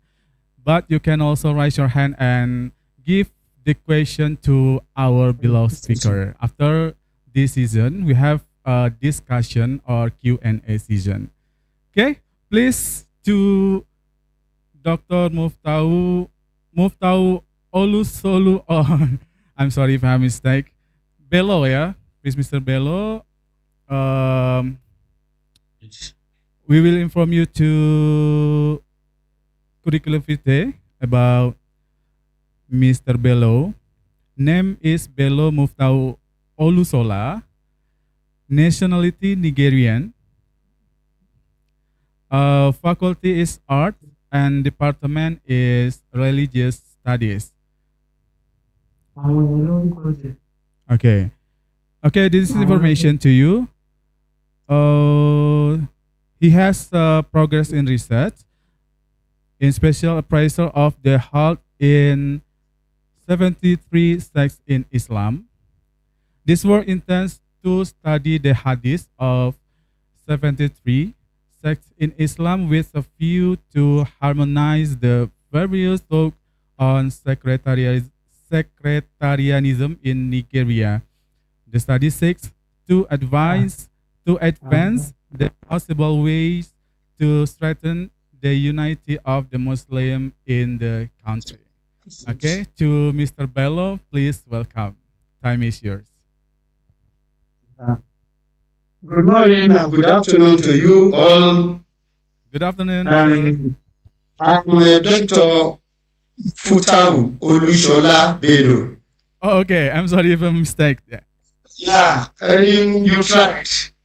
For quite some time now, I've been trying to look for the way I can greet you in an Indonesian way, but I've not been able. Who said that? It is a privilege for me to be invited for the 4th International Conference on Religion and Social Humanity taking place in Indonesia. It is a special privilege that after looking at the invitees, it looks like I'm the only African that has been invited and the only Nigerian to speak in this international conference. Okay.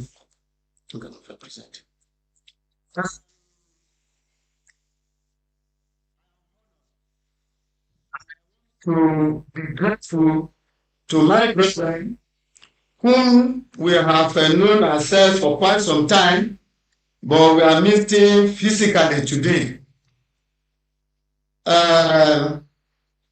My topic is what I intend to present is on Nigeria economy vis-a-vis the politics and religion.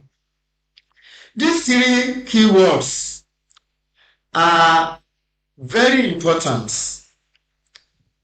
as far as Nigeria is concerned. When you look at our country, Nigeria, it is a country that's supposed to be flowing in honey, to be is a country that's supposed to have all what it takes to come to the citizen. However, the reverse is the case. And in most occasions, an accused fingers have always been pointed to the religious groups. And in most cases, the religion so much named is Islam. So, I will be speaking on the topic Nigeria economy in the throes of politics and religion.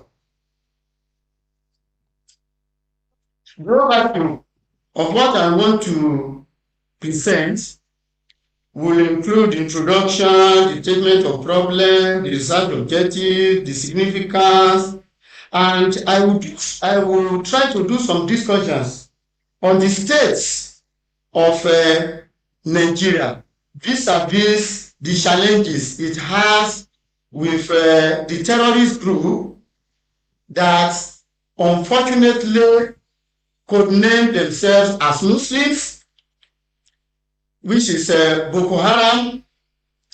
I will equally talk about the former headers clashes, and unfortunately, the headers are from predominant Muslim areas, which is the Fulanis, and the Fulanis are predominantly Muslims. The Boko Haram are predominantly Muslims. And lastly, I will want to discuss on the terrorist attack that has affected Nigeria as a whole. By way of introduction, I said Nigeria is a paradox of wealth and instability. It's a paradox of wealth and instability because Nigeria is the Africa's most populous nation and one of its largest economies continues to grapple with a paradox of wealth and instability. Despite vast natural resources and a vibrant labor force, the country's economic growth has been consistently undermined by the entanglement of politics, religion, and insecurity. Since the return of democratic rule in 1999 in Nigeria, governance has been marred by ethno-religious patronage, corruption, and weak institutional frameworks that erode public trust and economic confidence. Let me quickly share with us statement of the problem. What I've identified as the statement of problem are: how do political and religious structures influence Nigerian economic policy and performance? And two, in what ways have Boko Haram, terrorism, kidnapping, and farmer-header conflicts disrupted economic stability and productivity? The objectives of this work are to analyze the interplay between politics and religious forces in shaping Nigeria's economic environment. Two, to evaluate the economic impacts of terrorism, kidnapping, and communal conflicts on key sectors such as agriculture and trade. And three, to propose an integrated analytical framework for understanding and mitigating the political religious roots of economic insecurity in Nigeria. This work is highly significant because it addresses a critical gap in the literature by offering an integrative perspective that links politics and religious determinants with economic performance in Nigeria. On a previous research that treats insecurity and governance as separate phenomena, Sorry, Mr. Bello. this work Hello, Mr. Bello. conceptualizes them as mutual reinforcing forces that sustain economic fragility. Sorry, Mr. Bello. Yeah. We can show you that presentation that you sent before. Is it okay? Your presentation Right now slide. you will. We can show your presentation slide. Is it okay? To share my slides? Yeah, your slide that you sent. Yes, before. I sent the slides to you. Yeah, we will perform your slide in our monitor. What do you want me to do now? your presentation or PPT, PowerPoint. Is it okay? We will show your PowerPoint in our. Oh, Okay. yes. It's not by me. Okay. Thank you. Yeah. Thank you.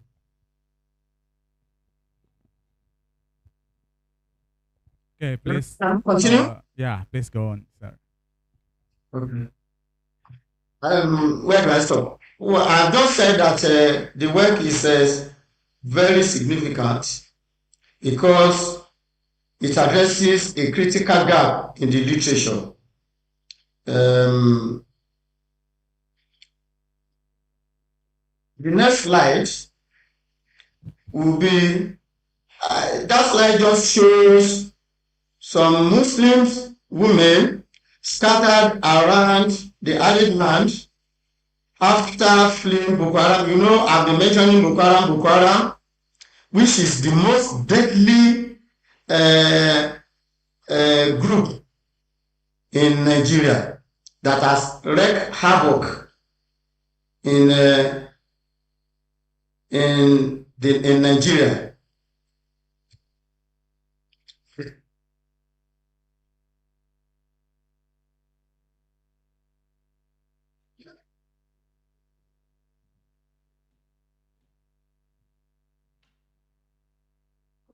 Words that are used in this work will be politics,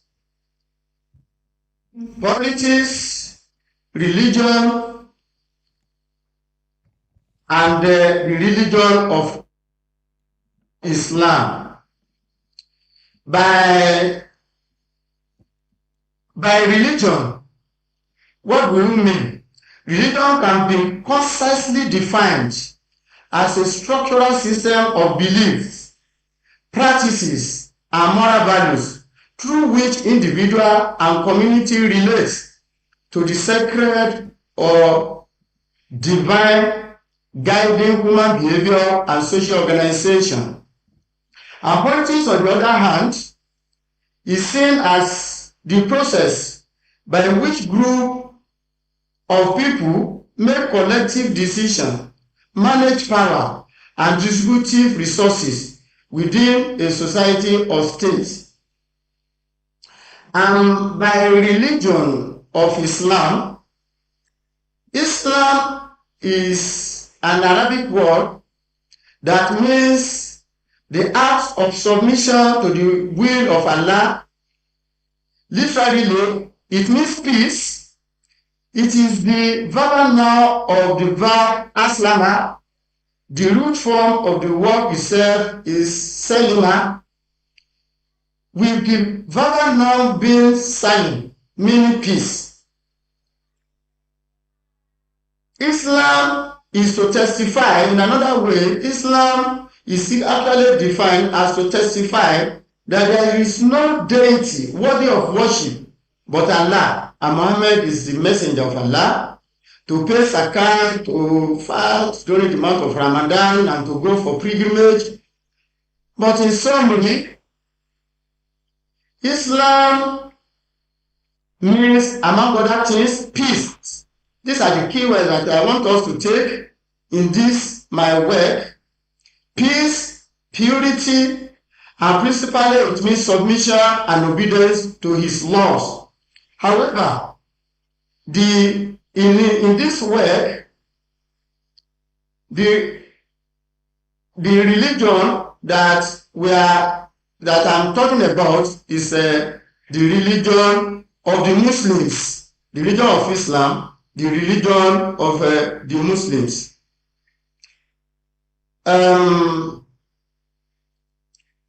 Religion has been playing negative roles in Nigeria. But before going to that, I want to share with us that there are places where religion has played positive roles. The example that I've given is the Malaysian experience and the United Arab Emirates experience. In these two countries, Islam has played major roles in terms of the economy, in terms of the education, in terms of economy. There are economic banks, Islamic economic banks, to the benefit of humanity.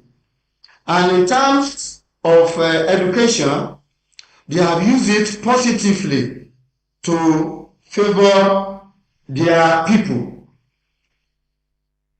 Now, let me see in Nigeria, like I said, in Malaysia and in United Arab Emirates, religion has been used in a positive way.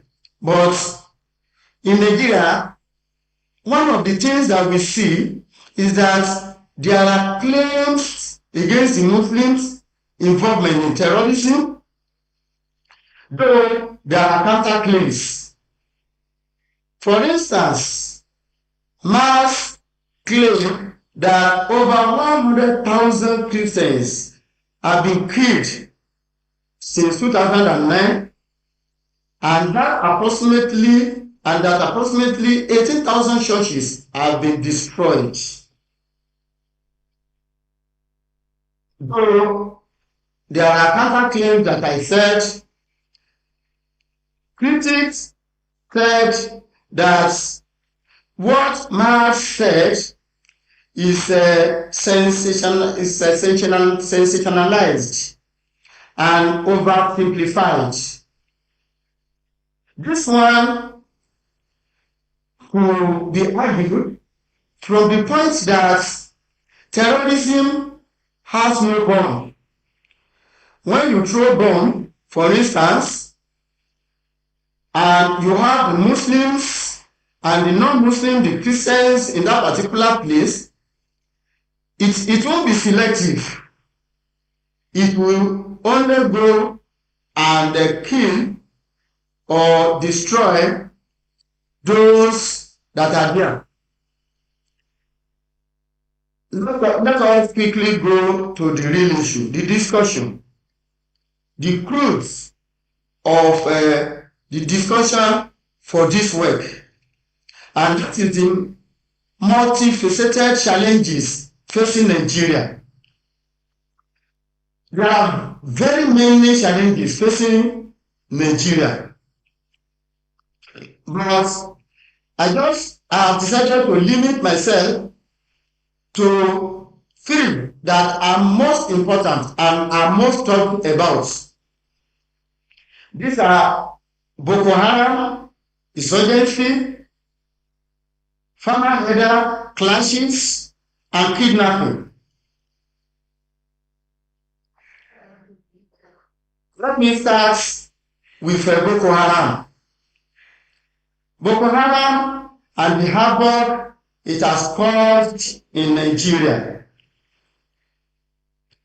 What is Boko Haram? It is an extremist group that originated in the northeastern part of the country in the early 2000s. It named itself Boko Haram, meaning which people loosely translated as Western education is forbidden. What is their main objective? We have two main objectives. They are to establish Islamic states governed by Sharia in Nigeria, according to them, and to reject Western education, democracy in particular, and secular governance. So it means that when we talk about Boko Haram, what they are actually saying is that there shouldn't be Western education. There shouldn't be education, Western education, and the Western law should not be used in the country. So whatever that pertains to the usage of Western law should be eradicated.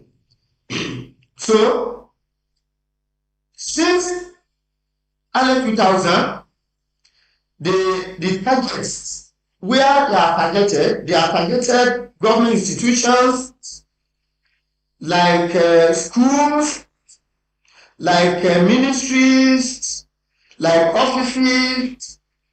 They are targeted schools. In fact, by the time we get to the real discussion, you will see that they have wreaked havoc on our school system. So much so that many schools in the northeastern part of Nigeria are under lock and key since then. They have wreaked havoc on churches, mosques, and they have killed civilians.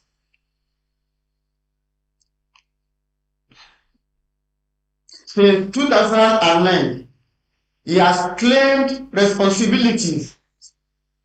There are many forms of things that has happened in the country that Boko Haram claimed responsibility of. They have performed so many atrocities like bombing, suicide attack. They have done mass killings and village massacres. Like I said earlier, in 2014, what they did that affected the international organizations, both national and international body, to Nigeria and to their harbor, is the adoption of 270 Chibok girls. 270 from a school, from just a school, one of our secondary schools. And over 35,000 people have been killed since 2009. More than 2 million internally displaced. When we talk, governments are not just looking. They have been trying to see how to curb this menace since the early 2000s. But unfortunately, the operation persists. But what has governments done? Government has launched several military operations, including an operation they term Operation Last Umbrella. There have been multinational job task force comprising of Nigeria, the Chad Republic, the Niger Republic, and the Republic of Cameroon, who coordinated regional counter-insurgency efforts. These are what government has done. Let me quickly go to the header farmers clashes in Nigeria. Like Boko Haram, it is another worrying group that made people and abduct citizens. But what is farmer headers clashes? Historically, it is historically rooted in pastoralist farmer relationship. We have the pastoralists from the far north, which is the arid and semi-arid regions of Nigeria, which is the Fulani dominated region of Nigeria. Unfortunately, their land, they didn't have much pasture.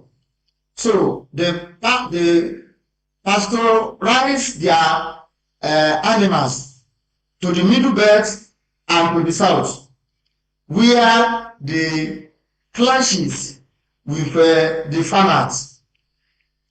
So, farmer pastoralist disputes have existed since the beginning of agriculture. It is not new. It is not a new thing. It is what has existed for a very long time, with their intensity rising or falling in response to economic and environmental pressures.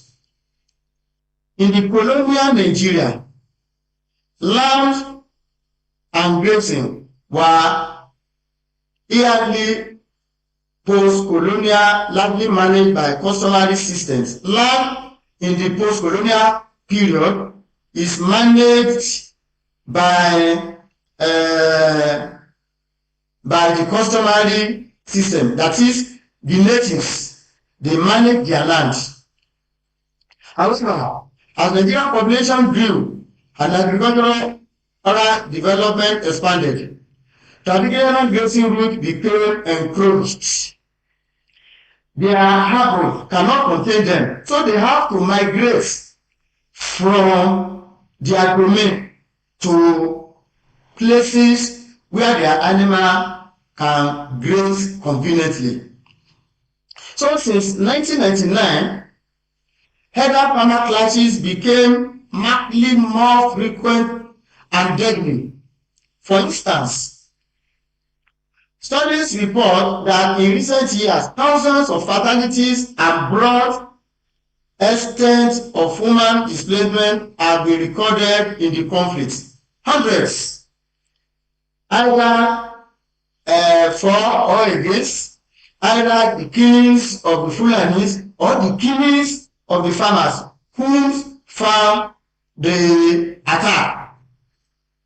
Like Boko Haram, governments too have been responsive, but their response may not be up to what Nigerians are expecting. What are the causes of, after tracing the historical, what are the causes? The header farmer crisis in Nigeria is driven by multiple interested factors such as competition over scarce resources. Where animals can graze are very limited, and animals continue to expand, to grow, to multiply. The Fulani herders rely on grazing land and water for their cattle, while farmers need arable plots and irrigation.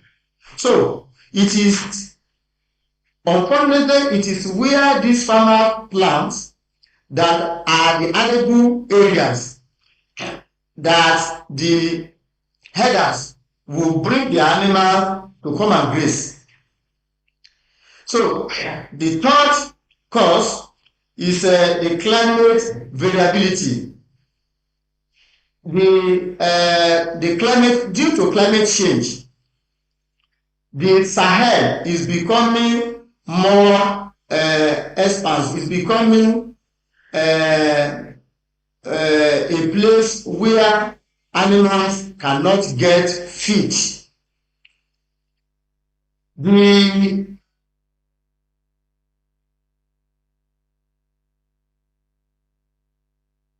Is that there is the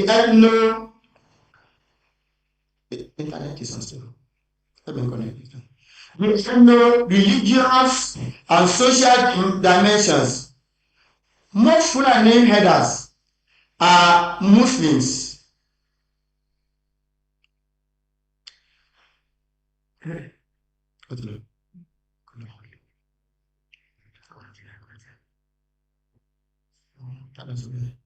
So most the herders are Muslim. I already mentioned that.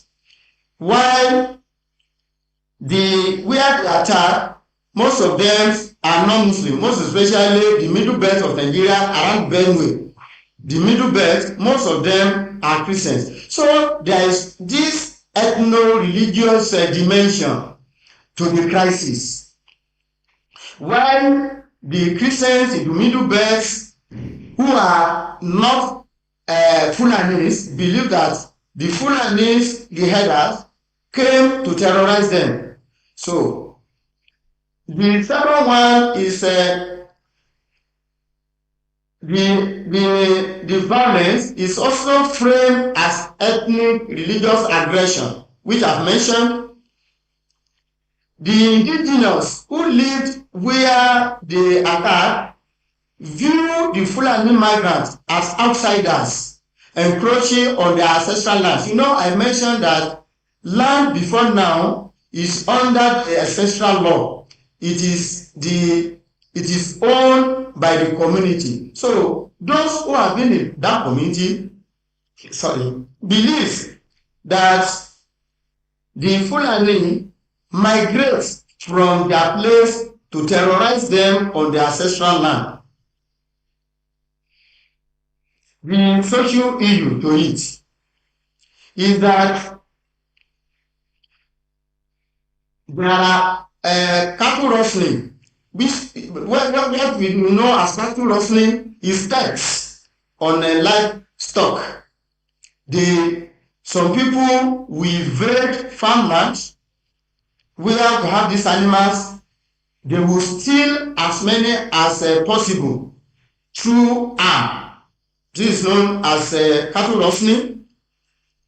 There are abuses, harassment by the herders, either against the community, where they rape and in some conditions they maim their the farmers.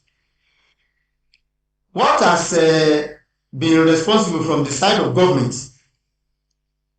So there are poor governance and policy gaps have been identified, such as lack of feasible and realistic grazing policies.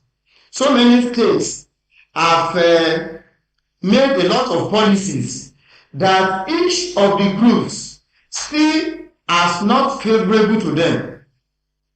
They do these policies without even consulting those that are affected, either the farmers or the natives. So at the end of the day, the policies don't work.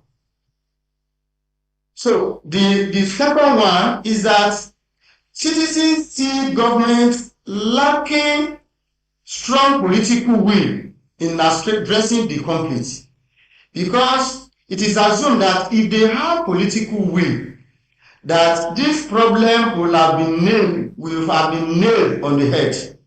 So they felt that, even some people felt that some government officials are feeding from the crisis, while most of these cattle are not owned by the natives. They are owned by the herds within the community, the government officials, those that are wealthy.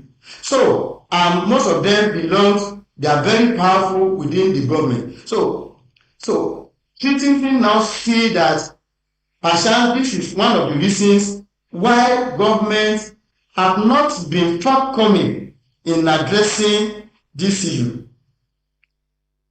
Like I said, some states have passed anti-grazing law or imposed cattle colony without adequate consultation. What is the effect that we have seen from these farmer herders clashes? One is that the violence has claimed lives and livelihoods. The conflict zones have seen mass fatalities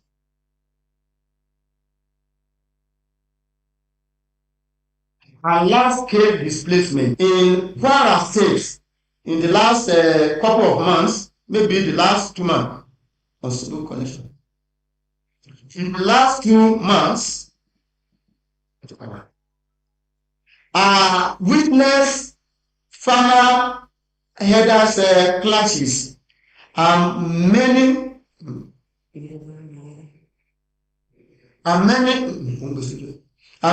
citizens were killed. In fact, some communities were displaced, that there is no person living in that community, no single person living in those communities. So that is one of the effects. Secondly, farmers whose fields are born or graze upon often cannot harvest crops, reducing local supply. In fact, farmer herders clashes have led to food shortage in some times within the country. Cattle owners lose livestock to raise. While farmers lose their farm produce, cattle owners too lose their animals. This undermines pastoral livelihood. That is, in all, it is agricultural investment that suffers. Let us see it beyond food. Beyond food, the conflict damages rural economies because most rural people cannot feed themselves. Most rural economies have been affected by these conflicts. Attacks destroy infrastructure such as storage, drainage, markets, and even schools and health clinics. They will enter and the farmers will come, and unfortunately when there is a counter reaction by the farmers, so the resultant effect is that granaries, markets, schools, health centers, clinics were destroyed. Insurance premium rise and investment slow in volatile areas. People cannot go to volatile areas to do what? To invest.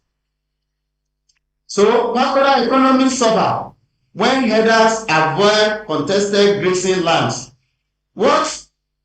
When farmers cannot adequately take the animals to conducive grazing lands, it reduces pastoral economy. What is the likeliest spillover effect? The likeliest spillover effect, we have talked about the effects, but there is this likely spillover effect that might not have come now, but in due time, the effects will start to manifest. These clashes can aid recruitment by extremist groups in neglecting rural areas. The farmer conflict has become not only a local humanitarian crisis, but a national security concern. So, what I've said is that this crisis could lead to recruitment of the extreme group. So the existing volatile volatile place in Nigeria could be exploited, and youth could be recruited, and they will continue to wreak havoc. So, and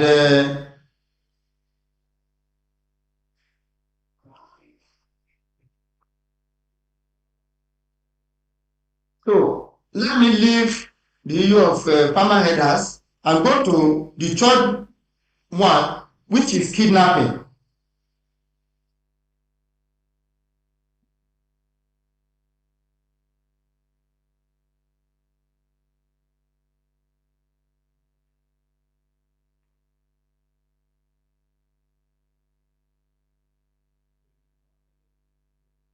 One of the places is one of the means,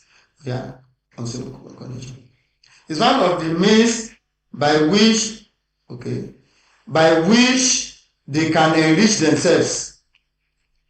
Two is corruption that has been levied against government officials. So while some people wallow in abject poverty, some government officials were seen in affluence, not in terms of millions, but in billions. So the best way in which they believe in which some people believe that they can take the parts of the shares from this stolen money, is that they should be kidnapped, abducted for ransom purposes. And lastly is the joblessness and the quick money mentality. Some people, though they are jobless, but some, they want to make quick money. So, and one of the means at which they could make quick money is through what? Through kidnapping. Because the ransom they collect are in millions. So far so well. Let us quickly look at the data of kidnapping in Nigeria.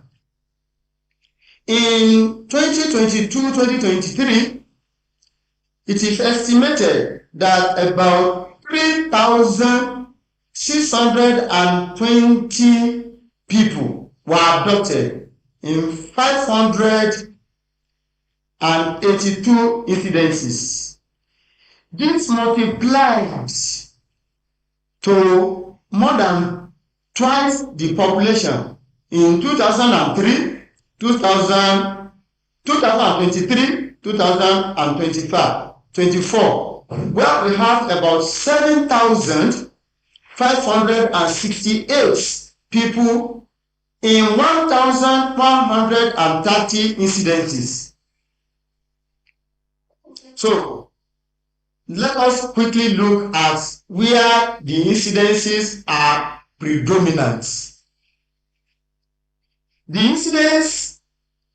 incidences of kidnapping are more predominant in the northwestern states. The state where in Nigeria is grouped to 6 geopolitical zones. We have the northwest, the north central, and the northeast. The northeast is where we have the Boko Haram. The northwest is where we have kidnapping that are more predominant. And in the north central is where we have the farmer herders clashes that are more predominant. The other parts of the 6 geopolitical zones are the southern parts of the country. We have the southwest, which is about which we can say is the most peaceful of the 6 geopolitical zones. We have the southeast and the south-south.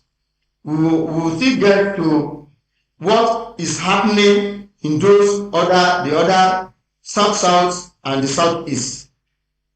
So that one is just for us to get a picture of where we call the northwest in Nigeria. So the states that are affected in this current epicenter are the Zamfara, Kaduna, Katsina, and all of them are from this side of the country.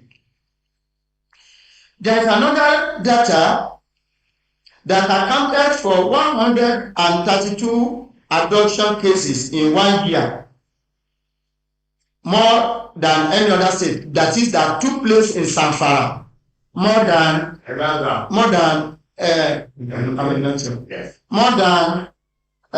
any other state in Nigeria. So Zamfara is the epicenter of the kidnapping in Nigeria. The federal government, the federal capital territory, that is Abuja, which is the seat of government, the Lagos, which is the seat of the Nigerian economy, and Kaduna, which is the seat of the economy for the northern part of Nigeria. These are the cities in Nigeria where it is recorded that they pay highest ransom demands, the largest form of ransom. So, because in these places, there are companies, there are institutions where people earn fat salaries, where people make businesses and they have money. So it is like what the abductors or the kidnappers be is proportionate to what the people of such area could bear. In contrast, the southeast, that is Anambra rivers, which I mentioned, and the south have long contended with court-related and militant kidnappings, but their incident counts are lower than what we are mentioning in the north-west. The rate of ransom payment is also high in the south because south is the oil-rich region of the country. So the rate of ransom payment is high in that place too. The northwest, that is what we used to have in that place that is known as kidnapping, is the bandits. That is the bandit country.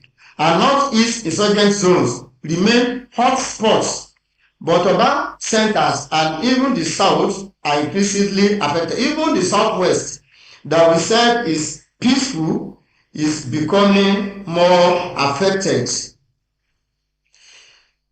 Having said this, like Boko Haram, like farmer herders clashes, government have been responsive. But their response, like in those two cases, have not been too superb to name these menace on head. But let's quickly see what government has been doing and what it has done. There's an official report that cites an 80% success rate in rescue operations by security forces.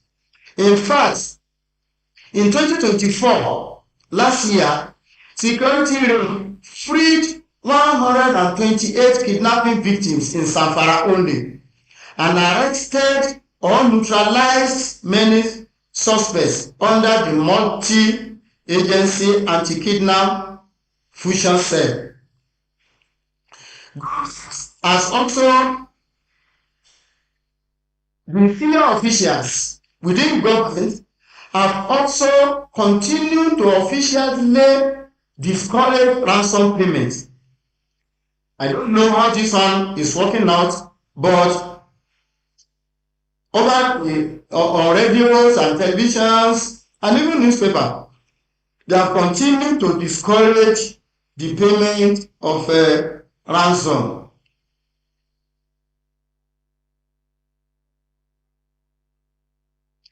Excuse me.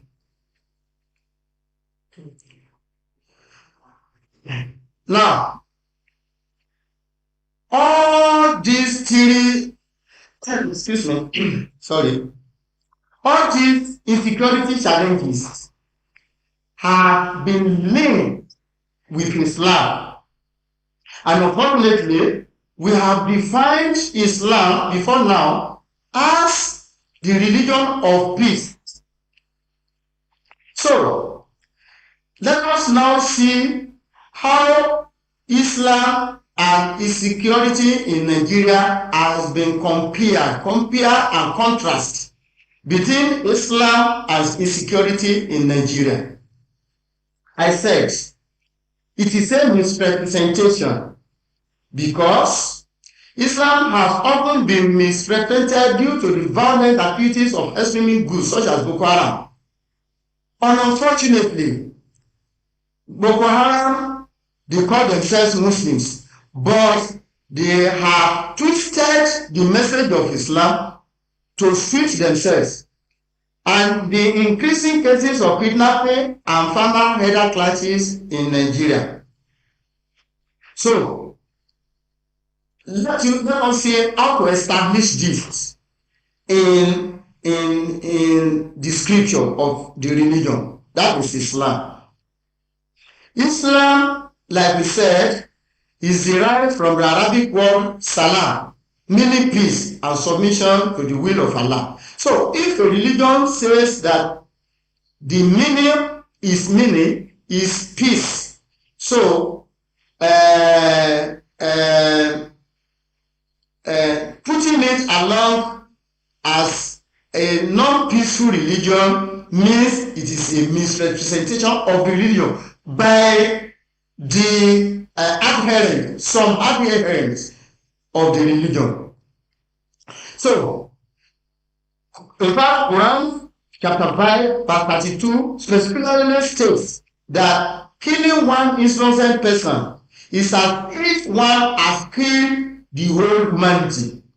So, the Quran, which is the book of the Muslims, which has outwardly condemned this, cannot be equated with what this group is doing. So, like I said, there is a distortion to the message of Islam.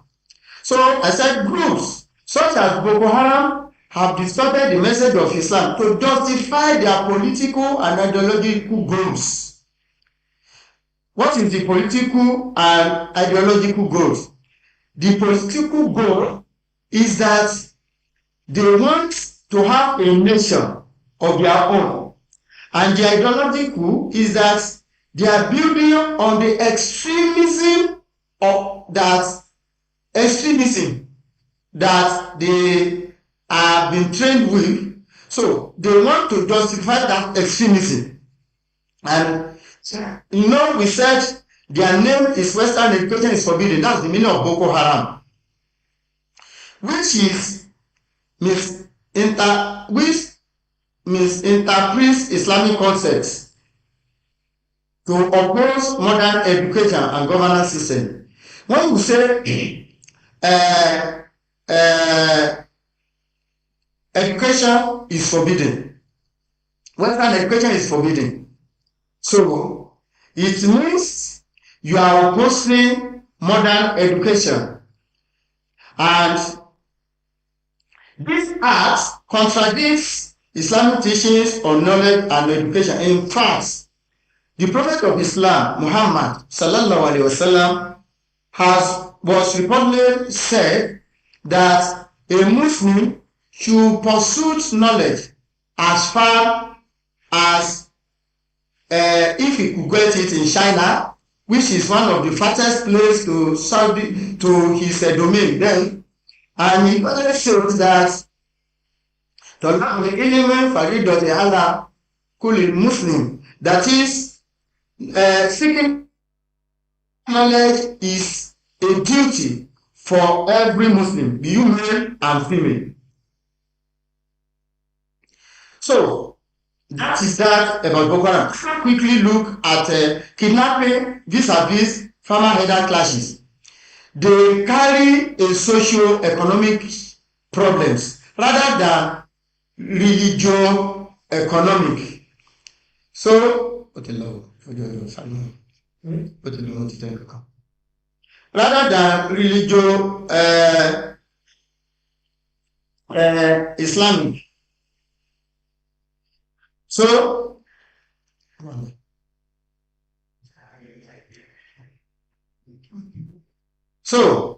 the religion exhibits injustice. The religion prohibits injustice. That is the religion of Islam. It prohibits theft, and it prohibits violence.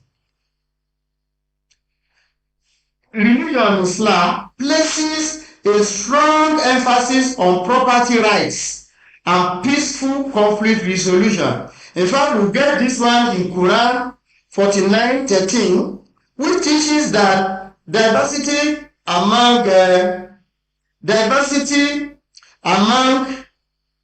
human is a divine.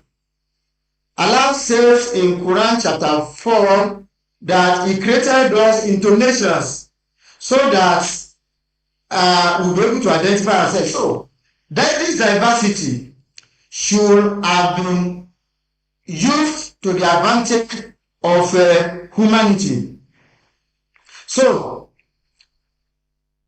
there is diversity among human beings, The intervention is intended to promote understanding and cooperation, which is what this conference is aiming at.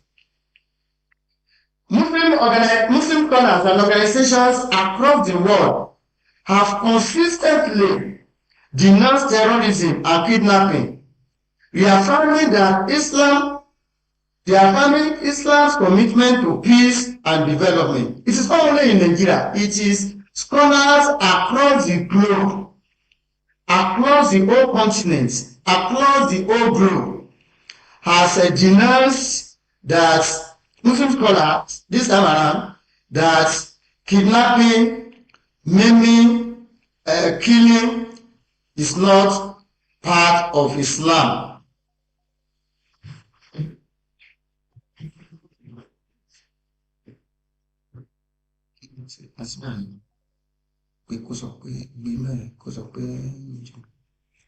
It's not part of Islam. Sorry, someone is disturbing me with a call. Let me quickly now go to recommendation. Having said all what I've said, I will wish to recommend that first and foremost is that whatever atrocities being perpetrated by these groups that we have mentioned affects not only the Christians but the Muslims.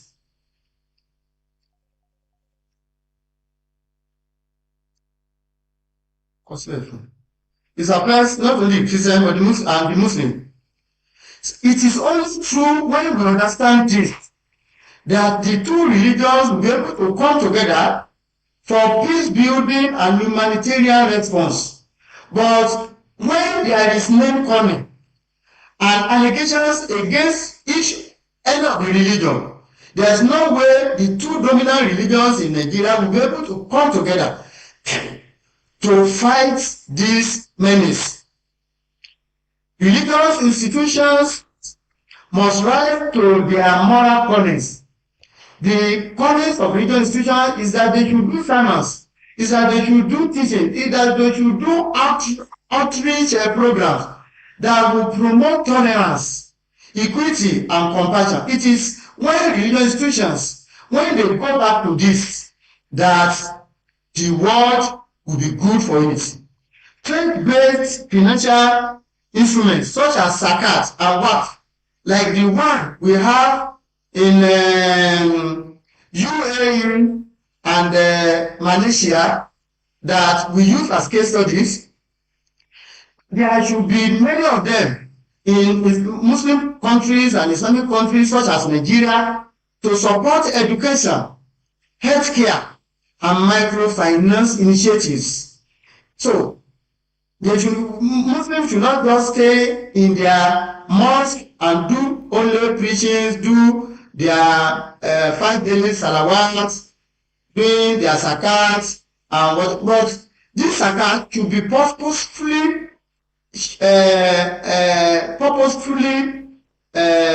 put in a beneficial way. Mosques and churches must become centers of empowerment, not merely sanctuaries of worship. Mosque in Nigeria, internet is unstable. Internet is unstable.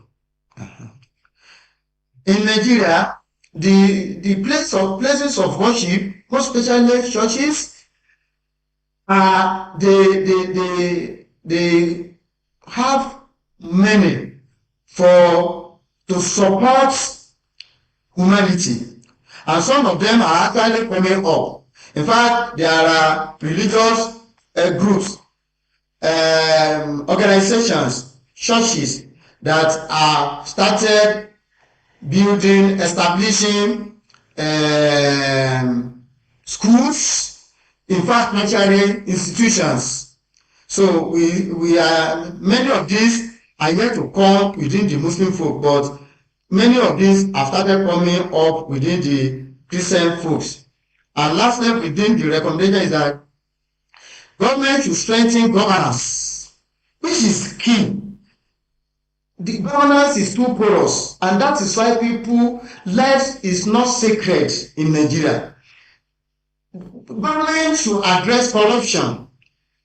Government should improve education and employment. It is when people get employed, most of these menace will go off naturally. Community reconciliation as long-term solution to end the cycle of violence in Nigeria. And lastly, let me conclude by saying that both Malaysia and UAE illustrate that religion can serve as a constructive force for national development. It is also apt to say that insecurity is not only about guns and bombs. It is about hunger.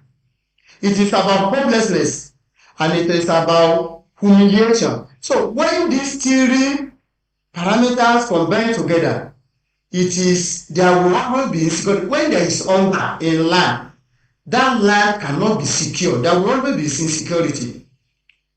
The header farmer crisis in Nigeria is a complex, multifaceted conflict fueled by resource scarcity. So we should diverge it from religion.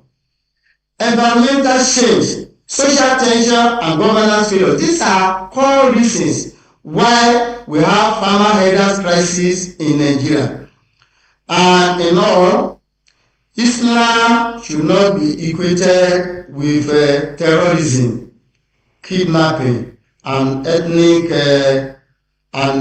conflicts. Thank you. Once again, I want to appreciate you for bringing me on board for this paper presentation. I've tried to expose us to the happenings in Nigeria vis-a-vis the religious callings. So once again, I will plead for any inadequacies, if there is any, in my presentation, and I hope that the little I've said will benefit the organizers and the world as a whole. Thank you, and God bless you. Okay. Thank you very much, Mr. Bello. That's great presentation. You talk about religion, social life is challenging. Yeah. You also saw us that Malaysia and UAE can deserve the government law by based on religion, right? And this to be national development rules. It's so fantastic in the world. Okay. For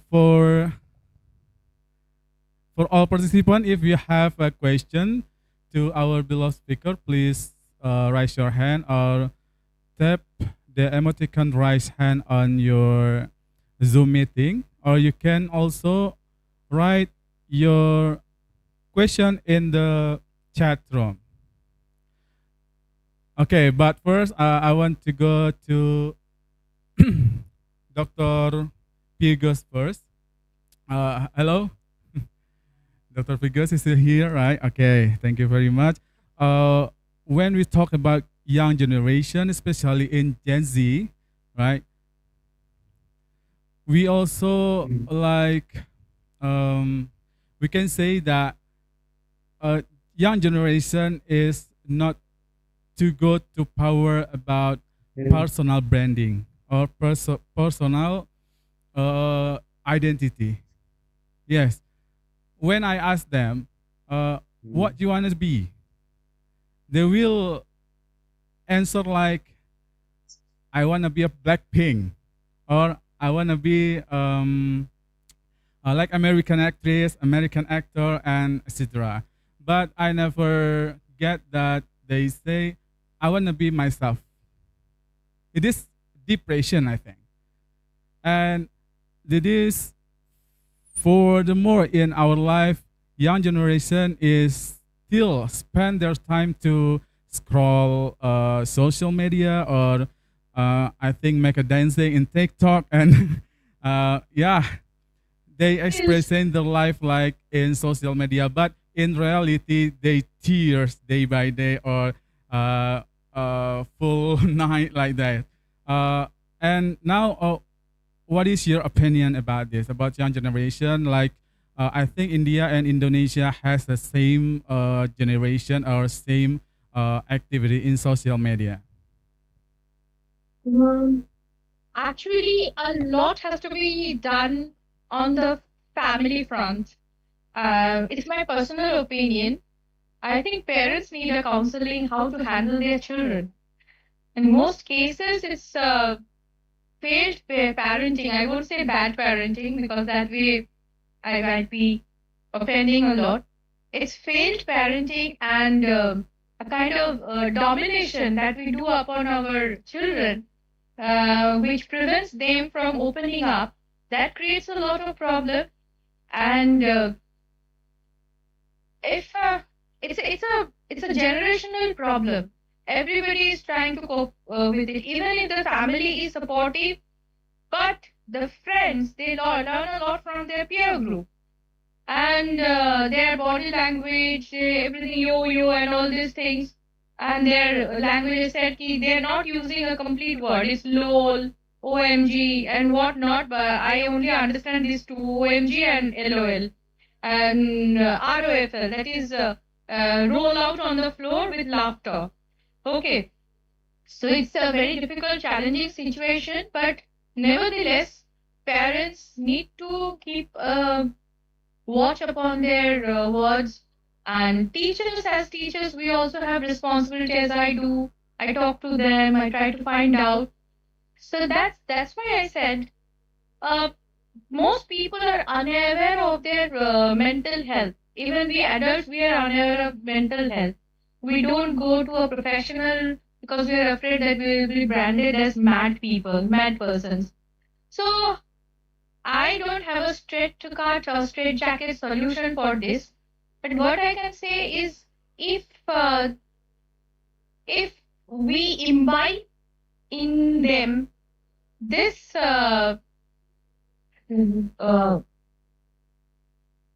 this ideal, you might say it's ideal, but yes, we have to have some ideas in front of us, otherwise we won't be able to survive. So if we want to inculcate within them this ideal, then the ideals of humanity should be taught to them from their childhood. From their childhood. Then when they become 17, 18 adolescents, then they can act responsibly. But mostly I see parents spoiling their children, and ultimately when they are adolescents or when they're in their teens, they never listen to their parents, nor they listen to their teachers, and for them their friends and peer groups are all in all. It's a particular problem with the Gen Z because actually it's very different. Their mind frame that I won't listen to you. That's their mind frame. You have to listen to me. That's their mind frame. So that's very difficult to handle because what they're saying, my vibe is not matching with the vibe of your office. Now we are there in our universities, in our college, in any workplace, we try to be trying to please or we try to obey our higher ups, but they will say my vibe is not matching with you, so I'm off. This is their kind of thinking. They are point blank. They will say if we had even now, if we say that we are having some problem and this and that, but they don't like this. They will just go. I'm leaving this office because my vibe is not matching with your vibes. I have to recharge my vibe, so I'm taking a break. No, I won't work after 6 because my outer space needs to be recharged. So these kind of languages is their language. Yes, it's a very difficult situation. It's a challenging situation for parents. And I must say that parents need to counsel themselves firstly, because the way they push their children into the rat race and then depression, or they spoil their children. There are two pictures. One group of parents that spoil their child or children, and the other group they push their children into rat race. Why did you get one marks less than that, than this girl or this boy? And then this person gets into depression. So it's a very difficult situation, and it's a very challenging situation. And mental health is the lowest priority, whether you talk about the government or about family or about any institution. Mental health is in the lowest category of needs that we have. Okay, thank you very much.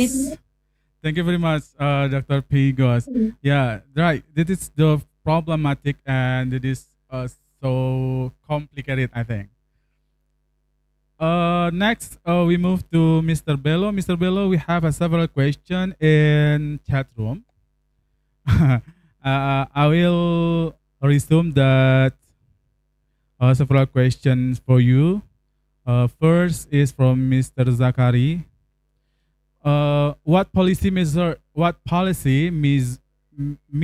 are most urgent to reduce the negative impact of identity politics and intolerance in Nigeria's economy? Now, this is second from Dasrial. How do the interaction between politics and religion contribute to Nigeria's ongoing economic stability? I think the same question, yeah, the same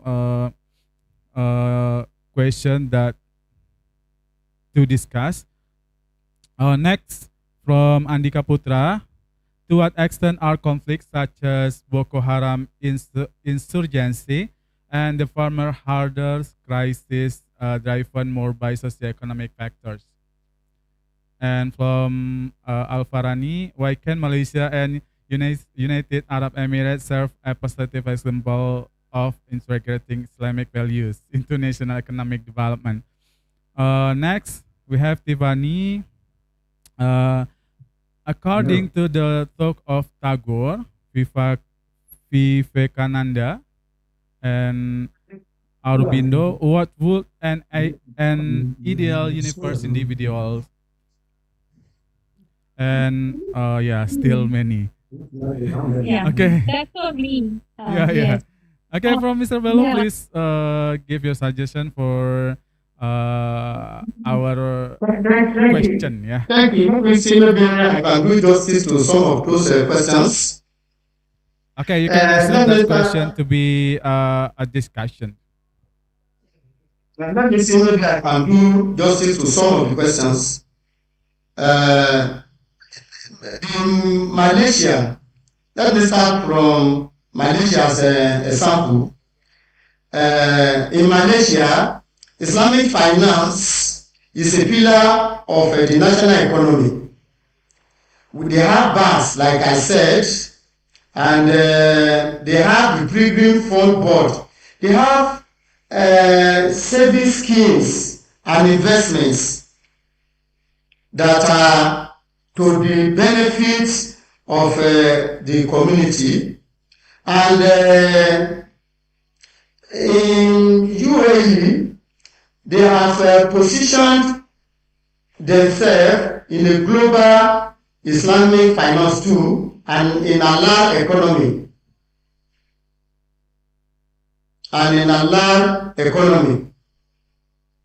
So these are the things that have done. And someone asked that what should be done to these challenges that we have mentioned. It is that government must be responsive. It must not be responsive to its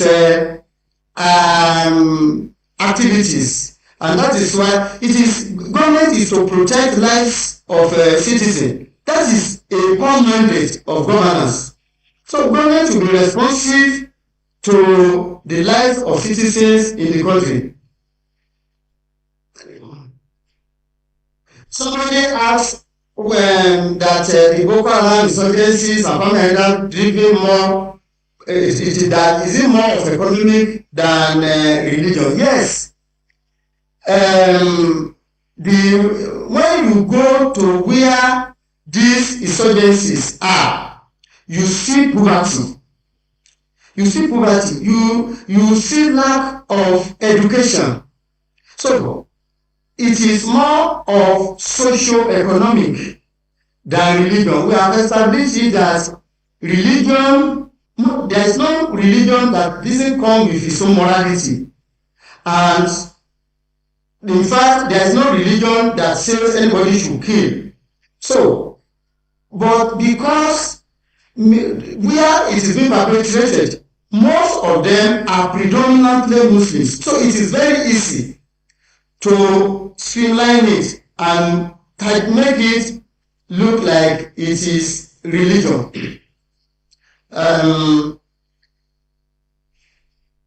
Which other question have I not answered?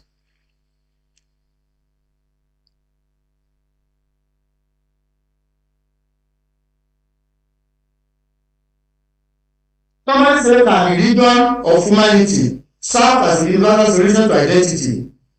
I think that is for my sister.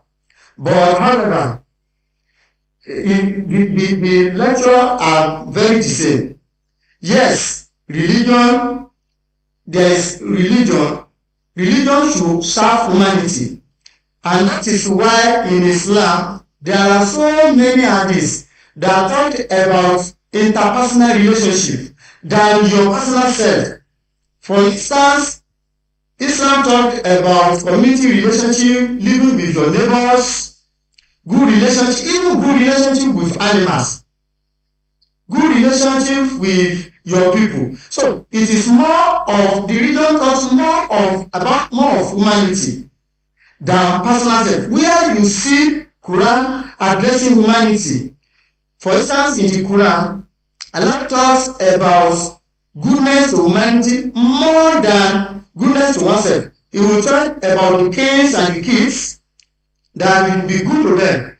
He will tell you that you must not make any havoc to your people, to the nation. So religion is to serve humanity. In fact, religion is to serve humanity, and especially Islam made it a point of duty that is a universal religion that is how to serve humanity. Thank you.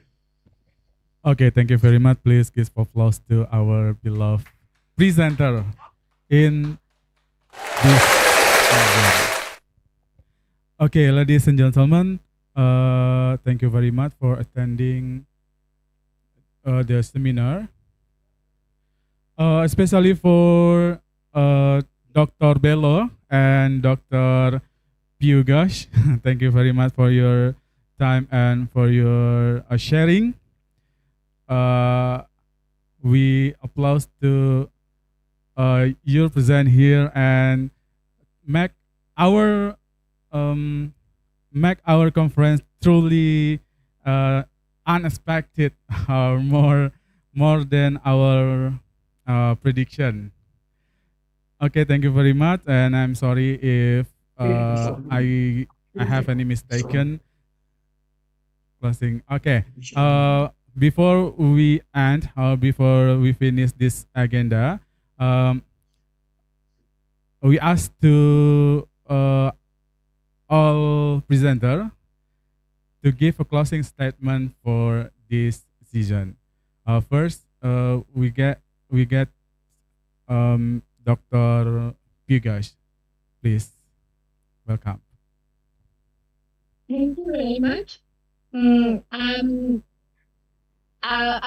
speechless the amount of respect and honor that you have given us.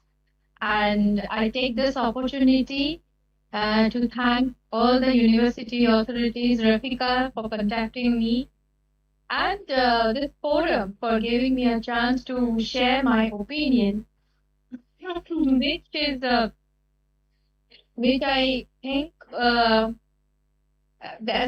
there was this question, yeah, what is the image of a universal man? According to the three thinkers, it's each had their own view, but the similarity is that everybody is saying that transcend your own self and embrace that infinite, the God.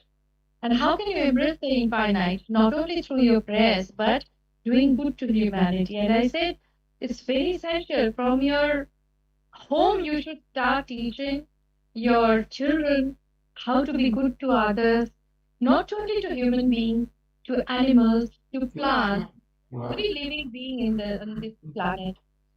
So let's see what the future has for us. And as for India and Indonesian relations, it's going to become more strong to stronger and to strongest. And these two civilizations, as they have survived over years, will still survive with friendship and amity.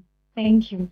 Okay, thank you very much. And next, please to Mr. Bello. Yeah. It's a pleasure having me. I'm very grateful to speak in this type of international conference. It's a big honor that you have given me.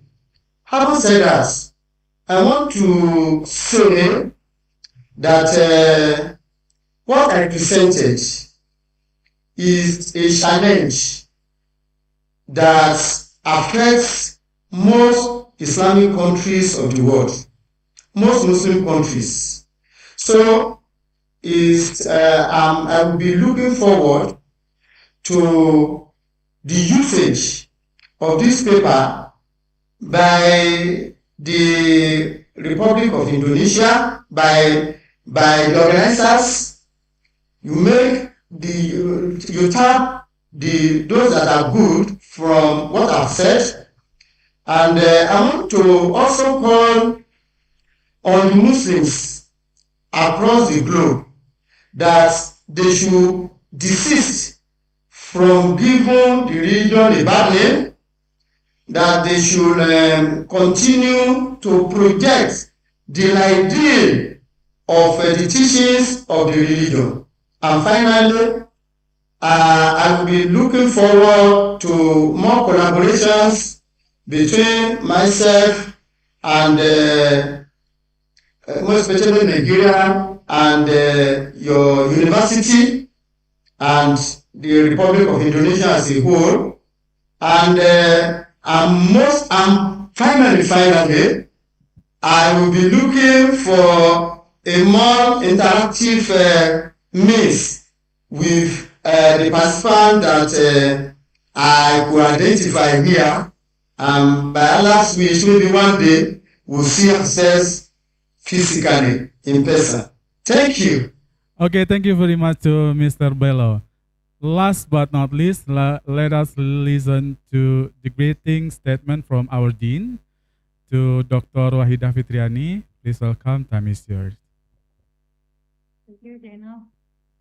Ladies and gentlemen, distinguished participants and esteemed colleagues, on behalf of the Faculty of Usuluddin Adab and Dakwah, I would like to express our deepest gratitude to honorable plenary speakers, Dr. Mufutau Bello. Ekiti State University in Nigeria, and Dr. P.U. Ghosh. Yes. Holy Mosque College, India. for their insightful and inspiring presentation this afternoon. Your contribution have enriched our understanding of the dynamic relationship between religion, social transformation, and the digital era. We truly appreciate the perspectives you have shared, which broaden our global and intercultural dialogue within this academic community. We sincerely hope that this conference marks the beginning of further collaborations, particularly in research initiatives and community service programs between your esteemed institution and the Faculty of Usuluddin, Adab, and Dakwah UIN Mahmud Yunus Batu Sangkar, Indonesia. May our shared commitment to advancing knowledge and fostering interreligious understanding continue to grow beyond lifetime. Thank you once again for your valuable contributions. Okay, thank you very much for our Dean. Ladies and gentlemen, this is the last for our agenda today. And we will continue our agenda in tomorrow, especially in parallel speaker or parallel conference. You can join us at 8 a.m. in this link Zoom also. Okay, thank you very much for this attendance, and especially for our beloved speaker from India and Nigeria. And fully love to our all participants. Without you, we have nothing. Okay, thank you very much. See you in the next event. Assalamualaikum warahmatullahi wabarakatuh. Assalamualaikum warahmatullahi wabarakatuh. Okay, thank you very much, sir.